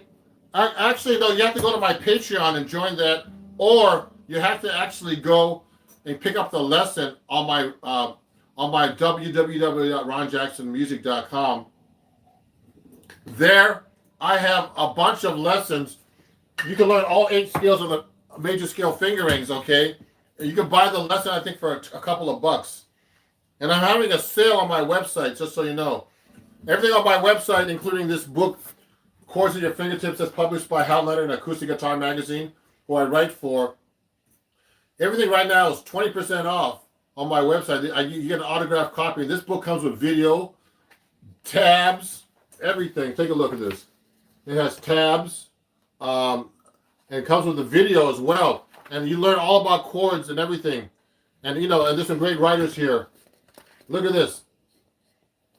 So, I have Adam Levy, Sean McGowan, all these great teachers, including myself, here to learn from this book. Okay, so go to my website. Everything is 20% off until, you should get it as soon as you can, because some of these books are running out, actually. Let me see what else I have over here to show you, because I have a few missing things here. Oh, also, if you're enjoying this, I'm also taking donations. Just go to my Venmo, PayPal, and Cash App. If you've learned something new today and you'd like to donate to me, it's not required, but if you'd like to, that would be great. It's www.paypal at Ron Jackson Music, Cash App, and Venmo at Ron Jackson Music. Okay. So thank you very much, and also follow me everywhere. Follow me here if you're not, or subscribe to me here, and I'm TikTok. I have a lot of people over there, and Facebook and Instagram. It's all Ron Jackson Music. Now let me answer some more questions here. So, Alvin, I already showed those 8 scales already. The thing I might want to do is you should be able to do that in every key. Oh, thank you, BWG BWG Media. He appreciates my videos. Let me see. I'm a little stuck here.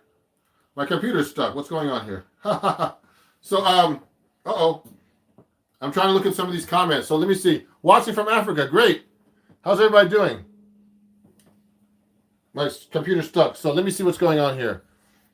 Okay, G melodic minor over. It's just good. Melodic minor. Cool. Let me look at some of these comments because my computer just got stuck. Let me see the live chat. Oh. Okay, hold on. Let me see some of the live chat here. Okay, so let me see. Someone from Ghana? Good. From Brazil, thank you. Can other jazz guitar players tell when someone isn't playing jazz? Oh yeah. That's a good question. Yumir, my student. I have a student watching Yumir. He's a great guitar player. And, he's like, I'm actually half Filipino, for people who don't know. And he's one of my Filipino brothers' students. And Yumir, yeah, I can tell when people can't play jazz. Because jazz is actually a language, so so if someone's playing just like, let's say you're playing a song. Let me pick another song. Okay, it's not stuck anymore. I'm so happy. So watch this. Let me pick another song, guys, ladies and gentlemen. Let me pick like a standard. Let me play let me do this song right here. I'm gonna pick "The Days of Wine and Roses."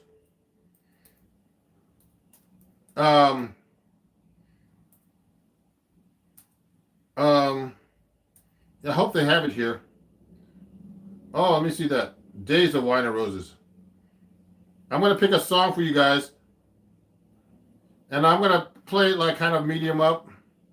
Let's put it like a 160.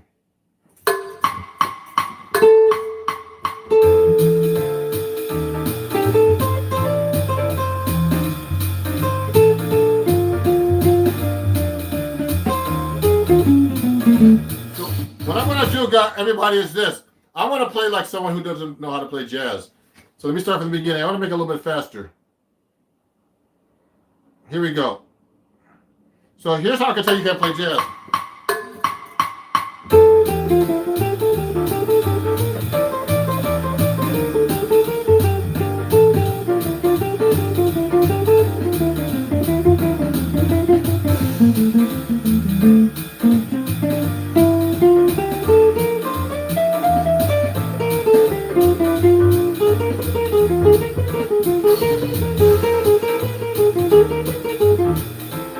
I'm kind of exaggerating, but what happens is, what am I doing here?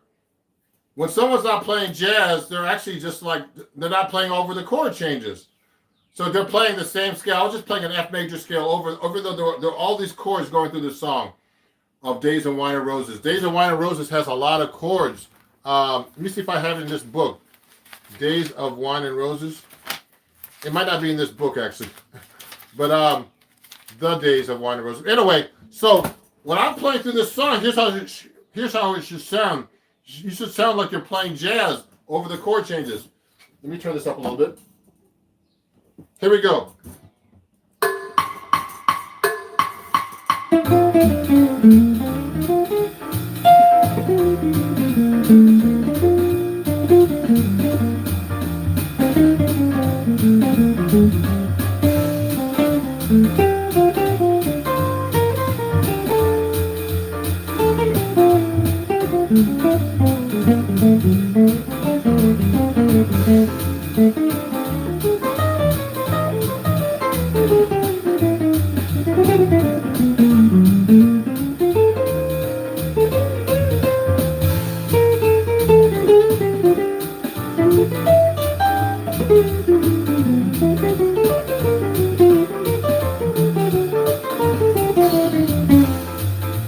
So what I'm doing there is I'm basically just playing jazz lines. I'm not playing anything fancy yet, okay? But you can tell I'm actually playing over the chord changes.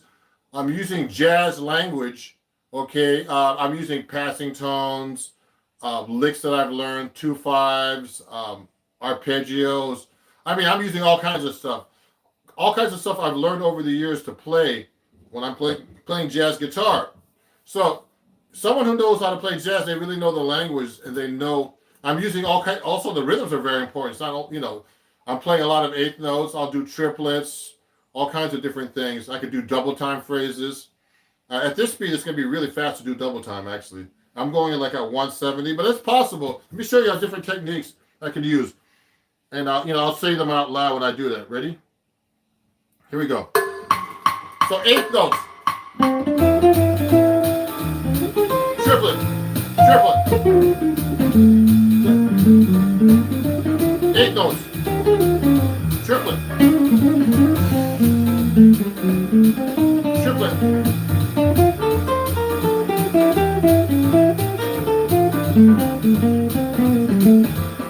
Bebop scale.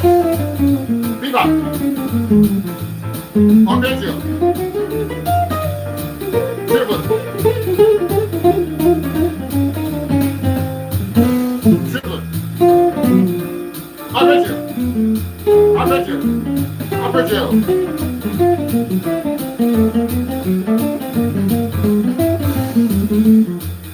So see all those techniques I just used? I was doing arpeggios, triplets. I was also doing extra things, of course. It's kind of hard to say everything when you're playing. But I know what I'm doing, and I know when I'm not playing stuff correctly. I know, if I play a wrong note, I know it the most. People might not even notice it. And some people might. But to me, I'm my worst critic too, and you should be too. So let me get back to the questions before I finish up here, because I got to eat lunch soon. But this has been a great live session, everybody. Now, if you enjoyed this, definitely please follow me and subscribe. Join my Patreon. We had a new patron today. I appreciate you, Chris P. And also go to my website, ronjacksonmusic.com. Use code Sunday. And this week you get 20% off everything. 20% off.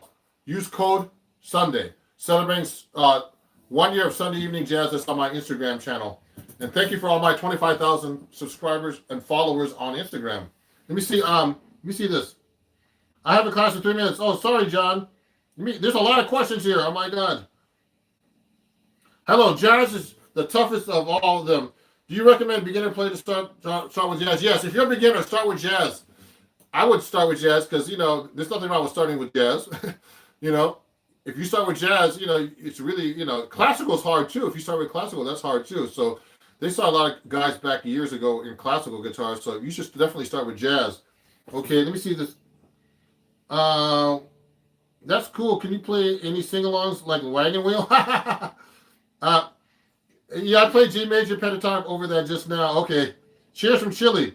Let me see these other questions. Oh yeah, so yeah, thank you, Yumir. He thanked me for putting up the So someone's asking me about the George Benson picking technique.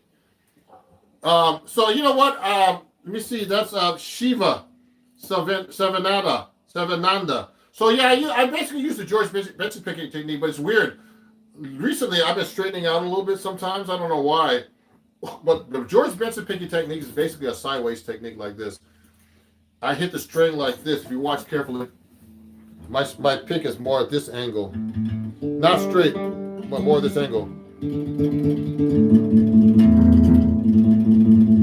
So you get a lot more speed. When I was playing years ago, I studied with Rodney Jones. He helped me with this technique, and I've also hung out with George Benson a lot. At one point back in the in the late '90s, I used to hang out with him. He's taking me out to dinner, and I've been hung out, and hung out with him backstage. And he uses this technique where it's sideways like this. So it's really a weird technique. Sometimes I start straightening out because you need to first, if you want to use the George Benson picking technique, you need to you should definitely use flat wound strings, because when you turn the pick sideways and you have a round wound string, you're gonna have a scratchy, scrapey sound. I can prove that on you. Where's my other stand here? Oh, here it is. So if I'm playing my 7-string guitar, let me show you. I have a round wound string on this thing. So on my 7-string, this is hard to switch between these things too. I'll tell you, everybody.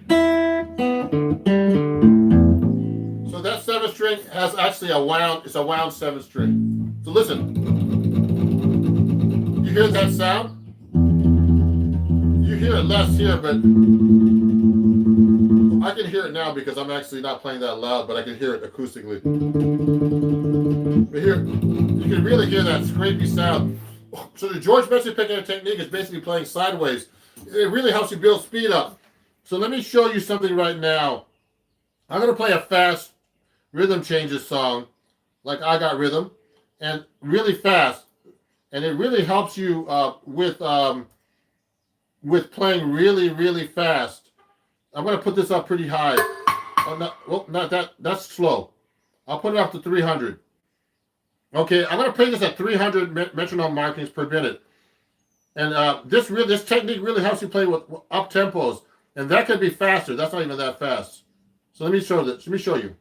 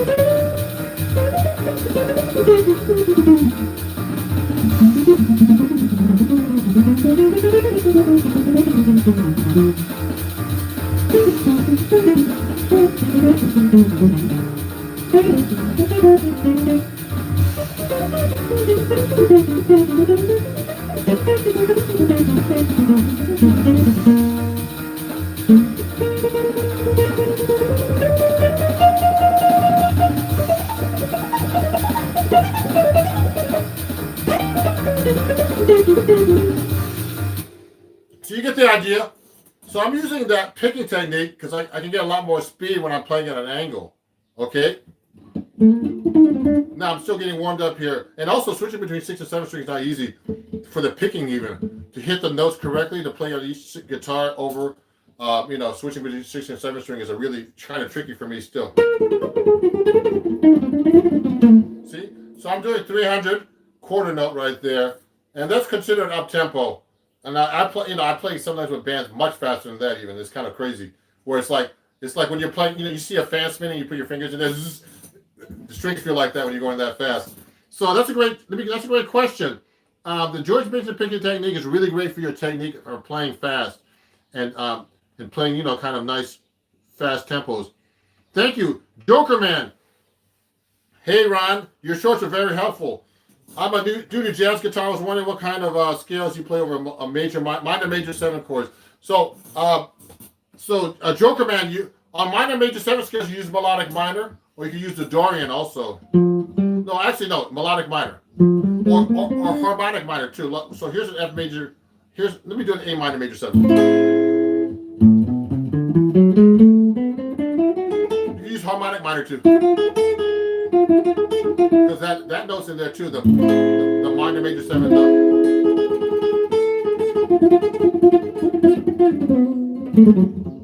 Okay. Oh, now let me see. John Smith. Sounds great, teacher. Thank you. Hello from Brazil. Watching from Africa. Greetings, everybody. Now, let me see. Do you begin to incorporate chromatic system in my solo? How do you?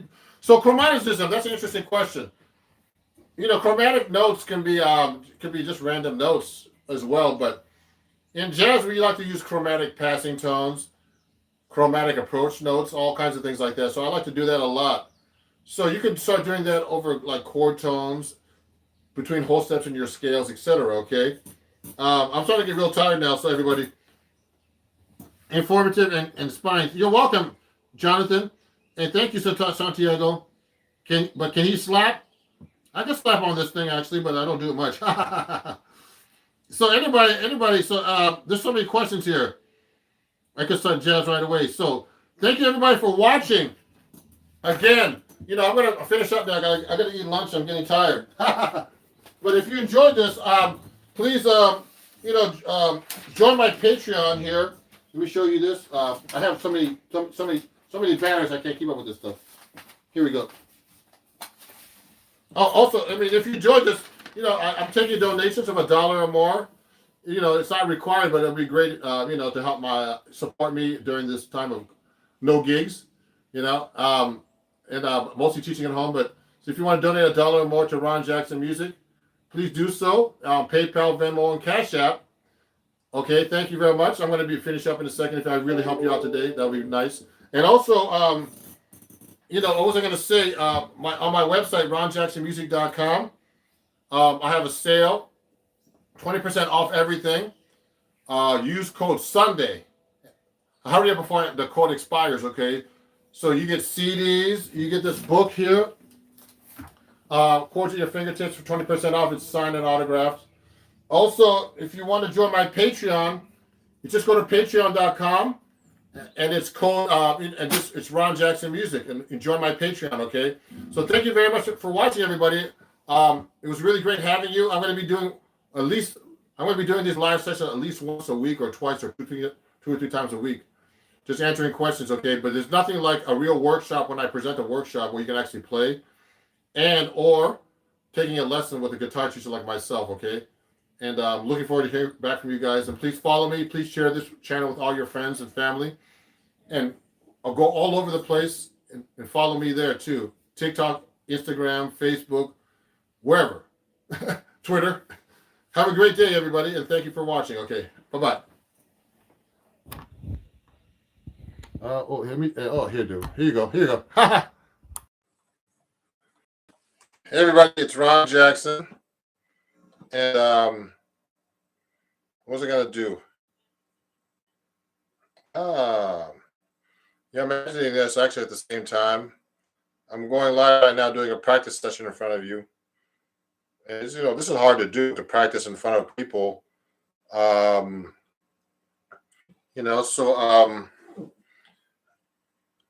trying something different today. It's my second time practicing in front of people.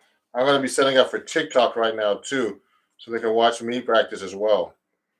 And show you how I practice. Like, I haven't touched the guitar all day. I was running around doing a bit of stuff, and so that's how it goes. You know how it goes. Let me just make a little note here. for you guys. Where's my live stream? I can't find it right now. Here it is. So I'm actually live right now, and it's a practice session, and I'm going to be practicing my 7-string guitar a little bit. If you have any questions and you start watching this, let me know. Okay. I sent a chat. Hey, hello, Keon. How's it going, man? I'm going to look up there because my computer's down here, and I keep looking down. So I'm going to do a little practice session. But before I do that, I'm going to actually get people on TikTok right now. So let me see. Let me go to TikTok right now and add people. I'm going to go live on TikTok as well. So I'm going live there. I'm going to say practice session. I'm going to adjust the phone for me. Hold on. Trying to add a title. Practice session. Number 2. I'm going to do number 2. I don't know how much I can actually write on this thing, but let me see. So I'm going to go live there. So let me do that right now. Go live. I have a bunch of people on TikTok too. Hey, Melvin, this is my first time. Your first time for what? So, guys and girls, everybody who's watching, I'm doing a live session right now, and I'm actually gonna do some warm-ups and practice in front of you. TikTok and I'm on live on TikTok and actually YouTube right now, not on Instagram. So if there's any questions, let me know. So we're trying to adjust the panels here and stuff, but this looks good to me. I mean, you gotta make some adjustments. Sorry. There's about 16 people watching now on YouTube. So I mean, what I usually do when I warm up right now, I've been working on. I always practice things, and actually, I always practice things that I don't know how to do. So, for example, like right now, I've been working a lot on these crazy arpeggios that I learned from a student. Like I'm gonna warm up right now. I'm on my 7-string, so I like to pick up the 7-string and actually do some things like that I can't do. So like one thing I can't do is like this arpeggio that's like it's like a 3-octave arpeggio. Okay, so this is a 7-string guitar. If you have any questions, so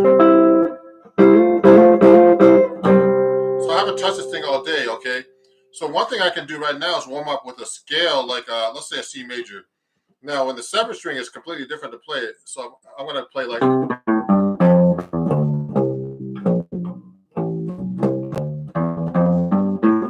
See, I don't know this as well.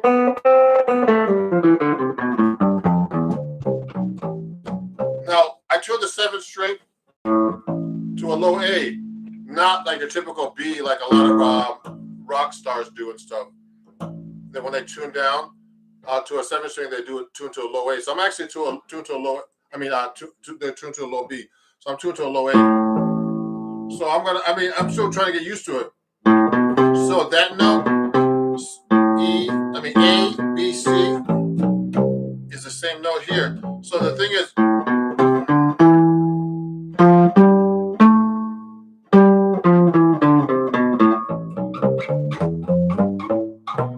so if I played up the scale like this, up the neck, it's exactly the same note. So it's the C major scale I'm actually playing right here. Okay, and this is actually, I'm not used to doing this. So when I practice, so just so everybody knows, you should practice things you can't do well. Never practice things you know how to do really well. So I'm just getting warmed up right now. So I'm doing a little practice session. So I'm going to practice the C major scale like with the 7 strings. I use a 7-string guitar usually now. And I'm trying to incorporate the 7-string more as a melodic tool instead of just playing it as a bass note. See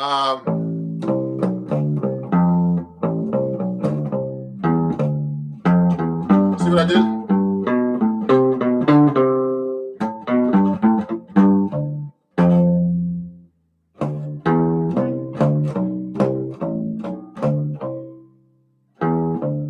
See that? That's tricky. I'm not used to doing that.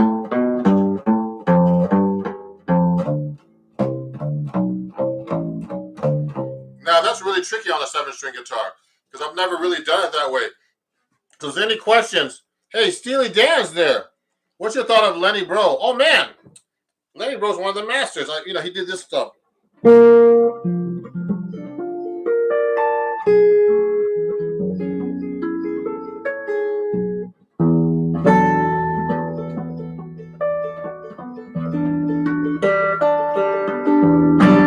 Those are some octave harmonics. He was great at that stuff. Now, if you have any questions, let me know. Thank you, Steely. I never met Steely Dan before in person. Let me see. There's some questions here. Any John Mayer? Oh, this is from TikTok. People on TikTok are saying hi right now, too. Ron, what are the absolute basics that someone who wants to jazz guitar should know? Well, when you're playing jazz, everybody, these are things I always do. I practice my scales. Okay, so you should know all your C major scales. So let's do a little warm up here. So you should know all your scales. So you should know all the 3 scales in all the modes, the melodic minor in all the modes, and the harmonic minor in all the modes. Those are the 3 basic scales you should know. And there's some other scales too, of course, more fancy ones. So what I usually do is I'll practice. I don't really practice the major scale that much anymore. I've been practicing the melodic minor. So you have to know all the modes with that first.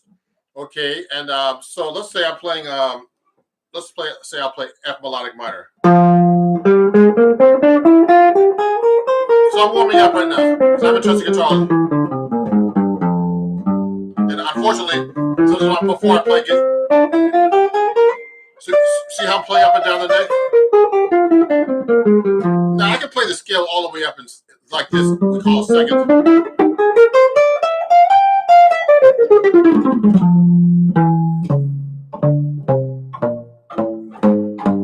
So I'm trying to use the 7-string.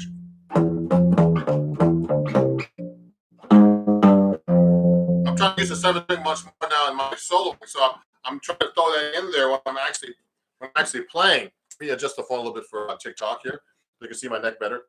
So that's what I'm trying to do. Okay, and then now what I'm trying to do now is be able to play the melodic minor scale, just playing it up and down like that in seconds. I'm gonna go.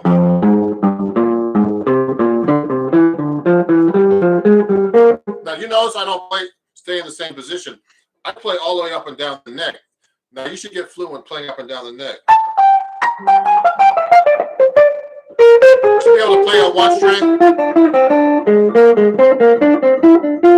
Any scale. Because when you're taking your solo in jazz, you should be able to play your scales up and down the neck like this. Okay, etc. So I'm playing, those are in thirds, but you can actually do much more than that. You can actually go, you can do arpeggios like this, thirds.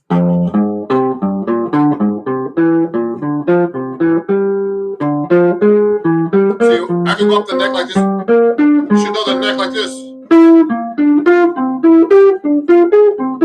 Or across the neck.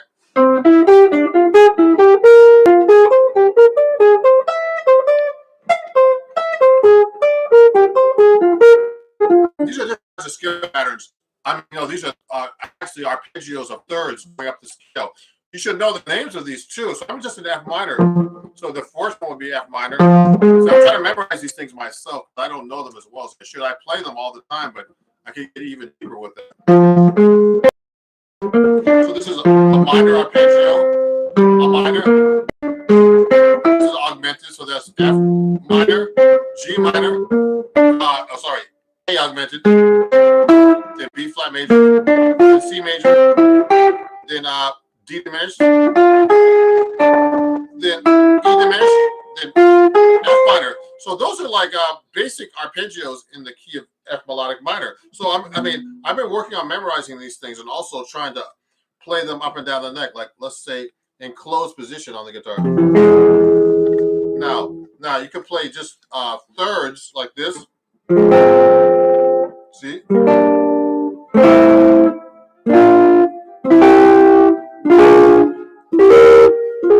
playing them up in thirds now, like that. This is an F melodic minor. Okay, now we haven't even talked about the modes yet, so I've been working on all that kind of stuff. There's a lot of stuff that I work on. Amir, sorry, Umir. I always call him Emir. It's Umir. One of my students. Happy Tuesday, Umir. One of my students studying with me. Just in case you guys, if you're having a great time and you're learning a lot,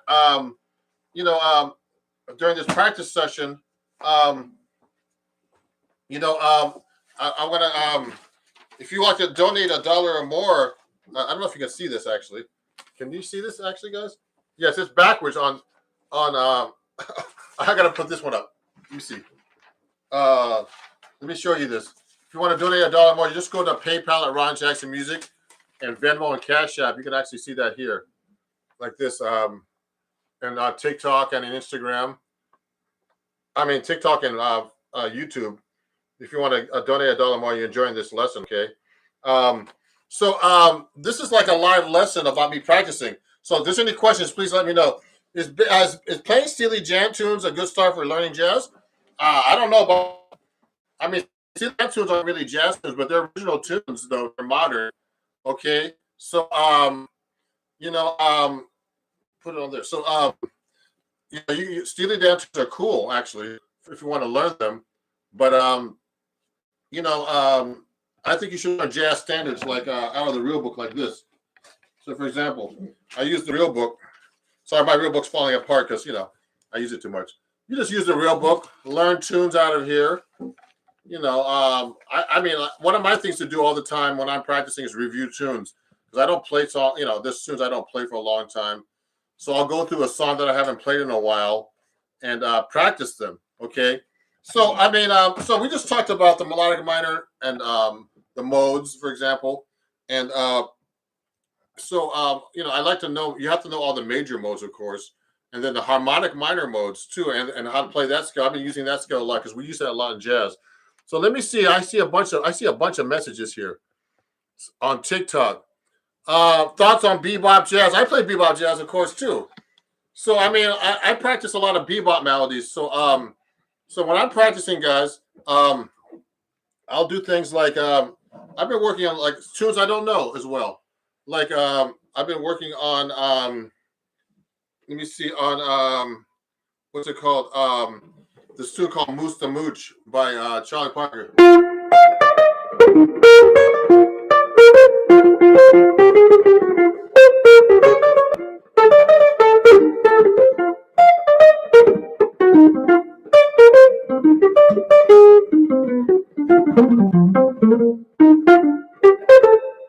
So I've been practicing that tune a lot, okay? Because I don't know that tune as well. And bebop tunes are very important when you're practicing jazz. And so I've been working on that, just learning that tune, making sure I know it, because I don't know that tune as well. So I'll work on like that real slow, like the bridge.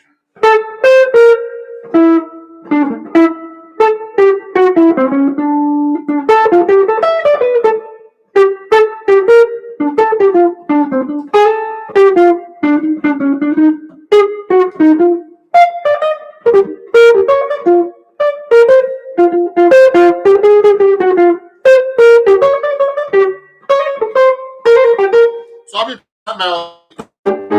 is one of the things I like to do is practice different melodies that I don't know. Remember, practice things you don't know. I'm working on Chick Corea tunes like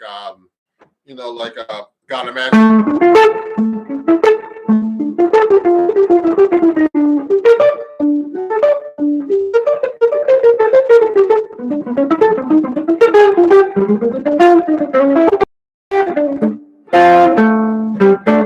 So I'll be practicing those type of things, and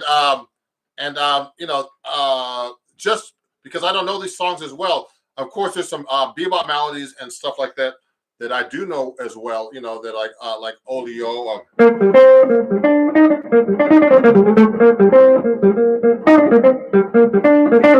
So that one I know well. I mean, there's a bunch of them I know well, but the ones I know well I don't practice because why should I practice them? Because practicing those don't make any sense. What makes sense is if you practice tunes that you don't know. Okay, so then I always do my practice sessions. So I mean, like right now, I'm practicing a lot of arpeggio type of work too, and picking technique like this, warm ups, sweeping, and things like that. Let me see. There's some questions here. Um, love your show. Could you talk about your favorite songs? Oh wow. Someone's asking my song really. There's a lot of tunes I like. But I mean, it depends. A lot of the songs I like are jazz standards actually, and are pop songs. You know, so I mean, there's so many songs out there that I can't keep up with them. You know, so like my last album, which looks like this actually, either you can pick it up anywhere. This one, standards and other songs. I did a bunch of pop tunes and stuff that you know that I converted to jazz. So I mean, you know, so that's how I got into like you know. So I like pop tunes a lot. A lot, you know. I did a Drake song and a bunch of stuff like that. But when I'm practicing, I'm always practicing tunes I don't know as well. So there's different things like you know that I like to do with those kind of tunes. Let me see if there's other questions. Whatever I try to improvise, my soloing is pretty much limited to one, two, three, four, one and two and three and four. Could you help me out with some exercises? Thank you. Okay, so here's a good exercise, guys and girls. Who's ever watching, and also on TikTok. Okay. So when I'm practicing, I mean, if I'm playing like, let's say I'm playing like one of my students, Yumir, was talking about. We were talking about rhythms. So a lot of jazz is actually eighth notes. If I'm taking a solo like this, so that's one and two and three and four and one and two and three and four and so. But sometimes I can go.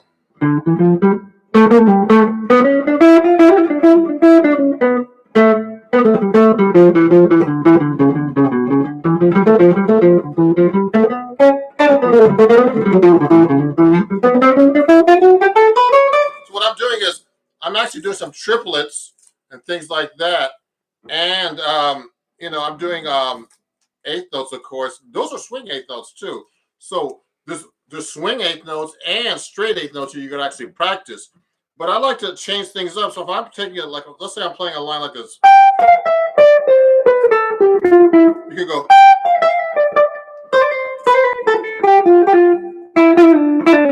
What I'm doing, I'm just throwing some triplets in there, and you can actually do double time stuff too, like this.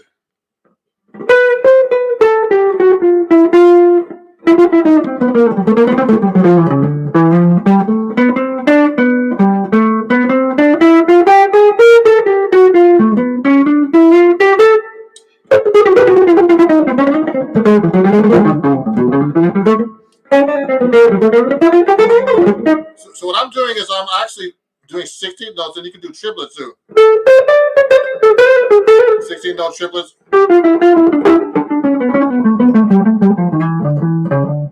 So I'm only playing on D minor right now, but I'm actually switching up rhythms. You know, you can do triplets. So you have to think about the rhythms you're actually playing too. So, you know, just don't play random notes. Think about the rhythms. The rhythm is actually the most important thing.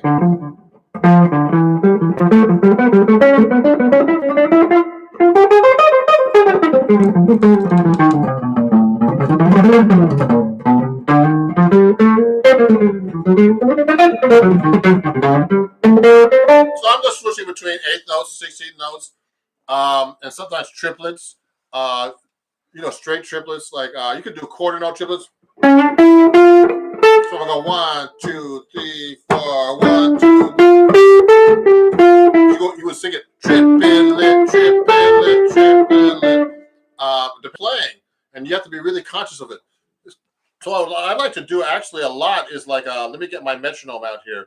I like to use my tempo metronome and play with the metronome. So, you know, you really know what your timing is. It's very important to know your timing. So I'll play with the metronome here. Let me play it. Is it? So I'll use my metronome. It's very important to use a metronome. Oh, I'm looking at all these questions here. So I'll use my metronome to really get it together and try to play for people. Let me see if I can answer some questions over here on TikTok a little bit. Can you play the intro of what's this? Octopus what? Garden? I don't even know that's sometimes you guys send me stuff, I have no idea what you're talking about. Yeah, I'd have to know what that song really is. Let me see. There's a bunch of people that joined on TikTok. Let me see if there's any cool questions that you can ask me. You should you play should you play some bachata? Or that would be bachata. You know what? One of my students plays bachata. I don't really know no bachata too well, but I like to. That's Dominican, isn't it? Do you know? Do you know Pat Metheny? I met Pat Metheny.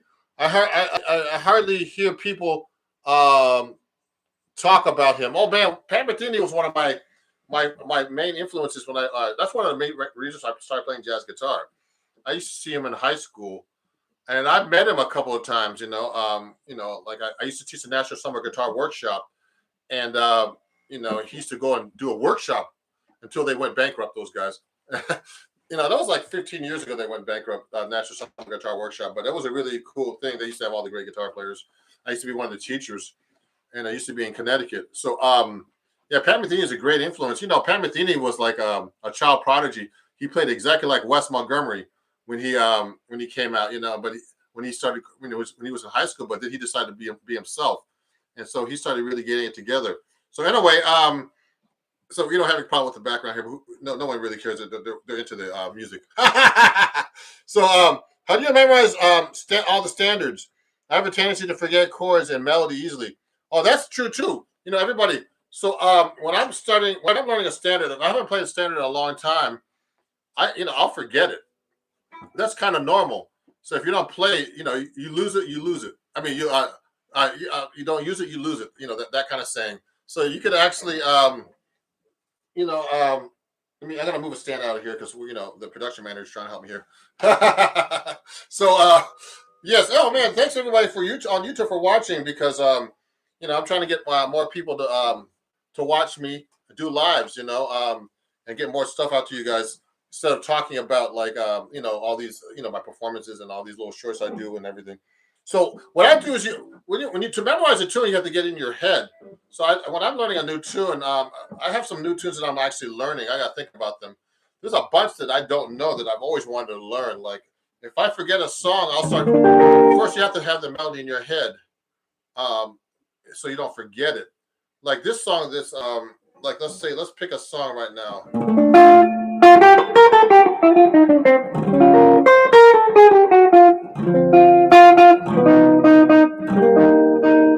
Let's pick a song I haven't played. Like I haven't done the Days of Wine and Roses in a long time, so I would go. So I know what the melody says. I haven't played that in a while.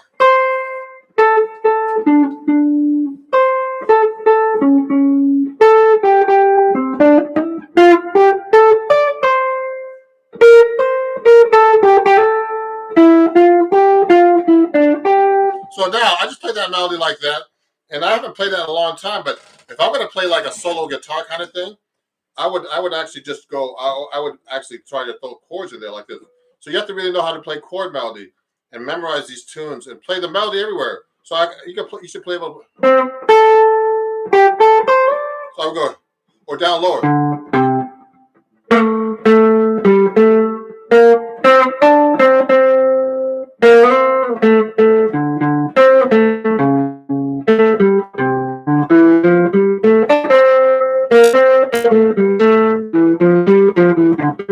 See, what I do was I transpose it down an octave because I don't know how to do it in octaves like that down. So I mean, you practice the melodies, you have to really know them inside out because you know what? Everything matters what the melody sounds like. So they'll be the first to tell you played that wrong, and the melody is actually the most important part of a song. So I practice these melodies, and if I know the song well enough, I'll transpose them to different keys. So let me see this questions here. Dorian Flat 2. Can you play using Dorian flat 2. Someone asked me that question. Oh, you see, Dorian flat 2 is this. Here's a Dorian scale, like a D Dorian.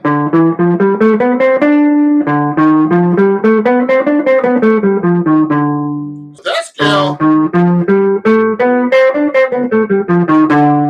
what scale is it? That's actually, that comes from what melodic.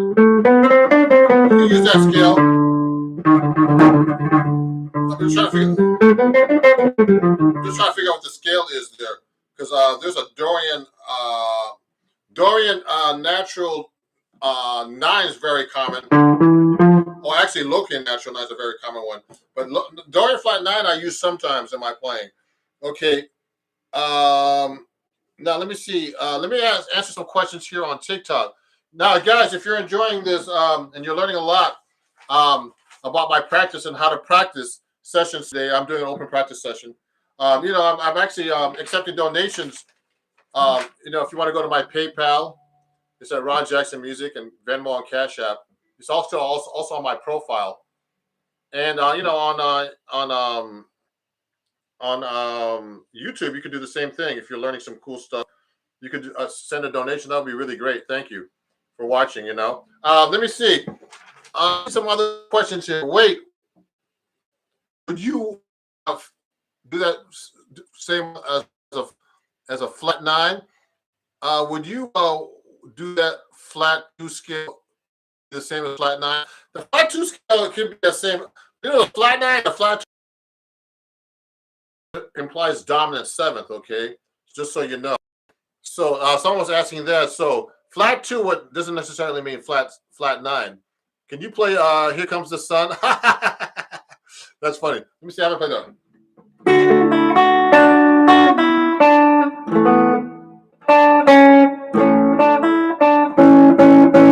haven't played that song in a long time, so I have to look at the music. Now, how do you jump?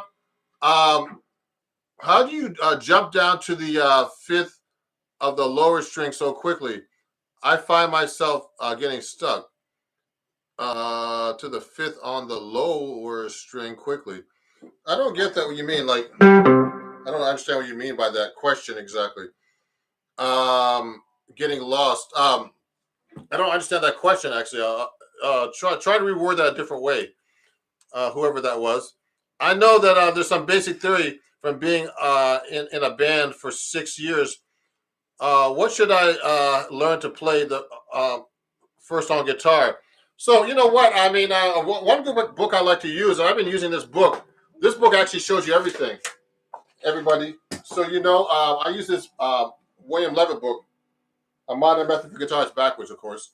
I'm not left-handed, just so you know. So this is the book I use to actually practice. Okay. I'm actually going through the whole book, and I know most of the first 2 books, but not the 3rd book. But I know most of the stuff. But there's a lot of stuff I don't know. So I'm always learning things that practicing things I don't know. So when I'm actually practicing, I'm just practicing things I don't know. So one of the things I wanted to show you guys today were some of these arpeggios that I learned from a student that I've been working on. Let me pull these out for you. They're really cool arpeggios. So one of those arpeggios is like I'm playing like let's say I'm playing an F major arpeggio. Now I'm playing it on 7-string guitar. Watch this. So I gotta put that low note. Now this adding the 7-string adds that low note, and I play low A. So that's an A, C, F. So this is F, A, C, F, A, C, F, A, C, F. So that's actually a 3-octave arpeggio. That's one of the things I practice, but I know that one really well, kind of, except for the low notes here. Now, I usually don't practice this fast too, because I gotta practice it slow, so I learn it. So there's another arpeggio I like to do. This is a major arpeggio, okay? And one of the major arpeggios that I don't know as well is this form, like this. Let me get my 6-string out so you can see this a little bit, because I've been confusing it with my 7-string. So my 6-string guitar looks like this. I will get this out. And if you guys are enjoying what you're learning, I have a new article in Acoustic Guitar Magazine that just came out. Okay, let me see. I'm sorry, I'm looking at the wrong place. I have a new article in the March April issue. Okay, and this is it's on the harmonic and melodic minor scales. So go check it out. My new article is on page 50. Let me open it up for you. Here I am. Check it out. You can watch me. You can read about. It's a really good article about the harmonic and melodic minors that I need to still work on, guys. I mean, there's a lot of stuff I don't know. There's a lot of stuff I do know, but in my case, I always feel like I need to get a lot better. So everybody feels that. So there's a lot of cool exercise in here in my new article. So go check it out. And also through the same company, Acoustic Guitar and Hal Leonard, I have a book. If you want to learn about chords, I do great articles here. You just go to my website, ronjacksonmusic.com, and you can actually learn some chords at your fingertips right here in this book. And there's some great writers in here like Adam Levy, who played with a lot of different people. Some great authors, Adam Levy, Sean McGowan, Jane Miller, and Jeffrey Pepper Rogers, who used to be the editor at Acoustic Guitar Magazine. So I'm involved with Acoustic Guitar Magazine for a long time, and I do a lot of writing for them. I've done about 30 articles. So now here's my 6-string guitar. So the 6-string guitar is really easy to play for me now compared to 7-string because the 7-string is really hard. Sometimes I get lost just because I'm trying to do that 7-string in here. So this is like butter. I usually use a lighter pick because the strings here are much smaller. Okay. Now, before I keep going, I want to see if there's any questions here. Hey, I love your stuff on your show. Show me some medium advanced picking techniques to build string speed, please. Okay. So you know what? So when I'm warming up, I like to do this exercise. The trill exercise like this. Okay, it's a really good exercise to warm up with. And I use the George Benson picking technique, so I'm going sideways. But if it's only on a flat wound string. So I really haven't warmed up today, so I just started doing this. I'm supposed to be a practice session. So I'll go to this string. It's a tremolo. I go as fast as I can. And I do loud and soft. Loud. See how I keep my string the pick really close to the string?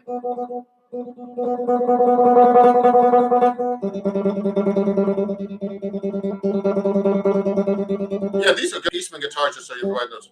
And I go across, and I actually play more to the side like this, not straight when I'm using a flat one. I use the George Benson picking technique, but some people have it really angled like that. I don't play that angled, actually. I kind of do it like almost straight, but not quite. So that gives me speed. So, I did a TikTok recently, and I have to actually do a long form video for YouTube. It's on economy picking. So I do a lot of alternate picking. So one of the ways you can get faster picking is do alternate picking. So you should pick down and up or up and down everywhere.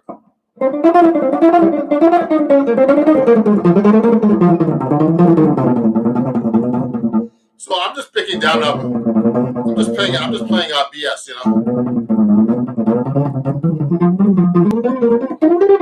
I'm just going down and up. So that's very common to play down and up.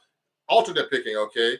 So sometimes I'll do alternate picking, but then sometimes to make it smoother, I might do a slide like that. Or like this. I won't pick every note.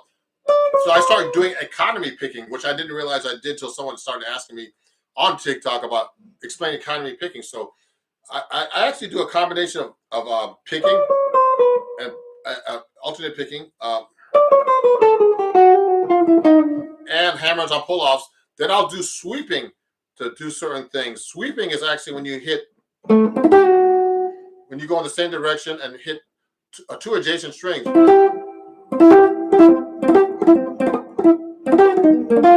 that's a good exercise I'm just doing right now. I just did a major arpeggio, went down in half steps, and went all the same direction. I went down, up, down, to read about this, I did an article in Acoustic Guitar Magazine in the January issue about sweep picking. So that whole lesson in that article in Acoustic Guitar is all about sweep picking and different exercises. So I do a combination of all those things that equate to economy picking. So I basically just do a combination of what I'll try to do it like a jazz thing.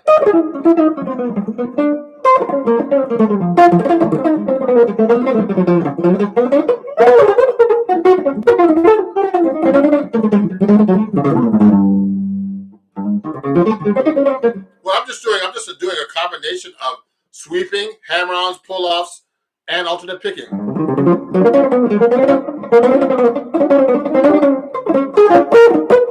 So I'm just basically just mixing it all up right now. I mean, I'm just playing gibberish right now, but when I'm actually playing, I actually use those techniques all together to play my solos, Dynamics, yeah, that's advanced, man. Thank you. Legato. Yeah, thank you, Schizoid, man. I like all the names you guys have. There's some wild names on TikTok, guys. I won't say the name sometimes. Love your videos. Do you have any exercise to help me understand octave displacement better? Oh, octave displacement. Okay, hold on. I'm going to answer some questions on TikTok. I can forget you guys. Thank you very much for watching. And, please, before I forget, please follow me if you don't follow me here at Ron Jackson Music on YouTube, TikTok, Instagram, Facebook. Man, there's another place. Okay, a bunch of places. So what was I going to say? So octave displacement, I want to make sure you know. So when I'm playing, I think he means like to find your notes from the different octaves. So, I mean, that takes time. You have to really know your neck. So if I'm playing, let's say, I'm going to pick a harder note, like an A flat. You should know how to play them across. See what I'm doing? And figure out every way. Oh, you can't see the two. I'm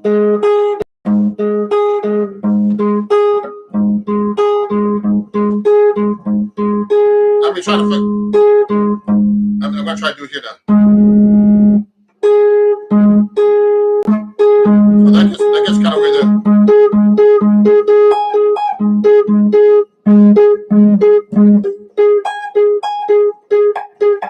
There's no fret up there. So you should be able to find your octaves from any position.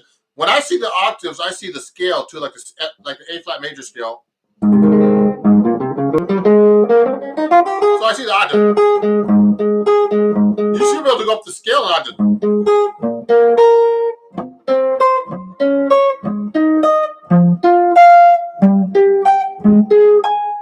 See what I did? Going down the scale.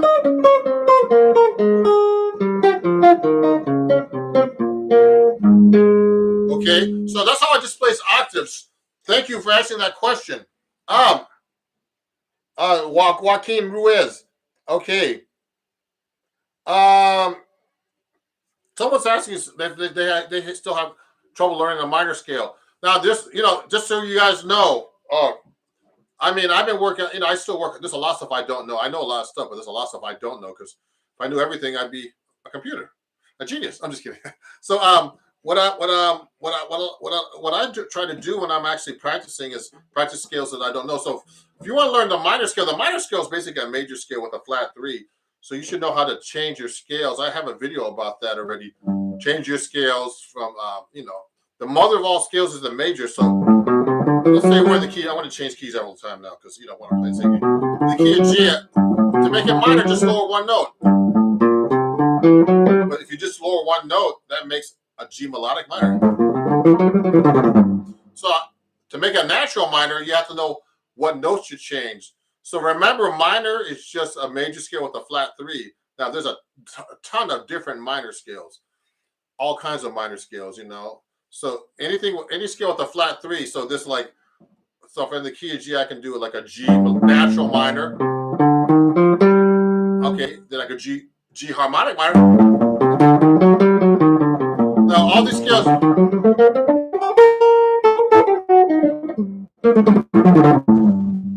Play them, what's the word? Play them everywhere you can possibly can.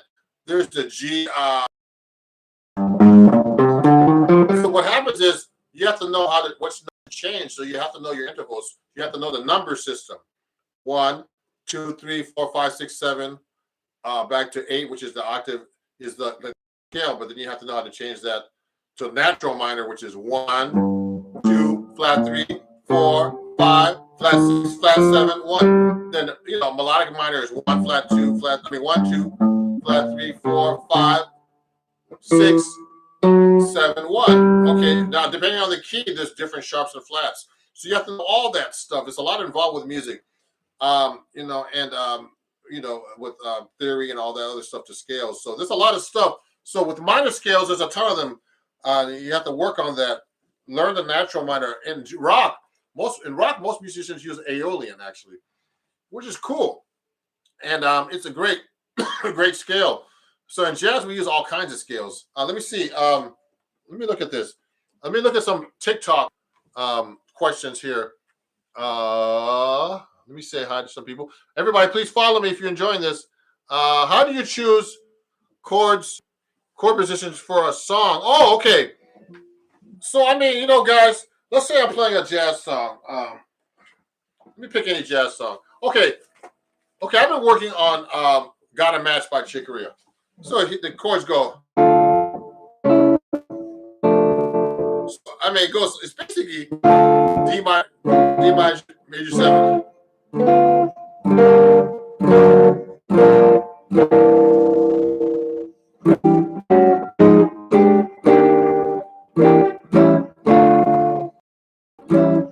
So when I'm playing the chord progression, I try to do the chord progression every possible way.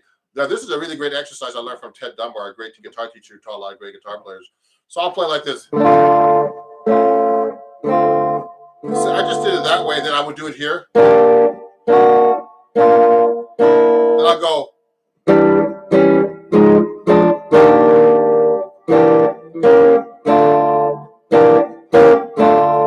So then I would play here.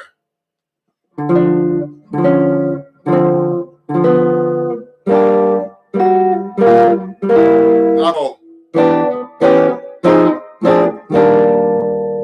Then I'll go. So I'm playing every possible finger I can do it. See every place I play that same progression. This is "Got a Match" by Chick Corea.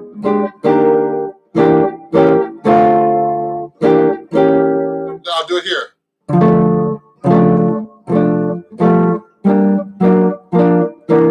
I'll go.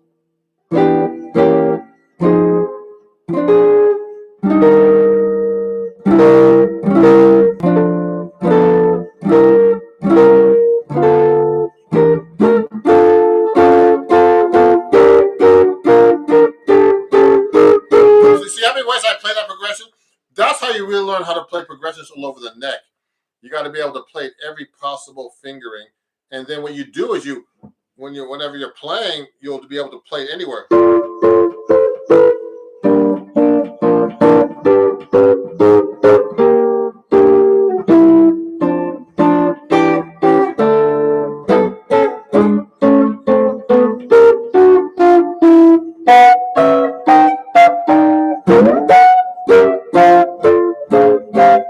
So I just did the same progression everywhere on possible way on the neck.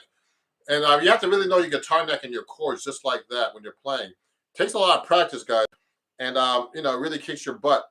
But there's so much. The guitars, like, I see a lot of guitar players. If I can tell if you know your neck, because they just basically play in the same area. But you got to be able to play all over the neck and really don't get lost.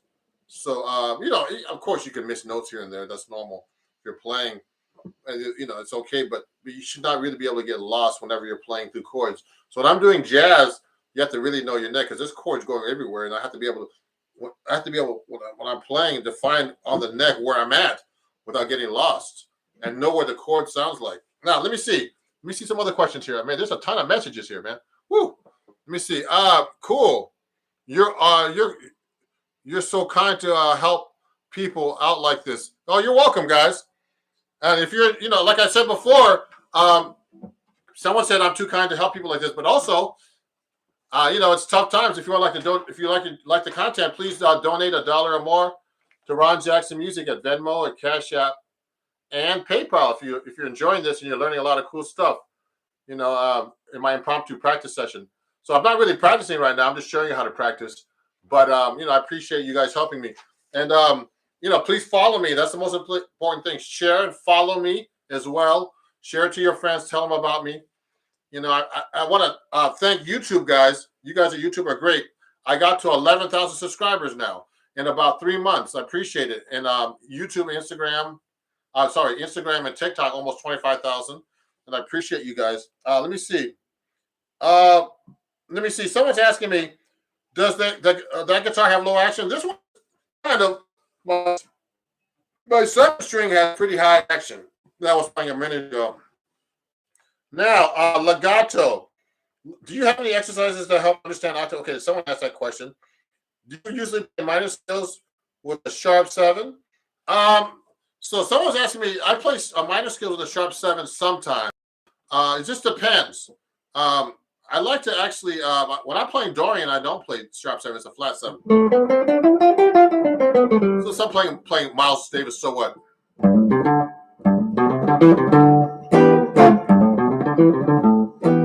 So that's a Dorian scale. I'm just playing Dorian.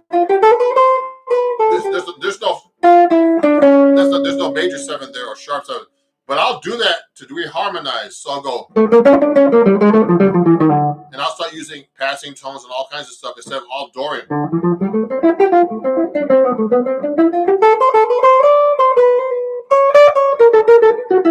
So I started doing the sharp 7, the raised 7th there, and made it to a harmonic minor scale. So I'm just reharmonizing. Remember, jazz musicians reharmonize all the time. So I feel like making a sharp 7 in the solo. I'll do that. I'll keep it natural 7. Or I'll keep it real straight.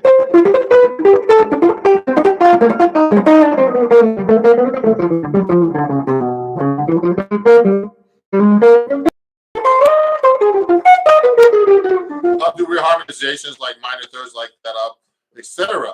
So yes, I'll raise the 7 sometime. I'm playing blues and I'm just getting to jazz. So when I improvise, let's say over G7, do you play dominant arpeggio or know the notes of the Mixolydian scale? So guys, okay, just so you know, when I'm playing a blues, I do all kinds of stuff. Okay, so that's from Future Lights. Future Lights, I like that name. So on YouTube. So if I'm playing, let's say I'm playing a blues in B flat. So if I'm playing a B flat chord, so I'll play like the minor pentatonic chords. Now that you should know all 5 fingerings of that. So I don't practice.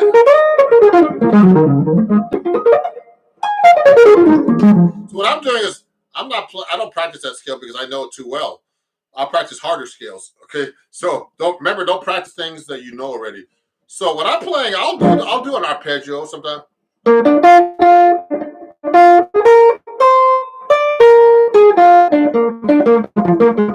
That's one of the things I would do. And I'll do like the dominant scale.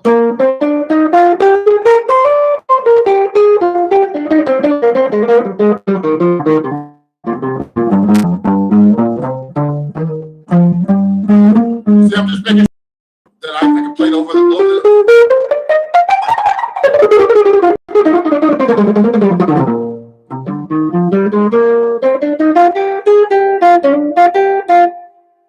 Yeah, so what I did was like I mixed up the scales right now. Okay, so I did like a dominant arpeggio. I did a minor pentatonic on a blues on a B flat 7 chord. I did the dominant scale. Then also I could do the dominant bebop. I like to use that. So we haven't got to that stuff too much today. So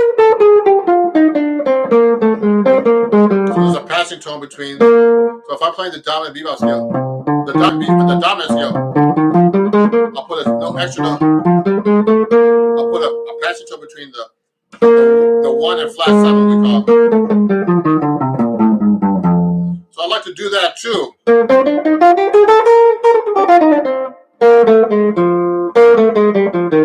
So that's another scale I would use. Then I get really fancy.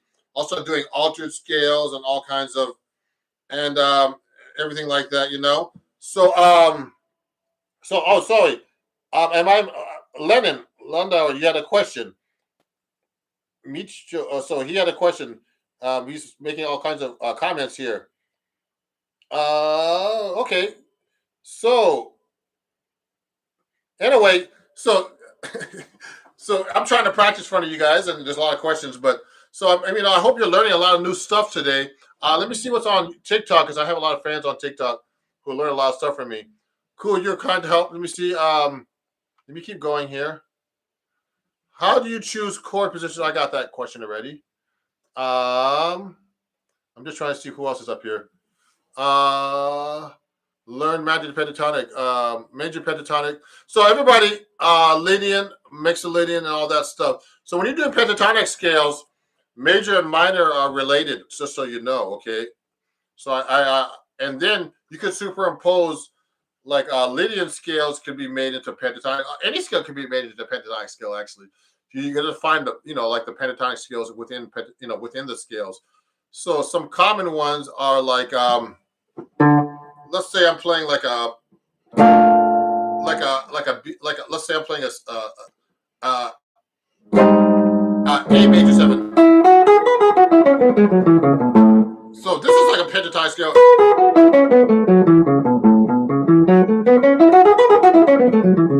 So I can mix up little. So I'm actually playing a major pentatonic, a type of pentatonic on a major 7 chord, A major 7, where I can get the 9, the 7, the 13, or the 6, the 5, the 3, the 9. It looks like F minor, kind of like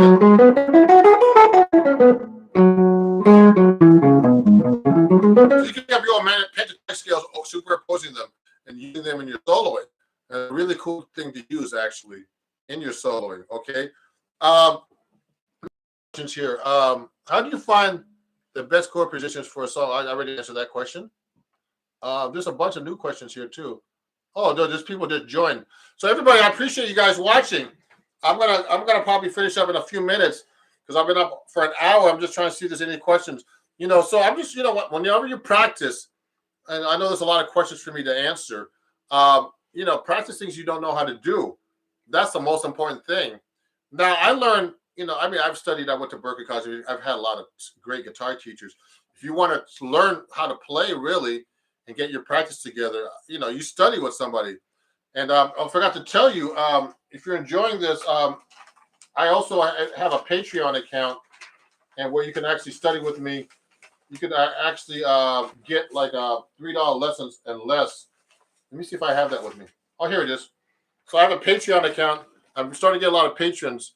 So if you want to get some of these lessons written out that you see on TikTok and Instagram everywhere, and YouTube, go here, sign up for $3. Can you see that? Patreon.com/RonJacksonMusic. You can go $3 a month. You get at least one lesson a month written out, and you get a bunch of other stuff. I'm doing a workshop actually on YouTube again this weekend. That's going to be private to my members and students. So my students get like free workshops all the time like this. And I'm trying to do this right now for YouTube because I'm starting to get a lot of followers, and I appreciate you guys. And on TikTok, I don't go live on TikTok as much as I should. So I'm live on TikTok right now, and I appreciate you guys. I have so many great fans over there. Cool. You're so kind. Yeah, thank you. I'm just looking at the new messages here. So let me see what else is here. Yeah. So there's a bunch of questions here. I answered a lot already. Oh yeah. So someone's asking about playing faster. So when I'm playing fast, when you play fast, you just got to learn how to what's the word? Build up speed. And the best way to build up speed is use a metronome. I can't find my phone right now, but I'm trying to find my phone with the metronome, but it's over here somewhere. Anyway, so what I would do is, use a metronome to build up speed. I can find my phone. So look, I use a metronome to see how fast I can play. So when you start playing, like let's say at 150, that's pretty fast. So Well, that's 300. So I'll play, that's 150 half note. So I'll take that. If you can hear this, that's pretty loud. So I'll start playing along like this. I might have to play a little.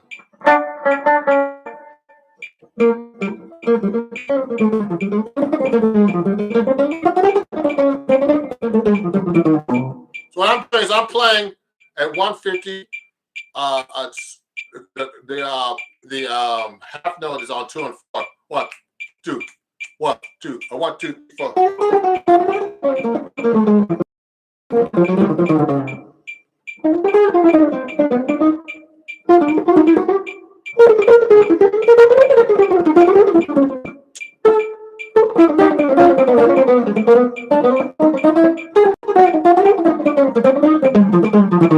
So what you gotta do is, to be able to play that fast, I actually, I've been practicing for a long time these tempos, and you have to build up. You have to start really slow.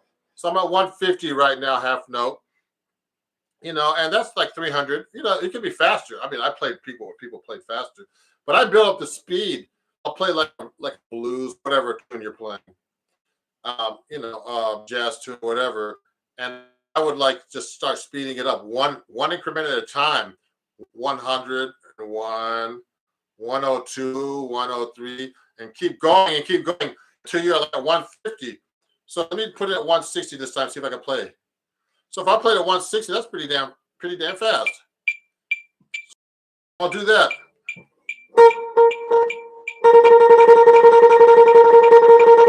So that's the 2 and 4. But I'm gonna play 1 and 3 this time.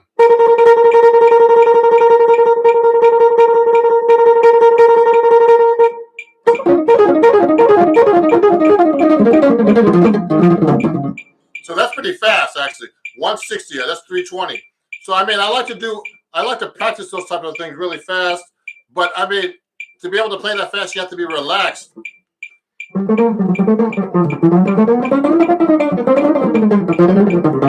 So what I'm doing right now is I'm pretty relaxed, even though I haven't warmed up that much. But usually you have to warm up to get to that tempo to play fast. So that's how you learn how to play fast. You have to build up the speed and be relaxed. You got to lock in with the metronome. Metronome really is a good thing to judge how to play faster. Okay. So thank you, everybody. It's about almost 5 o'clock here Eastern Standard Time in New York. I appreciate you watching, man.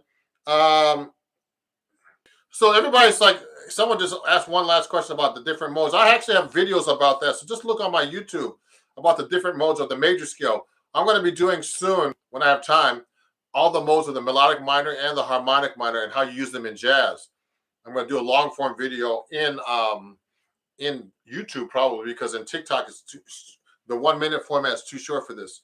Okay. And let me see if there's any other questions here before I go, because I got to take a break. I'm tired from talking. Hey man, can you do what's this Ren and Stimpy thing? I don't know that, man. Sorry. I mean, you know what? I want to take notes later, or send me a direct message about how to do some of these things. DM me some questions that you have, or make comments on my video here. I'm going to leave this up after.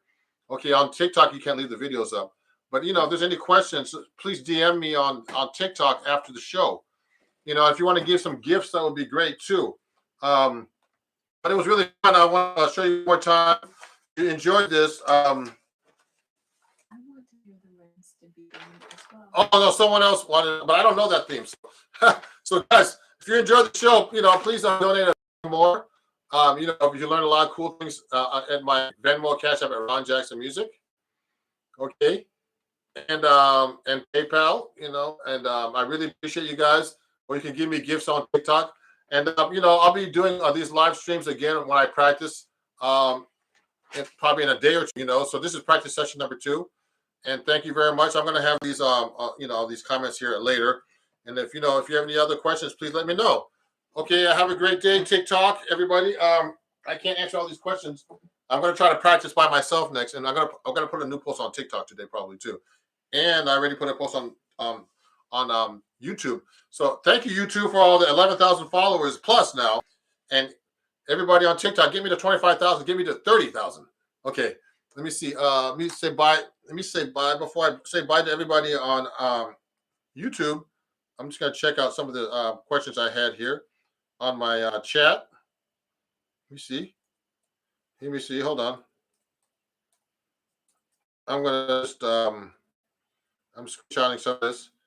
Um, so I'm gonna shot some of these comments to see what what people were saying here on YouTube. TikTok. I'll see you guys soon. Okay. I'm gonna say. Let me. I just see a few more things. Okay, everybody. I'll see you guys soon. Thanks for all the gifts and everything. There's some questions here. Okay. Can you play these chords in order? D, G, and A. D, G, and A. Oh, sorry about that. Sorry, I couldn't get that. That's a question. Please show that guy. Play these three chords in order. D, G, and A. Okay, that's answers your question. Now I can play that so many different ways. D, D, G, A, D, G, A, D, G, A. So you should be able to play those so many different ways. Those are really basic chords. You should know how to play them in bar chords. Now let me see. Let me get off this. I'm just making a screenshot of all the questions. Yeah. I'm just making some screenshots of all the comments that you guys made, to see if there's anything I want to show you guys later. I appreciate you guys. I got a lot of comments today on YouTube too. So let me say bye to everybody and thank you guys. Have a great day and we'll see you guys soon. Bye-bye. I'm about to say bye on TikTok and now. Okay. Oh, wow. I had a lot of viewers on TikTok. And now let me see. Everybody on YouTube, you can watch this after.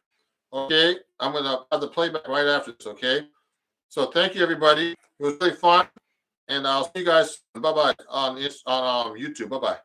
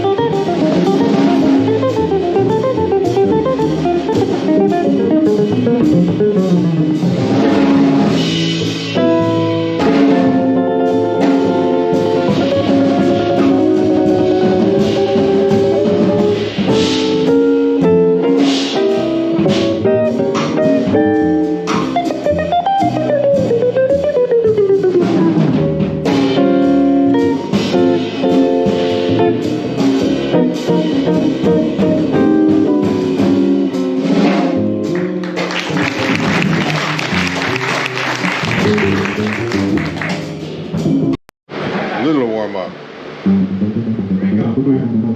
What's that? I'm coming from the other fork. I live on the North Fork, yeah. Yes, indeed. So I take the ferry boat. Known as the other fork. Yeah.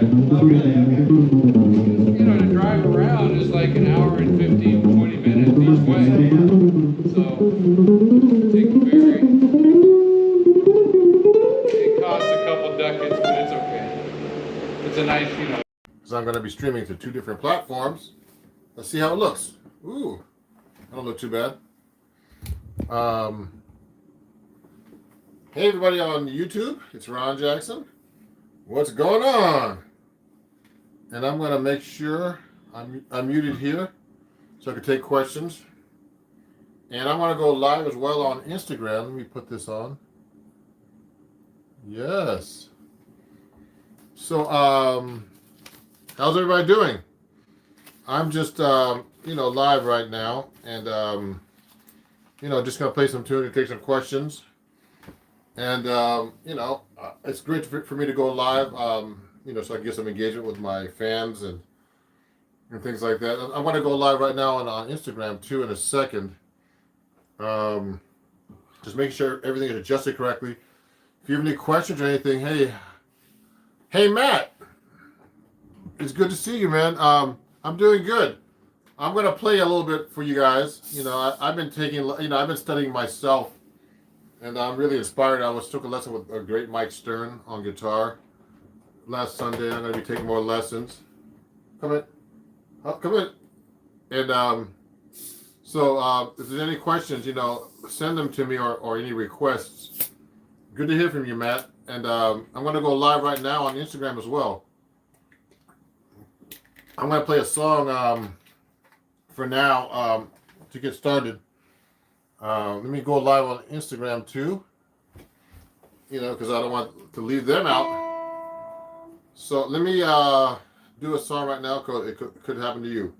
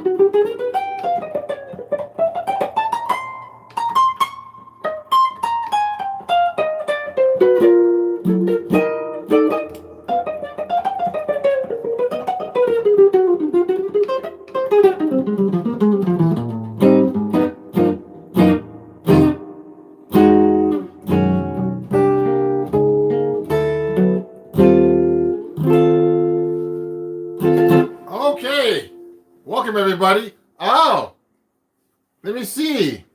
Oh, there's a bunch of questions here on YouTube and some comments. So Aiden says, "What's poppin'?" That's pretty funny. And what's your favorite jazz album of all time? Oh man, I can't decide that. What's your biggest influence in playing jazz? I play psychedelic pop garage band. That's from Matt. And my favorite jazz musician is Chet Baker. Man, I have so many favorite jazz musicians I can't keep up with them actually. Um, some of my favorites are Miles Davis, Freddie Hubbard, guitarists like George Benson, Wes Montgomery, Pat Metheny, Mike Stern's one of my favorite too. And there's a lot of guitars, that I like. All the greats. So let me just see what's going on here. I'm just trying to see what Herb Apple's a great trumpet player. Yeah, he's great. He has a jazz club out in California too, I heard. So an awesome bass for jazz is precision bass with tape wound strings. Yeah, this is a tape wound string guitar here. So thank you for watching, and thank you, LH. Gotta love some Wes Montgomery. Yeah, LH says that. Let me see what's going on here on the Instagram. I'm also broadcasting to you guys, and I just want to let you guys know on Instagram. Thank you for watching, everybody. Just to let you know, Instagram, that Instagram wants me to let you know that that you can buy a badge from me to help support my channel, and they're encouraging me to do that. So this is actually probably backwards on YouTube, but you don't need it for YouTube. So if you'd like to donate a badge or more to me, to help support me and my channel, just buy a badge off your Instagram page, for 1 or 2 or 3 hearts, and that would be great. Okay, I'd like to thank everybody who attended my jazz improv workshop this past weekend on Lively.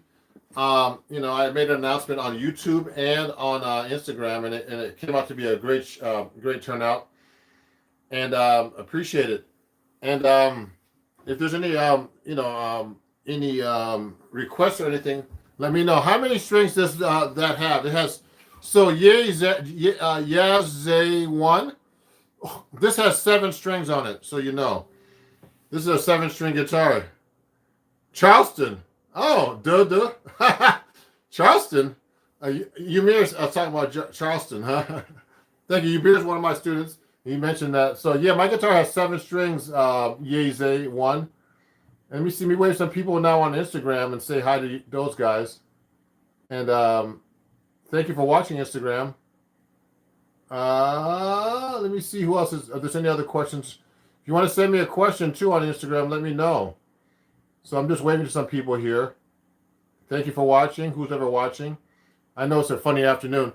So someone on Instagram said it's nice that he varies a little, I believe, but yes, I think he hybrid picking during the chords. Yes, I'm doing hybrid picking, everybody. I know how to do a little bit of everything on the guitar. Hybrid picking, finger picking. It just depends what context I'm playing. When I'm playing jazz, I usually do hybrid picking. Is this hybrid picking just getting into the guitar? Yeah. So hybrid picking, I'm gonna do some examples for you right now. Someone's asking about that on Instagram. So hybrid picking is a combination of picking and using your fingers, holding a pick with your hand. So let me show you right now. I'm just waving to people right now on Instagram, and then when I get to it right now. So here we go. So here's hybrid picking. Well, a lot of people are watching on Instagram. Watch this. So when I'm actually walking a bass line, everybody, watch this. I'm actually, let's say I was playing, it could happen to you, which I was playing a minute ago. So when I'm walking the bass line, I'm using my pick.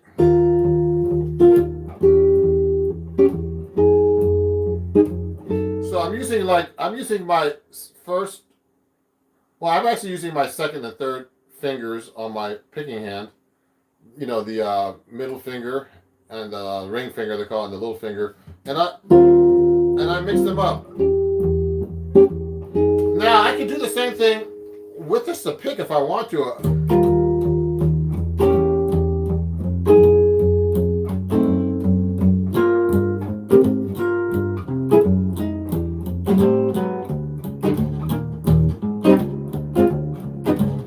With my pick too, it's just a little harder to actually execute. So I kind of mix it up. I'm not even thinking about it. I'm actually trying to just execute my lines and my chords when I'm playing like that. So if I'm taking a solo, like I'm doing, if I'm playing a solo and I'm accompanying myself, I'll do something like this.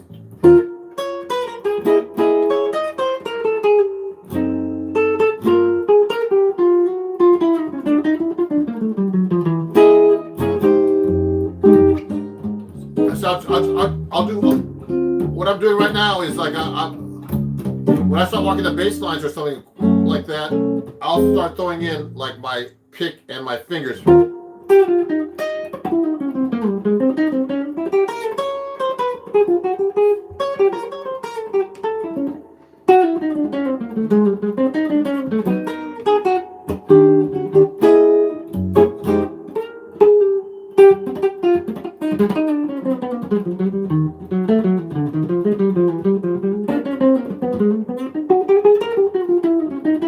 Also, what's happening is, since my guitar is a big body guitar, I actually have to mute the strings a little bit so they don't ring. So that's what takes a lot of work too. With my both hands actually, with my picking hand and my fretting hand, I have to go. I'm kind of muting the strings with my palm here. It just sounds a little muted actually because I'm trying to mute the string.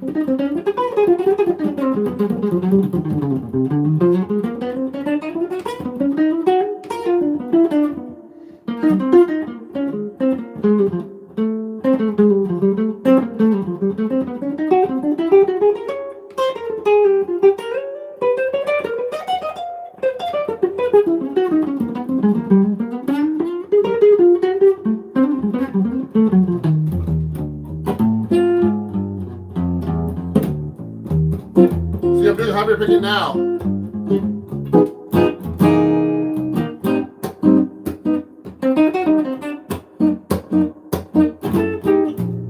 And I'll do sometimes I'll do tapping too as well.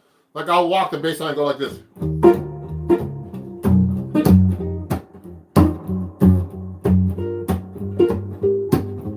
So I'm using a tapping and I'll do all kinds of percussive things that I used to practice now comes out naturally in my playing.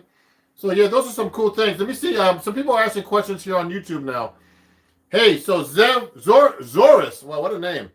Hello, my Mr. Jackson. I cannot play over more difficult changes. How can I improve? Please help me. So Zoris, to be able to play over more difficult changes, you got to practice over difficult changes and try to work out your lines over these changes. So you just got to do trial and error and try to figure out the chord scale, the arpeggio, any way you can get through this. Okay? I bet you, man, if you knows how to play an Oscar Peterson tune, well, Oscar Peterson, thank you, Eric. Oscar Peterson did a lot of standards, so I probably played one of his standards. Are flat wash strings hard to bend? I heard they are. No, that's not true. I have flat wash strings here. So Matt's Goalkeeping, that's an interesting name. I can bend these strings. These are 14s, everybody, so you know. And I actually bend these strings.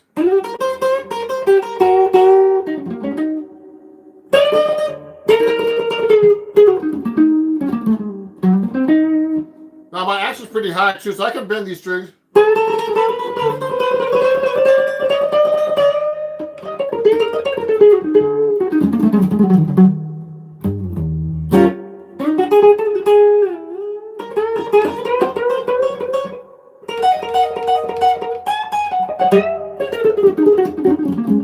So I'm bending these strings. You know what the problem is when you bend the strings on these kind of guitars, you have to like, I have to tune the thing. So they get a little out of tune quickly. But that's about it. But you know, it takes a little strength to bend 14 on top strings. But yeah, you can bend the flat wounds.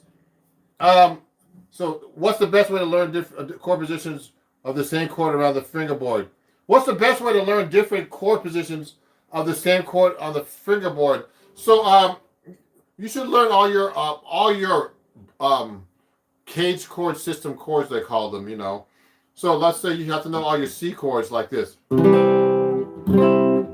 on my 7-string guitar, so it can be kind of tricky to show you. Let me go on my 6-string guitar. So that's my Eastman 7 AR C10 S7 string, but I'm going to get my D'Angelico XL1 out for you guys.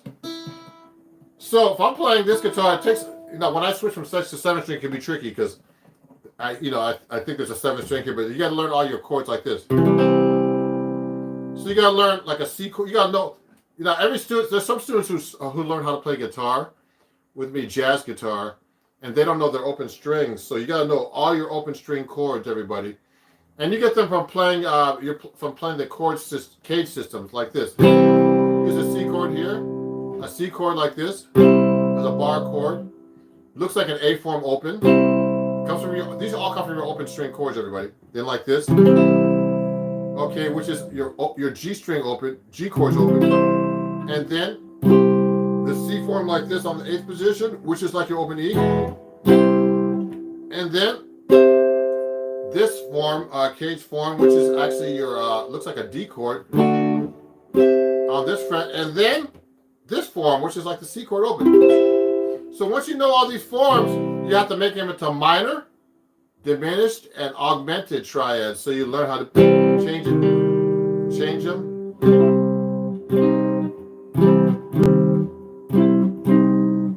See what I did? I made a minor, major, minor. I'm only doing 3-note voicings basically. And then you can do diminished.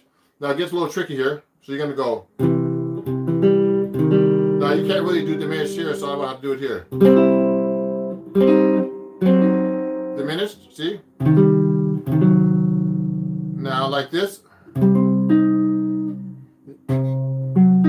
See that? I'm making these diminished now. So you have to be able to practice your chords like that. Also augmented.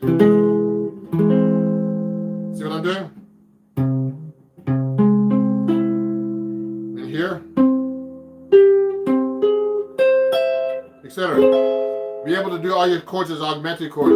So those are the 3 basic chord forms that are built on chords in general. You get all your fancy chords with all these different augmented, diminished, and major triads, okay, and minor triads, okay? So that's how you get into chords. Let me see if there's any questions here now on Instagram. And thank everybody for watching. I just want to make a few announcements, everybody.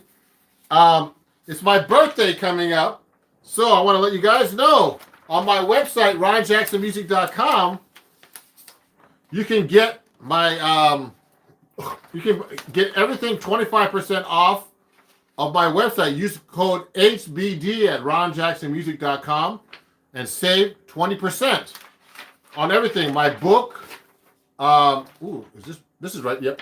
My book, everything, you know. So this is what it looks like. Go to my website to celebrate my birthday this week, and you get use code. Can you pass me that yellow envelope out there, please? And you can use code HBD, and there you can get my stuff off 20% off my website. That big one out there. Yeah. Thank you. So look, and here's my book. If you want to pick up my book, it's about chord voicings, everybody. Right here. You can get my book there as well. Chords at your fingertips. I've been selling a lot of these books on Instagram. I'm seeing there's a problem on my Instagram with a signal. So I don't know what's causing it. Sorry, guys. So anyway, let me go back to playing a little bit, everybody, and answer your questions. Okay, hold on. Which jazz? What jazz piece is good for beginners? So, Rick Met. I mean, you know, blues and stuff like that. A lot of people do songs like, let me see. I have a post on TikTok, on Instagram, and on YouTube about easy tunes to learn on guitar. You know, so you can learn things like minor swing by Django Reinhardt.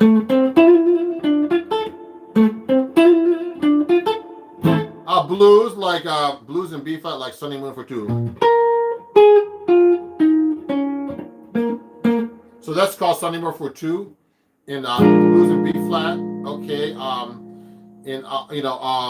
by Sonny Rollins.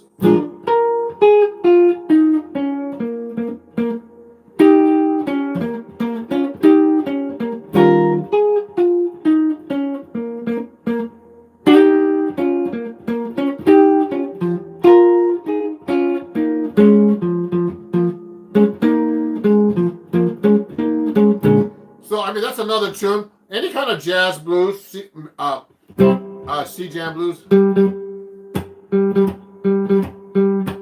anything like that. Another song that they say is easy, but it's not really easy. I don't think. It's Killer Joe.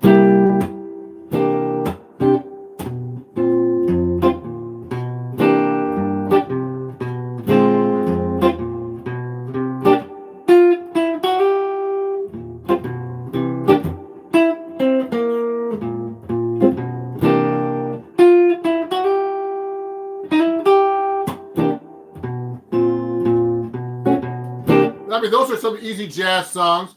You can look it up on the internet. Just look up easy jazz tunes to learn. Oh, let me see. Yeah, I think the K system is the best for note memorizing. Good. Thank you, Zoris. I have a question, Master. Thank you. How should I study block chord patterns? Okay, for block chords, everybody, you should really know all your inversions of the block chords. Okay, you know, block chords are basically drop twos, or we call them in the magazine I write for, called Acoustic Guitar. We call them closed voicings, basically. And those are the easiest ones to play on the guitar, like a form that comes from the K system. Like, let's say a C major 7 like this. So you should be able to know all your inversions first of all your chords up and down the neck, like this. All three adjacent strings like this, the triads. Minor and major too, okay? Etc. You understand? Then minor if you have to. See? And then, of course, diminished like this. See, etc. Okay, etc. And your augmented, of course. And everything, and then you should know your block chords like this. So this is a C major 7. So, like you have to do it on adjacent strings too. Watch this. See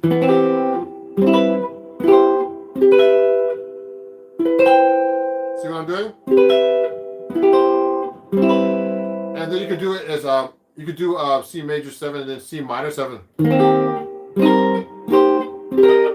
So I'm doing it on the first 4 strings, but you have to be able to do it on each 4-string set. And then you can start putting other drop kind of voicings eventually.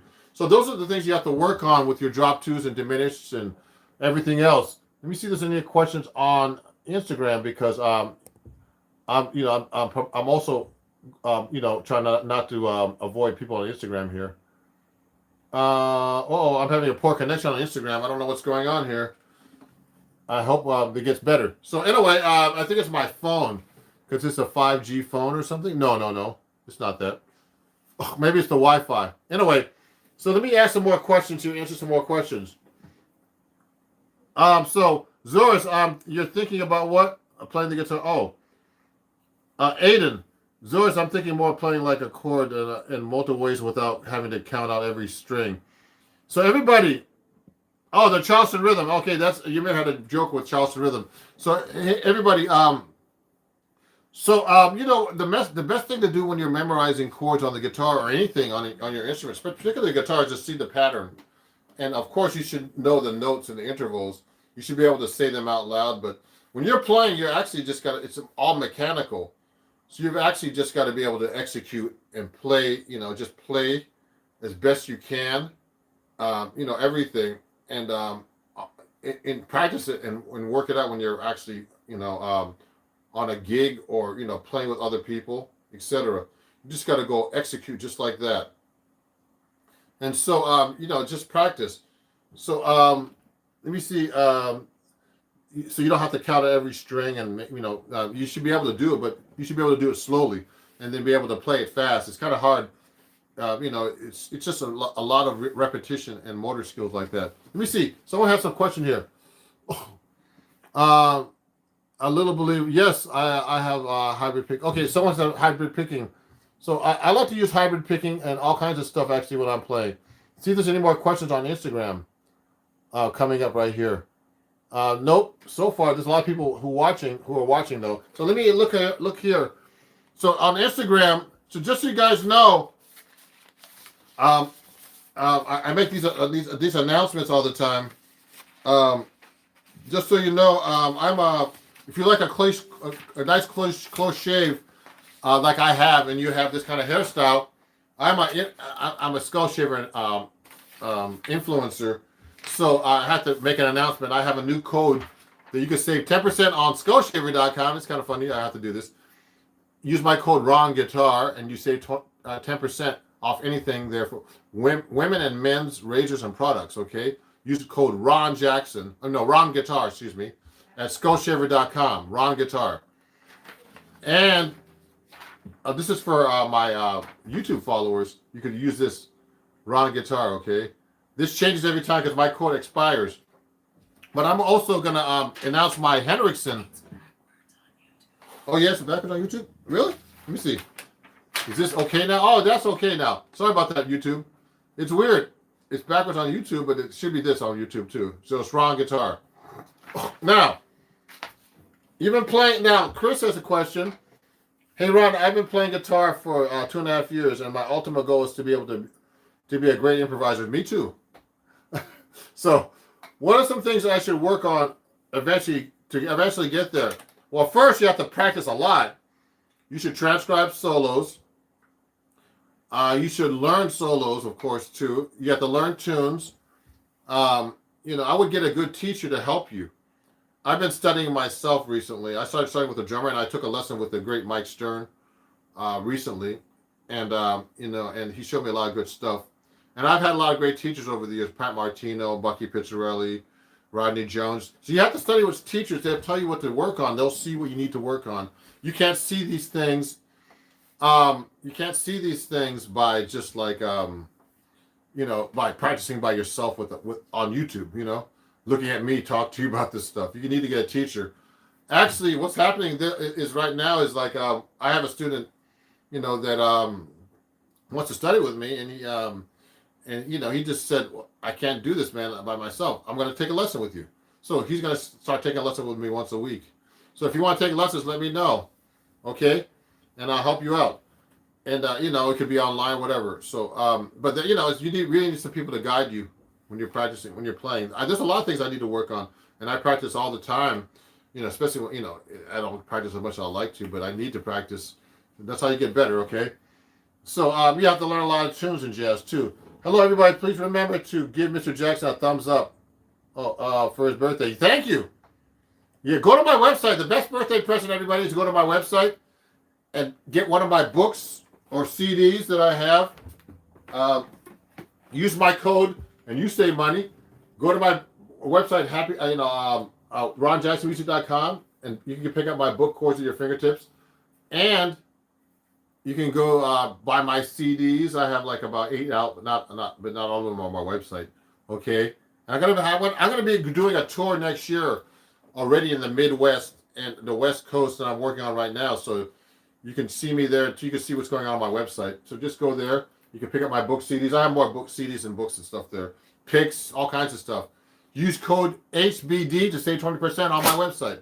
Okay, now let me keep talking. Before we keep talking here, let me play something here. Someone's talking about Barry Harris. Can you talk? You know what? Django is good. Yeah.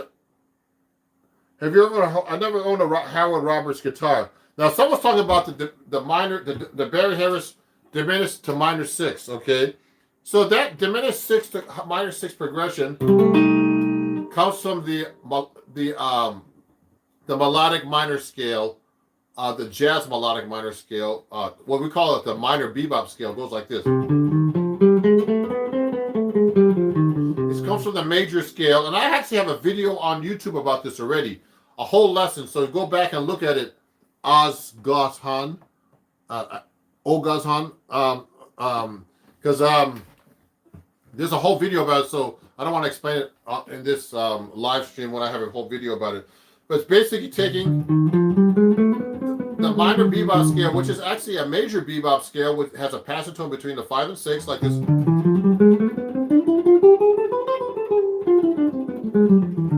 Now you have to practice that everywhere too. That's a major scale with a passing tone between the 5 and 6. That's the 5, which is G, and then G sharp to A. It's not a tension. Passing tone. And you harmonize it in minor now.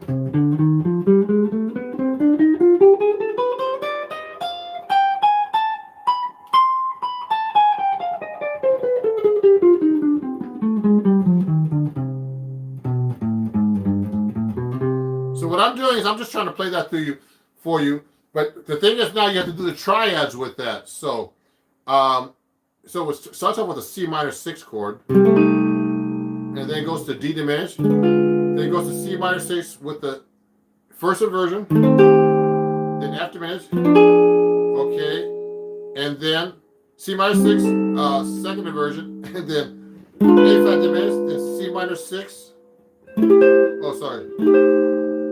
then third inversion, and then B diminished. It's hard to say and play, but I can play it.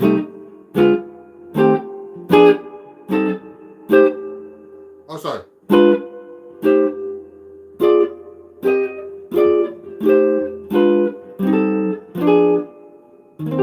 Oh, shit. This is tricky.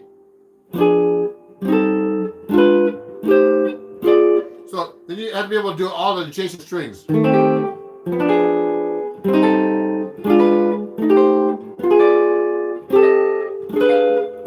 So that's the diminished to minor 6. So minor 6 is diminished. That's actually the melodic minor bebop scale, or the jazz minor bebop scale they call it. They go. It's the same thing as major in minor, okay? And the melodic minor in jazz, the 7th and 6th are raised down and up, okay, or up and down. In classical, you do this. In jazz, keep them the same, okay? It's easier actually to keep them raised. So that's how you practice this. So you have to be able to play them on all the adjacent strings. So for example, if I'm playing on the 6th string, it's much harder.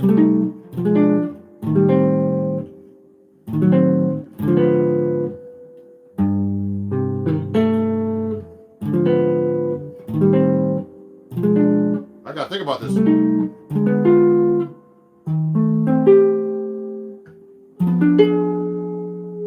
Wow. go.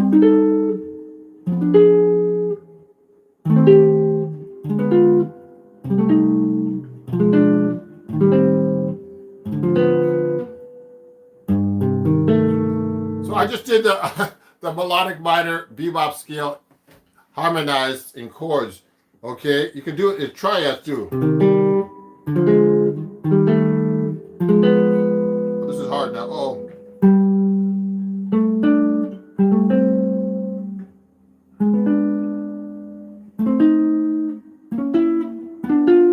Now think about it. Uh-oh. Uh-oh. Getting lost here.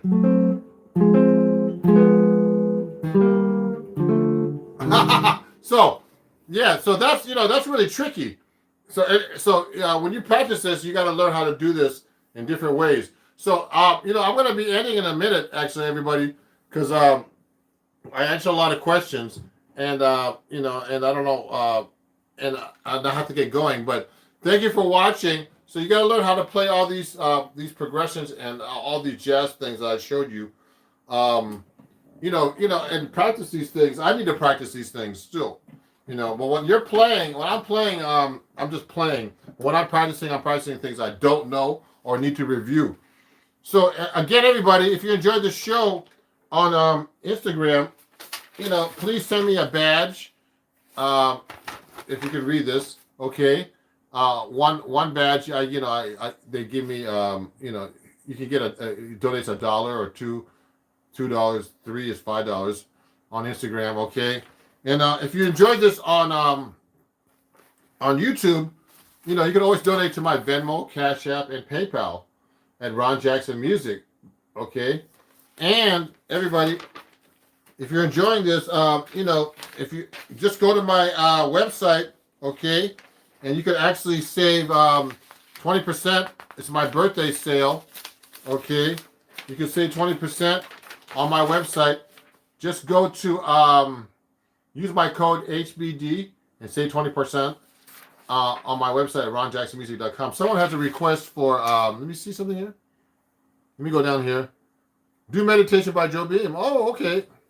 And if you want to donate, for anything that I've done today, please go to my PayPal, Venmo, Cash App at Ron Jackson Music, and you donate there. Okay, so let me show you something right now. Someone said play Medication. I'll play a little bit of it.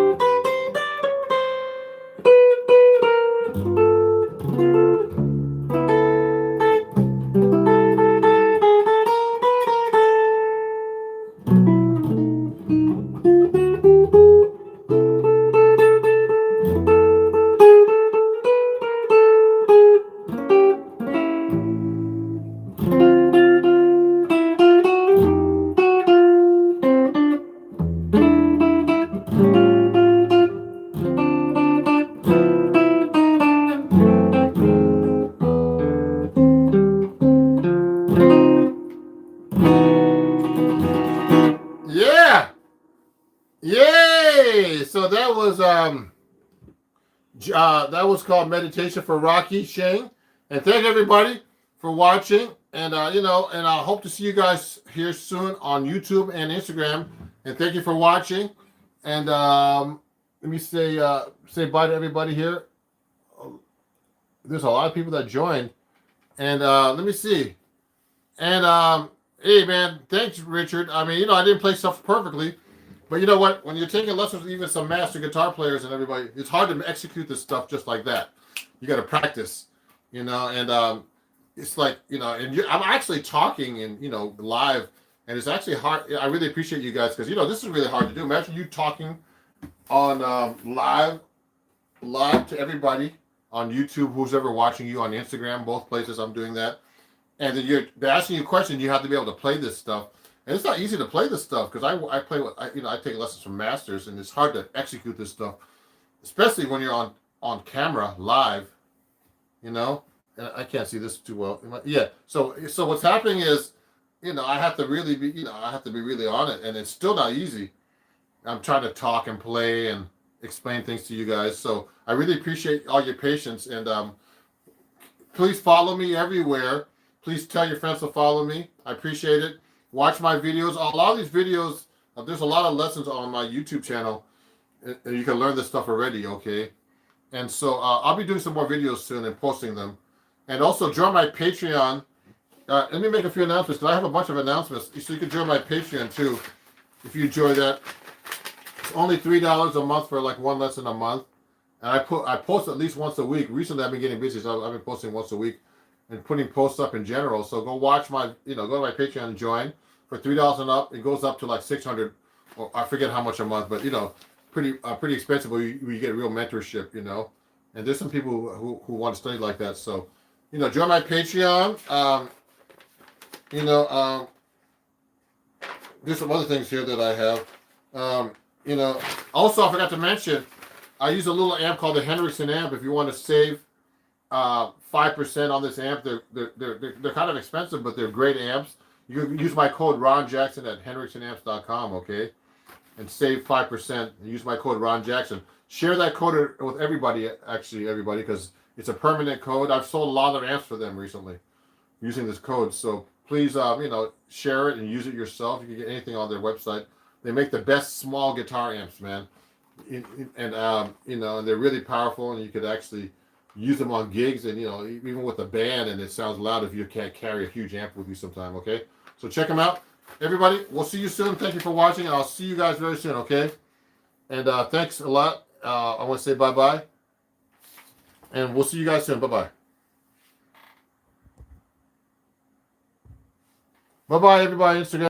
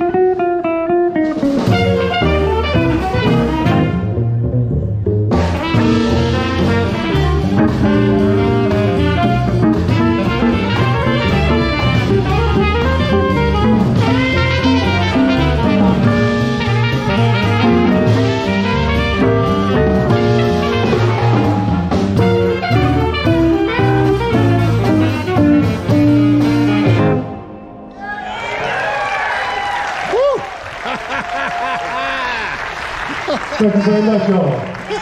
Ron Jackson, Robert Rowley Jr., Deshaun Hopper, Mr. Garnett. This is going to starts off with my 7th string. This song is another original composition of mine called From Dusk to Dawn. I'll start off.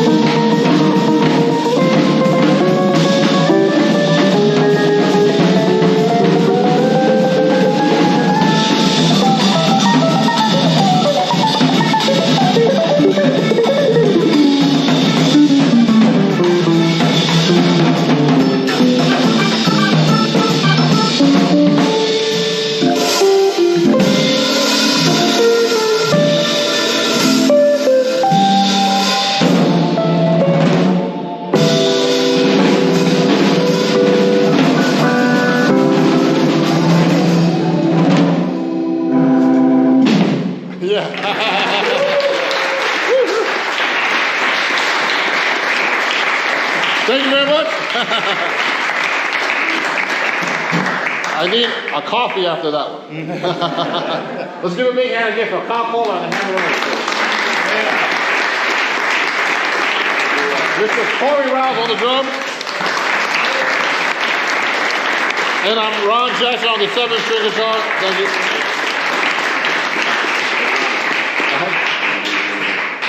Yeah.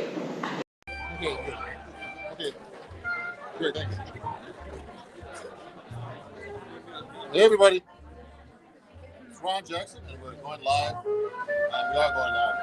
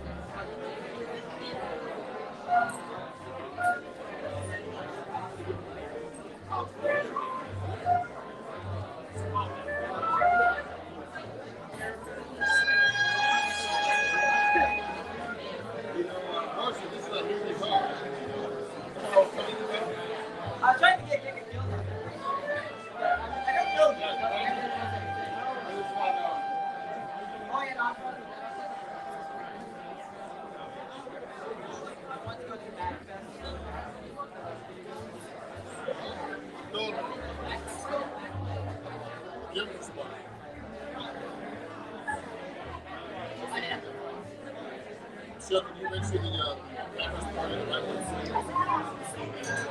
On the live stream I can't tell. I'm gonna wait.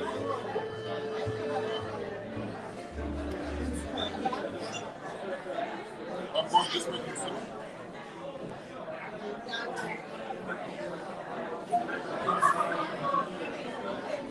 Wow, it's really good. It's really good. Wow.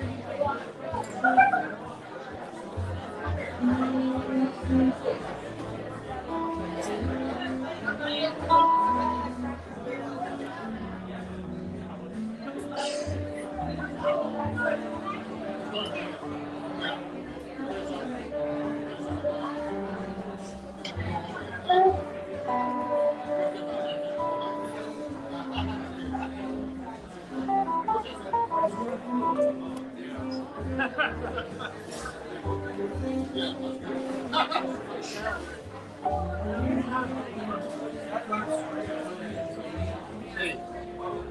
Yeah, it's a low A. It's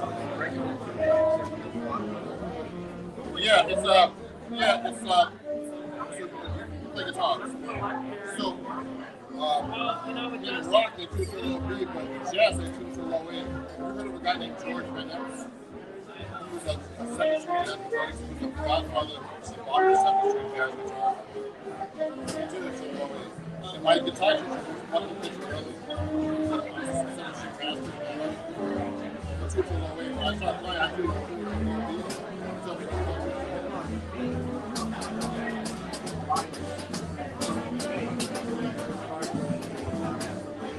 Yeah, this is on Saturday.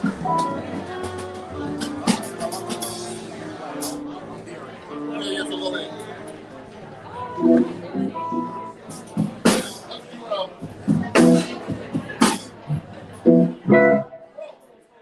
Sorry. Turn this off. We get started. Hey everybody, how's everybody doing? Good?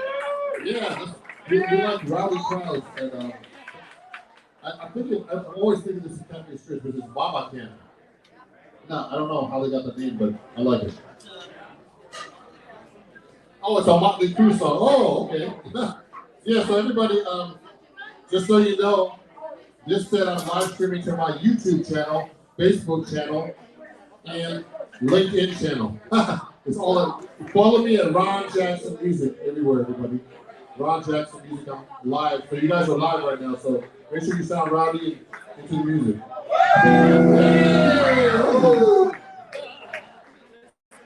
We're gonna do a song right now called Lovey Dovey. Don't ask me what that means, but we're gonna play that song.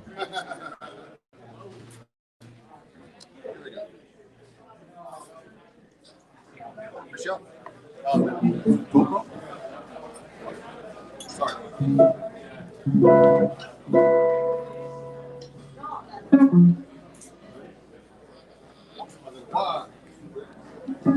One, two, three, four.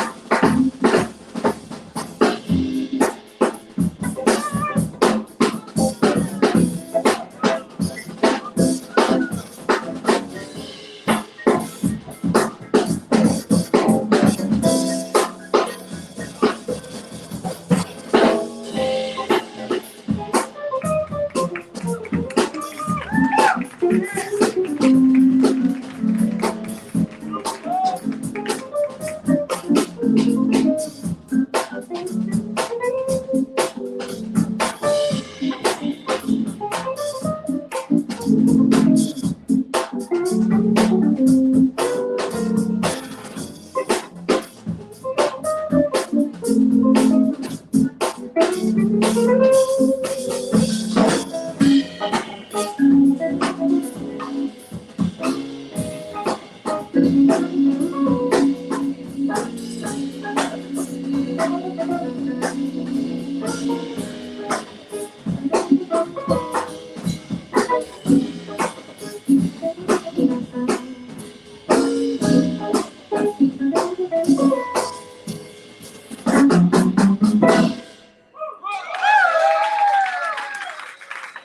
you. Thank you, Jose. Thank you.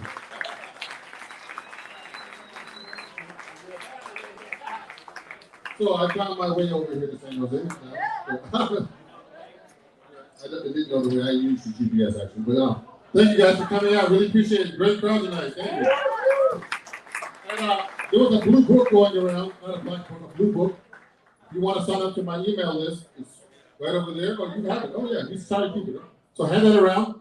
And if you have any nice comments to make, we'll post them on my website, ronjacksonmusic.com. Again, let's give a big hand for these wonderful musicians. Mr. Brian Hall on Hammond organ. We're going to play Brian's song after this one. We have Miss Sylvia Cuenca on drums. All the way from San Jose. And her dad plays guitar. He's one of my fans too. Thank you. Yeah, he's 90 now. I heard. That's amazing, man. You know, my guitar teacher, who got me playing the 7-string guitar here, Bucky Pizzarelli. He actually he passed away at 94. Actually, he was one of the first people I knew that passed away from COVID. Actually, right at the beginning of the pandemic, and he was the guy that got me to this guitar. So. Maybe I'll bring it down and play a song for you. I don't know if you have that song, guys, called This Little Mine. You have that? So this is a song I dedicated to Bucky. This is the song that got me to playing 7-string guitar. Again, if you like me here too, you can pick up one of my vinyls. This is the most popular item that I sell, actually. The vinyl has made a comeback. So give vinyl a big hand, yeah. So this is on this album, among other songs that we're playing tonight. So this is called This Little Slime.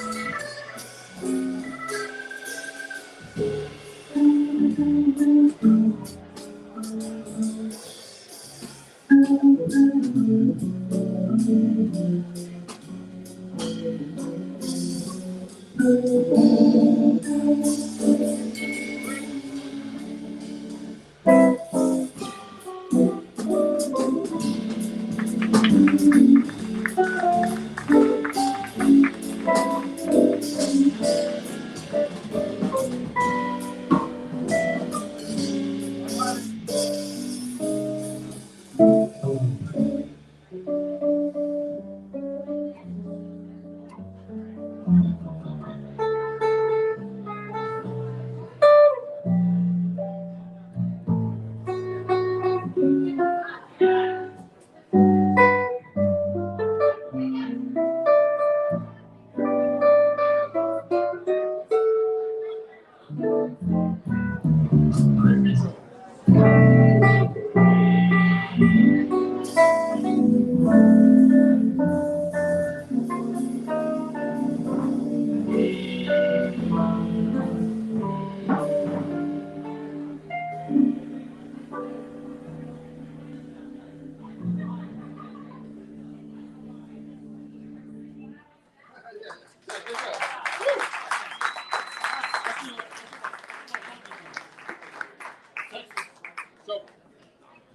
thank you, everybody. I'm going to bring it up a little bit to get a little funky for you.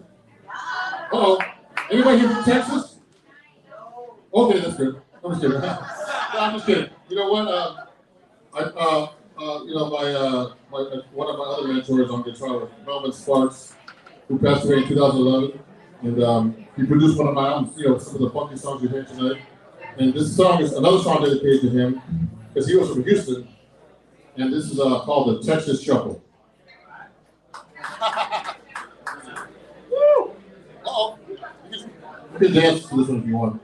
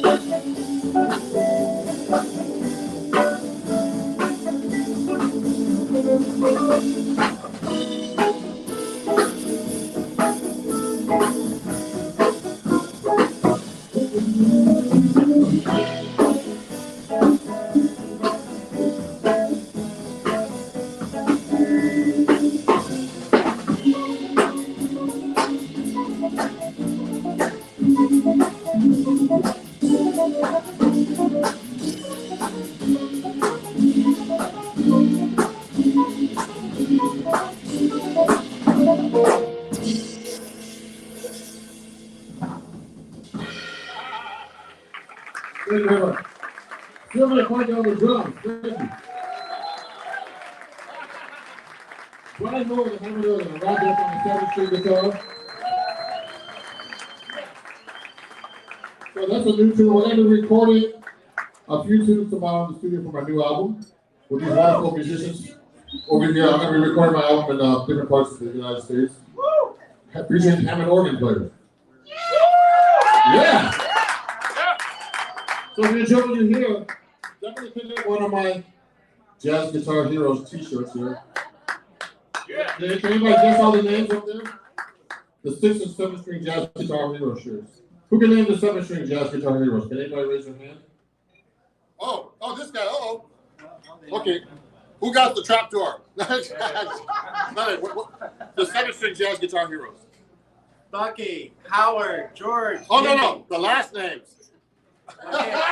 Pizzarelli. Yep. Harrison. Who?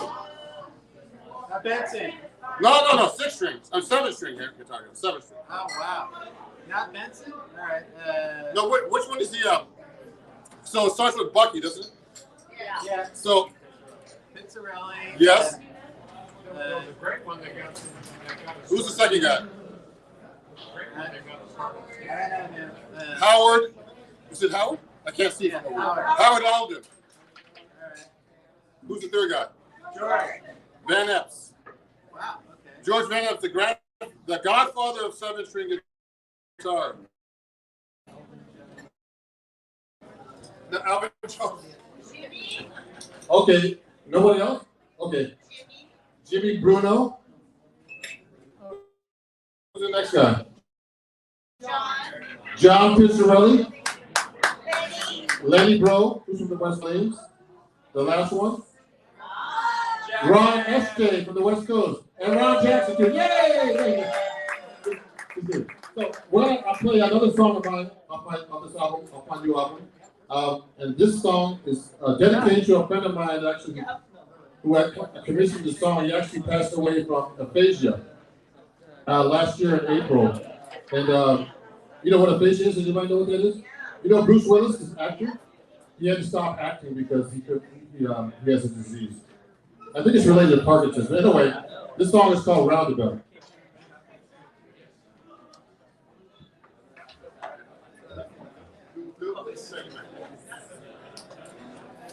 Good. Here we go. You can dance to this if you want. 1, 2, 1, 2, 3.